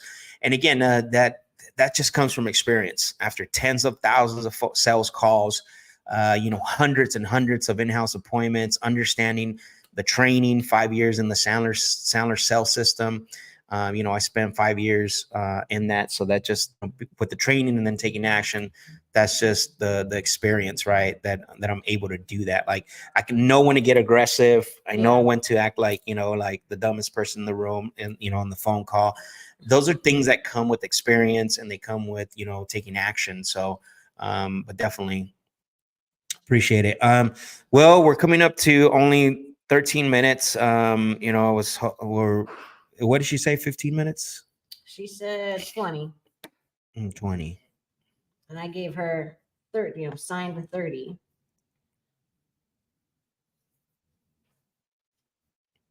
Okay. So it's going to be 10 minutes, right? So it's 147. Yeah. Okay. So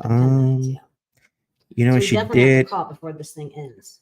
Like, does this hard end it too, or you end No, it? no. We can end it at whenever we want. Yeah, I'm just trying to see. I wanted to get that thing signed live on our first day. Mhm. One Go contract. over the purchase agreement so people can hear how that kind of goes. Exactly. In the wrong email. What the hell am I doing? I want to see. I'm going into the DocuSign email to see if she's emailed it. Because she did email right here. She put 175. I didn't Oh, want to she bring did that up. email. Yeah, I'm like, no, we're not doing that, lady.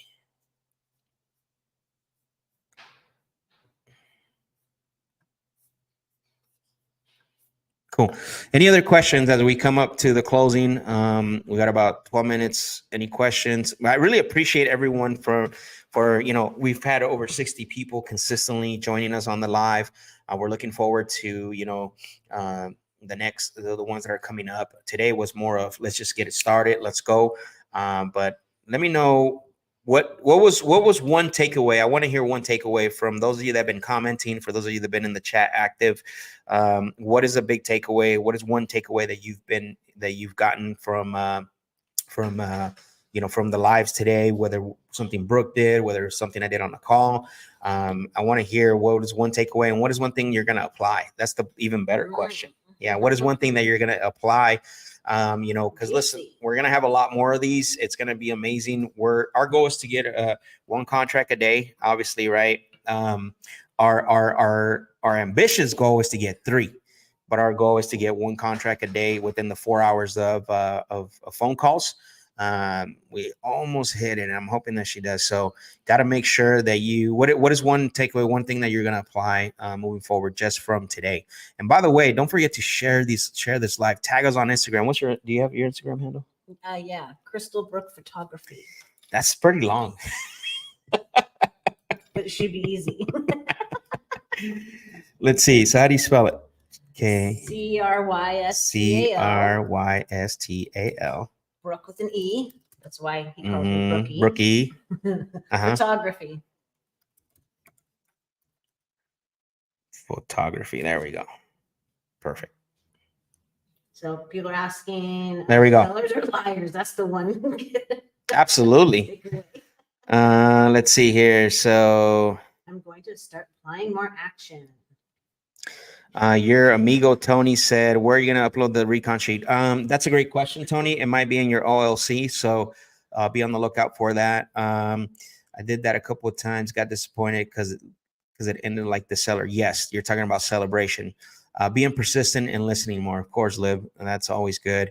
You went through the sales process. Listen, I highly encourage you to go back to that call with Christine and listen to that call more than 3 times. Right? Yep, for sure. Yeah, listen to that call more than 3 times. Take a lot of notes. You can build your own process from there. And so the positioning, oh, great. That's a good takeaway, Jolene. Tom says sellers are liars. Absolutely. They are liars. Will there be a replay for today's video? Great question. I know a lot of you have been asking that. The replay will be available as soon as we get off this live. It's going to be available. So it'll be available on YouTube for you. Don't be afraid to ask questions that may seem confrontational. Yes, sure. That is one thing. I mean, that's kind of that's kind of been something that you picked up on, right? Yeah, for sure. Absolutely. So like the disqualifier question, that was a thing that you heard too, that we didn't talk about really, but the question was, so, we have sellers that a lot of times when sellers call us, they kind of fit into 3 different boxes. One is they need a specific time to sell their property. 2 others were in a little bit of a financial situation.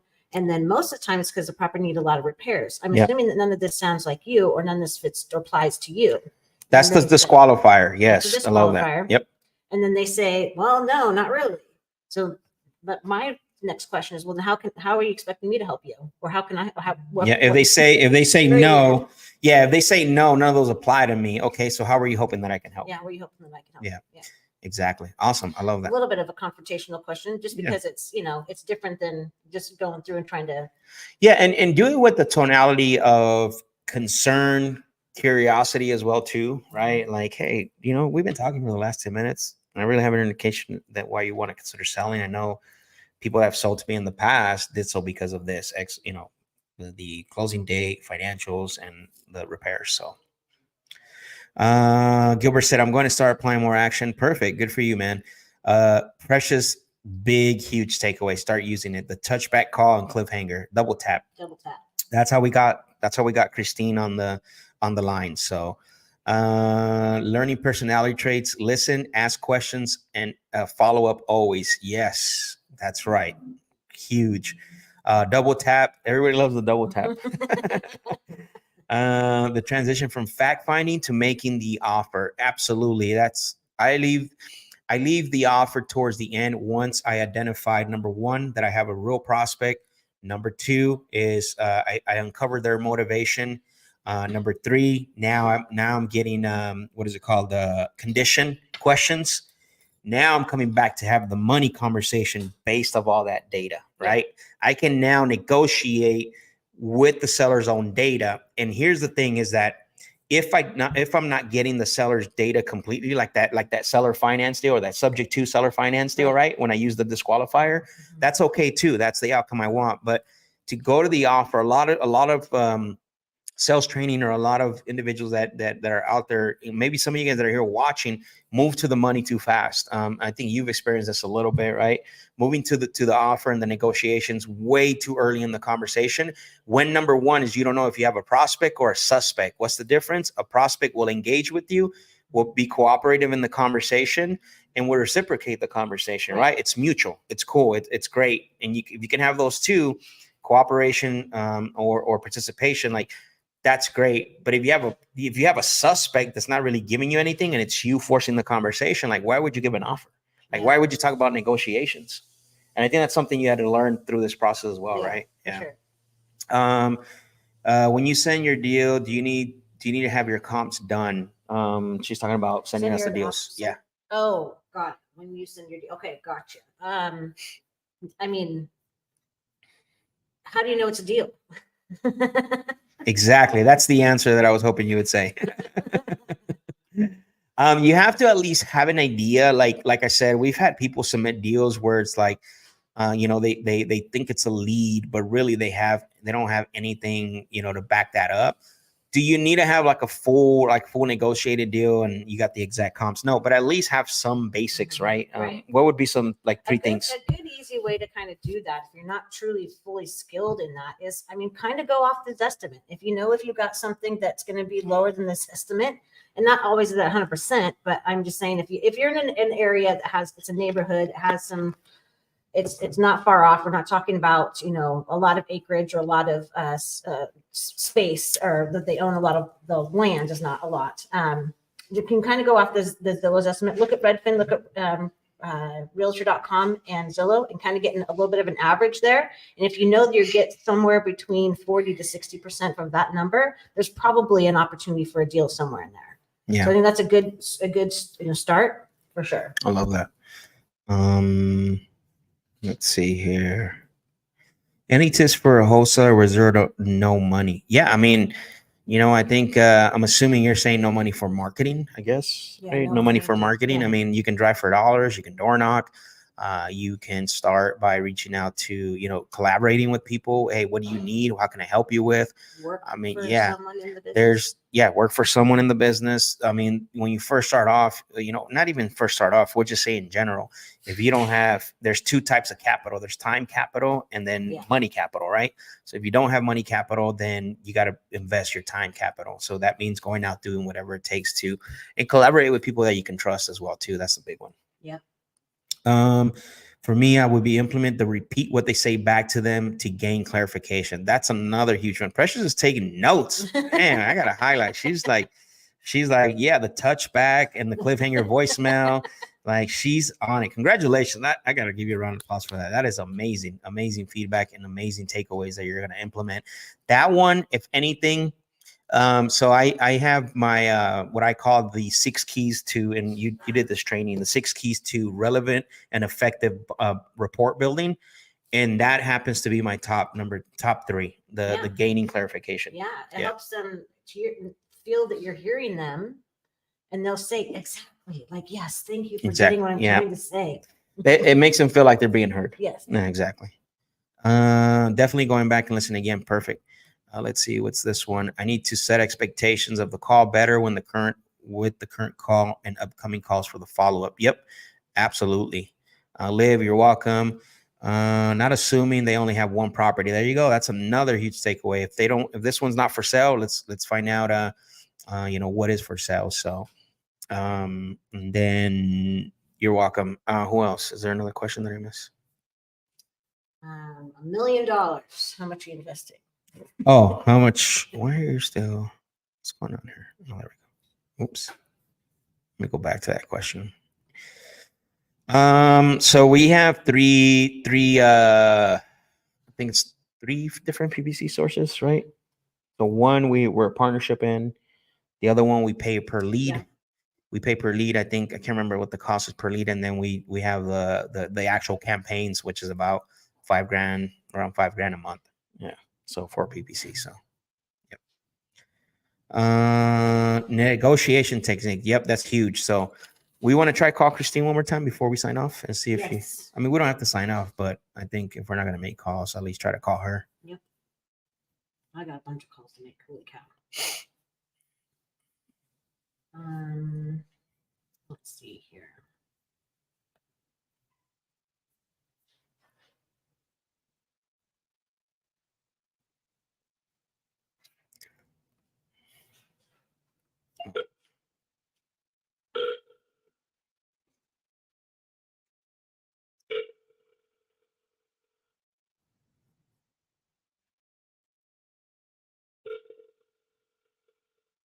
So I think would be best is to send an amendment first, have her sign that, get us the purchase agreement. We want to redo the whole purchase agreement. Just an amendment.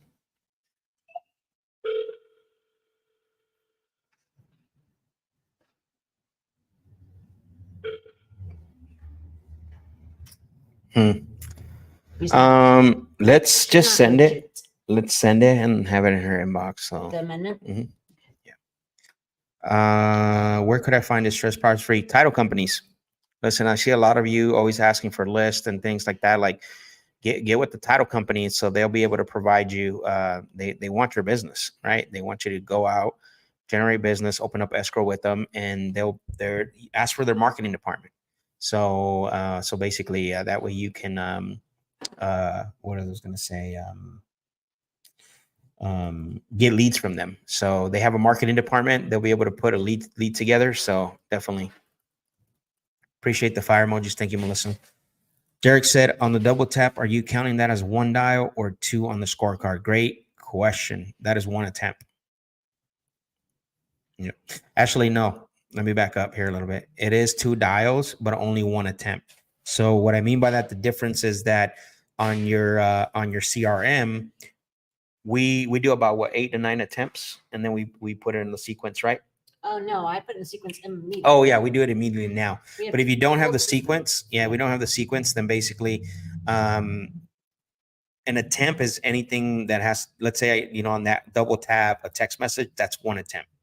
And then again, calls, text message, that's another attempt. But it is considered 2 dials. Yes. Your dialer is going to recognize that as 2 dials. Yep. Exactly. So I don't know. Let me see the numbers right now, guys. So that way you can see how many dials I made on these leads.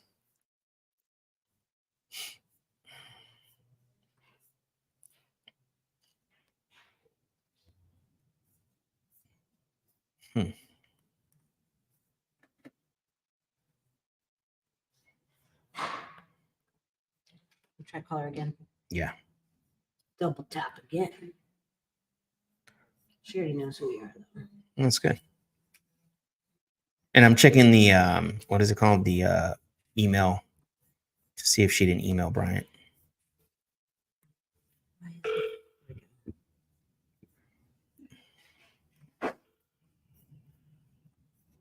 Hello, Christine? Hey, Christine, can you hear me? This is Brooke.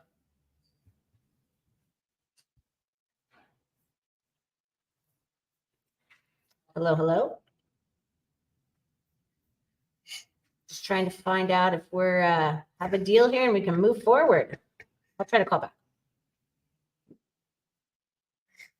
So, She's playing games, yo. jeez, this lady's like starting to.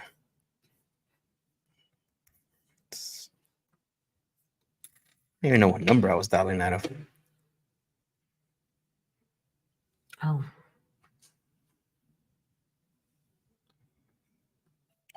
That's her? Oh. I'm calling again.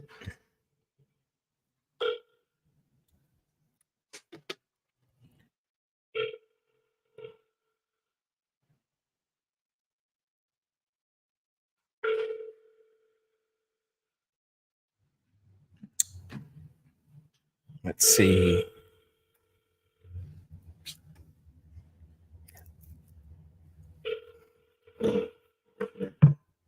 Close out the day. Let's just see if she picks up. Nope. No. All right, we'll keep following up with her. She's good though. We got the price up and got her what she wants. So, all right, everyone, it's 2:00. Great day overall. I mean, honestly, it was like 40 dials. We had 5 conversations. We pitched a creative finance deal, and then we got we hopefully get this contract signed. This lady don't stop playing games with me, bro. The one that was all about it. Yeah, the one that was all about That's it. how they Called her always out. do it. Yeah. If they made it too easy on you, you wouldn't appreciate. But I don't let them off the hook, though, bro. Yeah, we know that. We know that. Listen, consistency pays off. Exactly. That's how I got the 6-pack. Sheesh. 6-pack. I wasn't born like this. I had to work it. I wasn't born this handsome. Yeah. What do you guys think? How did Max and Brooke do? Did you guys appreciate this kind of concept? We're going to be doing this every single work day for the entire month of January for you guys. So that way you guys can just realize at the end of the day, you can do this. If a knucklehead like me can be a successful real estate investor, if a non-knucklehead like this guy can be extra successful, I mean, you guys know my story. I went from selling weed out of the Burger King drive-through window to being real estate rich.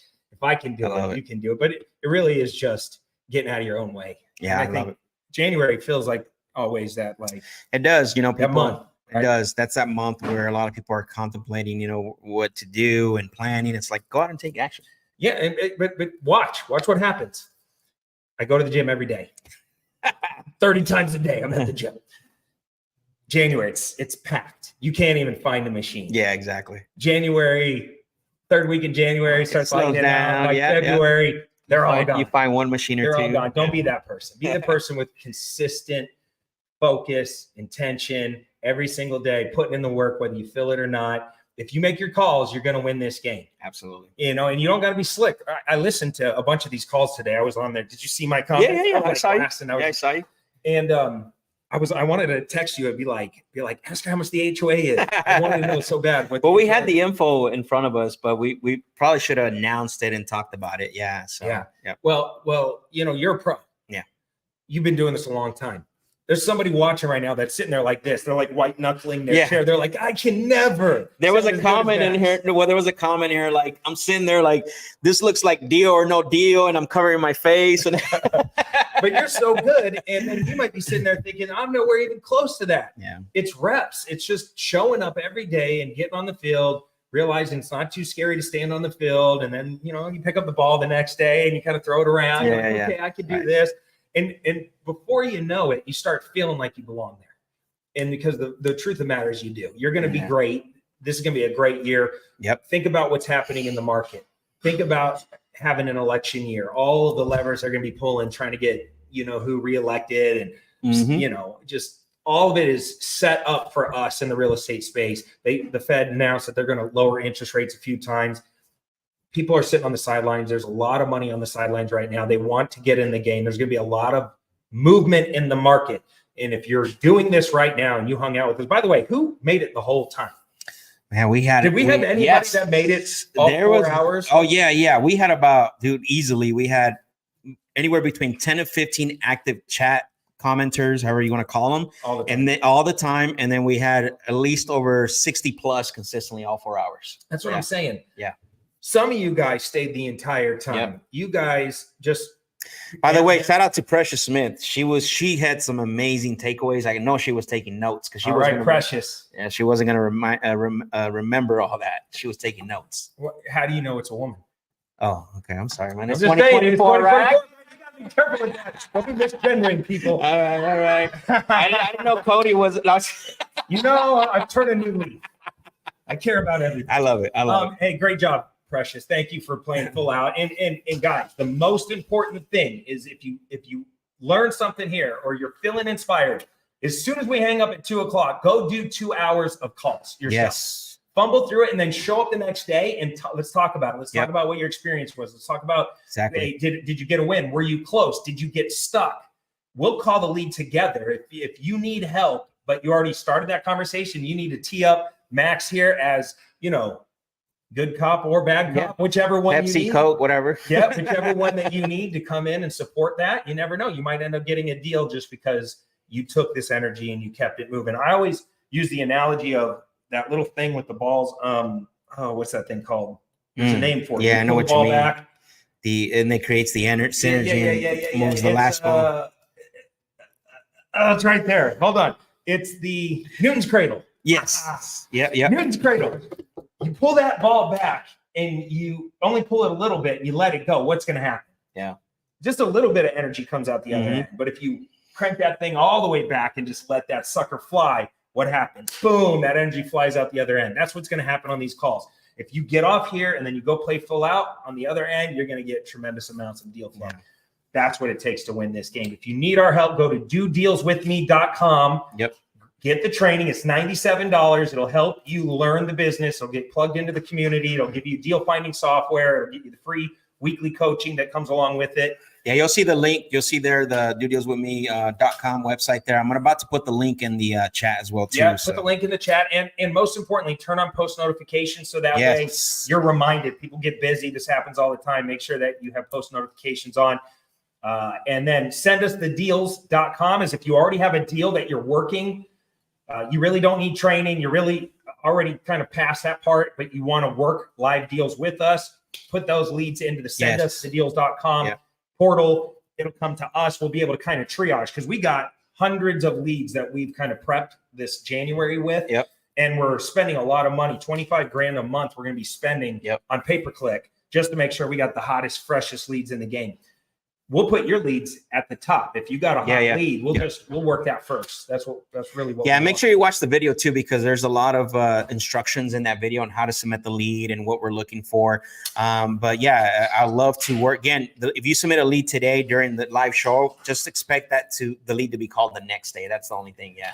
I would love to go over maybe tomorrow a little bit of like personality types, just some basic phone training for like maybe 5 or 10 minutes, not for a long time. Yep. Because we want to get to the live calls, but like maybe 5, 10, 15 minutes of actual phone training. Talk about kind of how you overcome objections, like some of the wordsmithing and structure. Yep. I think that would go a long way with you guys. What do you guys think? You guys want a little bit of that phone training? Yeah, you got some fire emojis. Let's go. Bam. Perfect. That's what I'm talking about. Perfect. You guys are the best. All right. Hey, cool. Day one's a wrap, baby. Day one's a wrap. That's what I'm talking about. Yeah. That's how we do it here. Appreciate everyone. You want to sign us out? We got a famous saying we say around here whenever we're signing off these videos. Maybe you guys have heard it before. If you listen to the Clever Investor Show or any of my videos, I do it the same way every single time. Because we're out of here, baby. We'll see you tomorrow, 10 a.m. Mountain Standard Time. Until then, we're outie. Take care.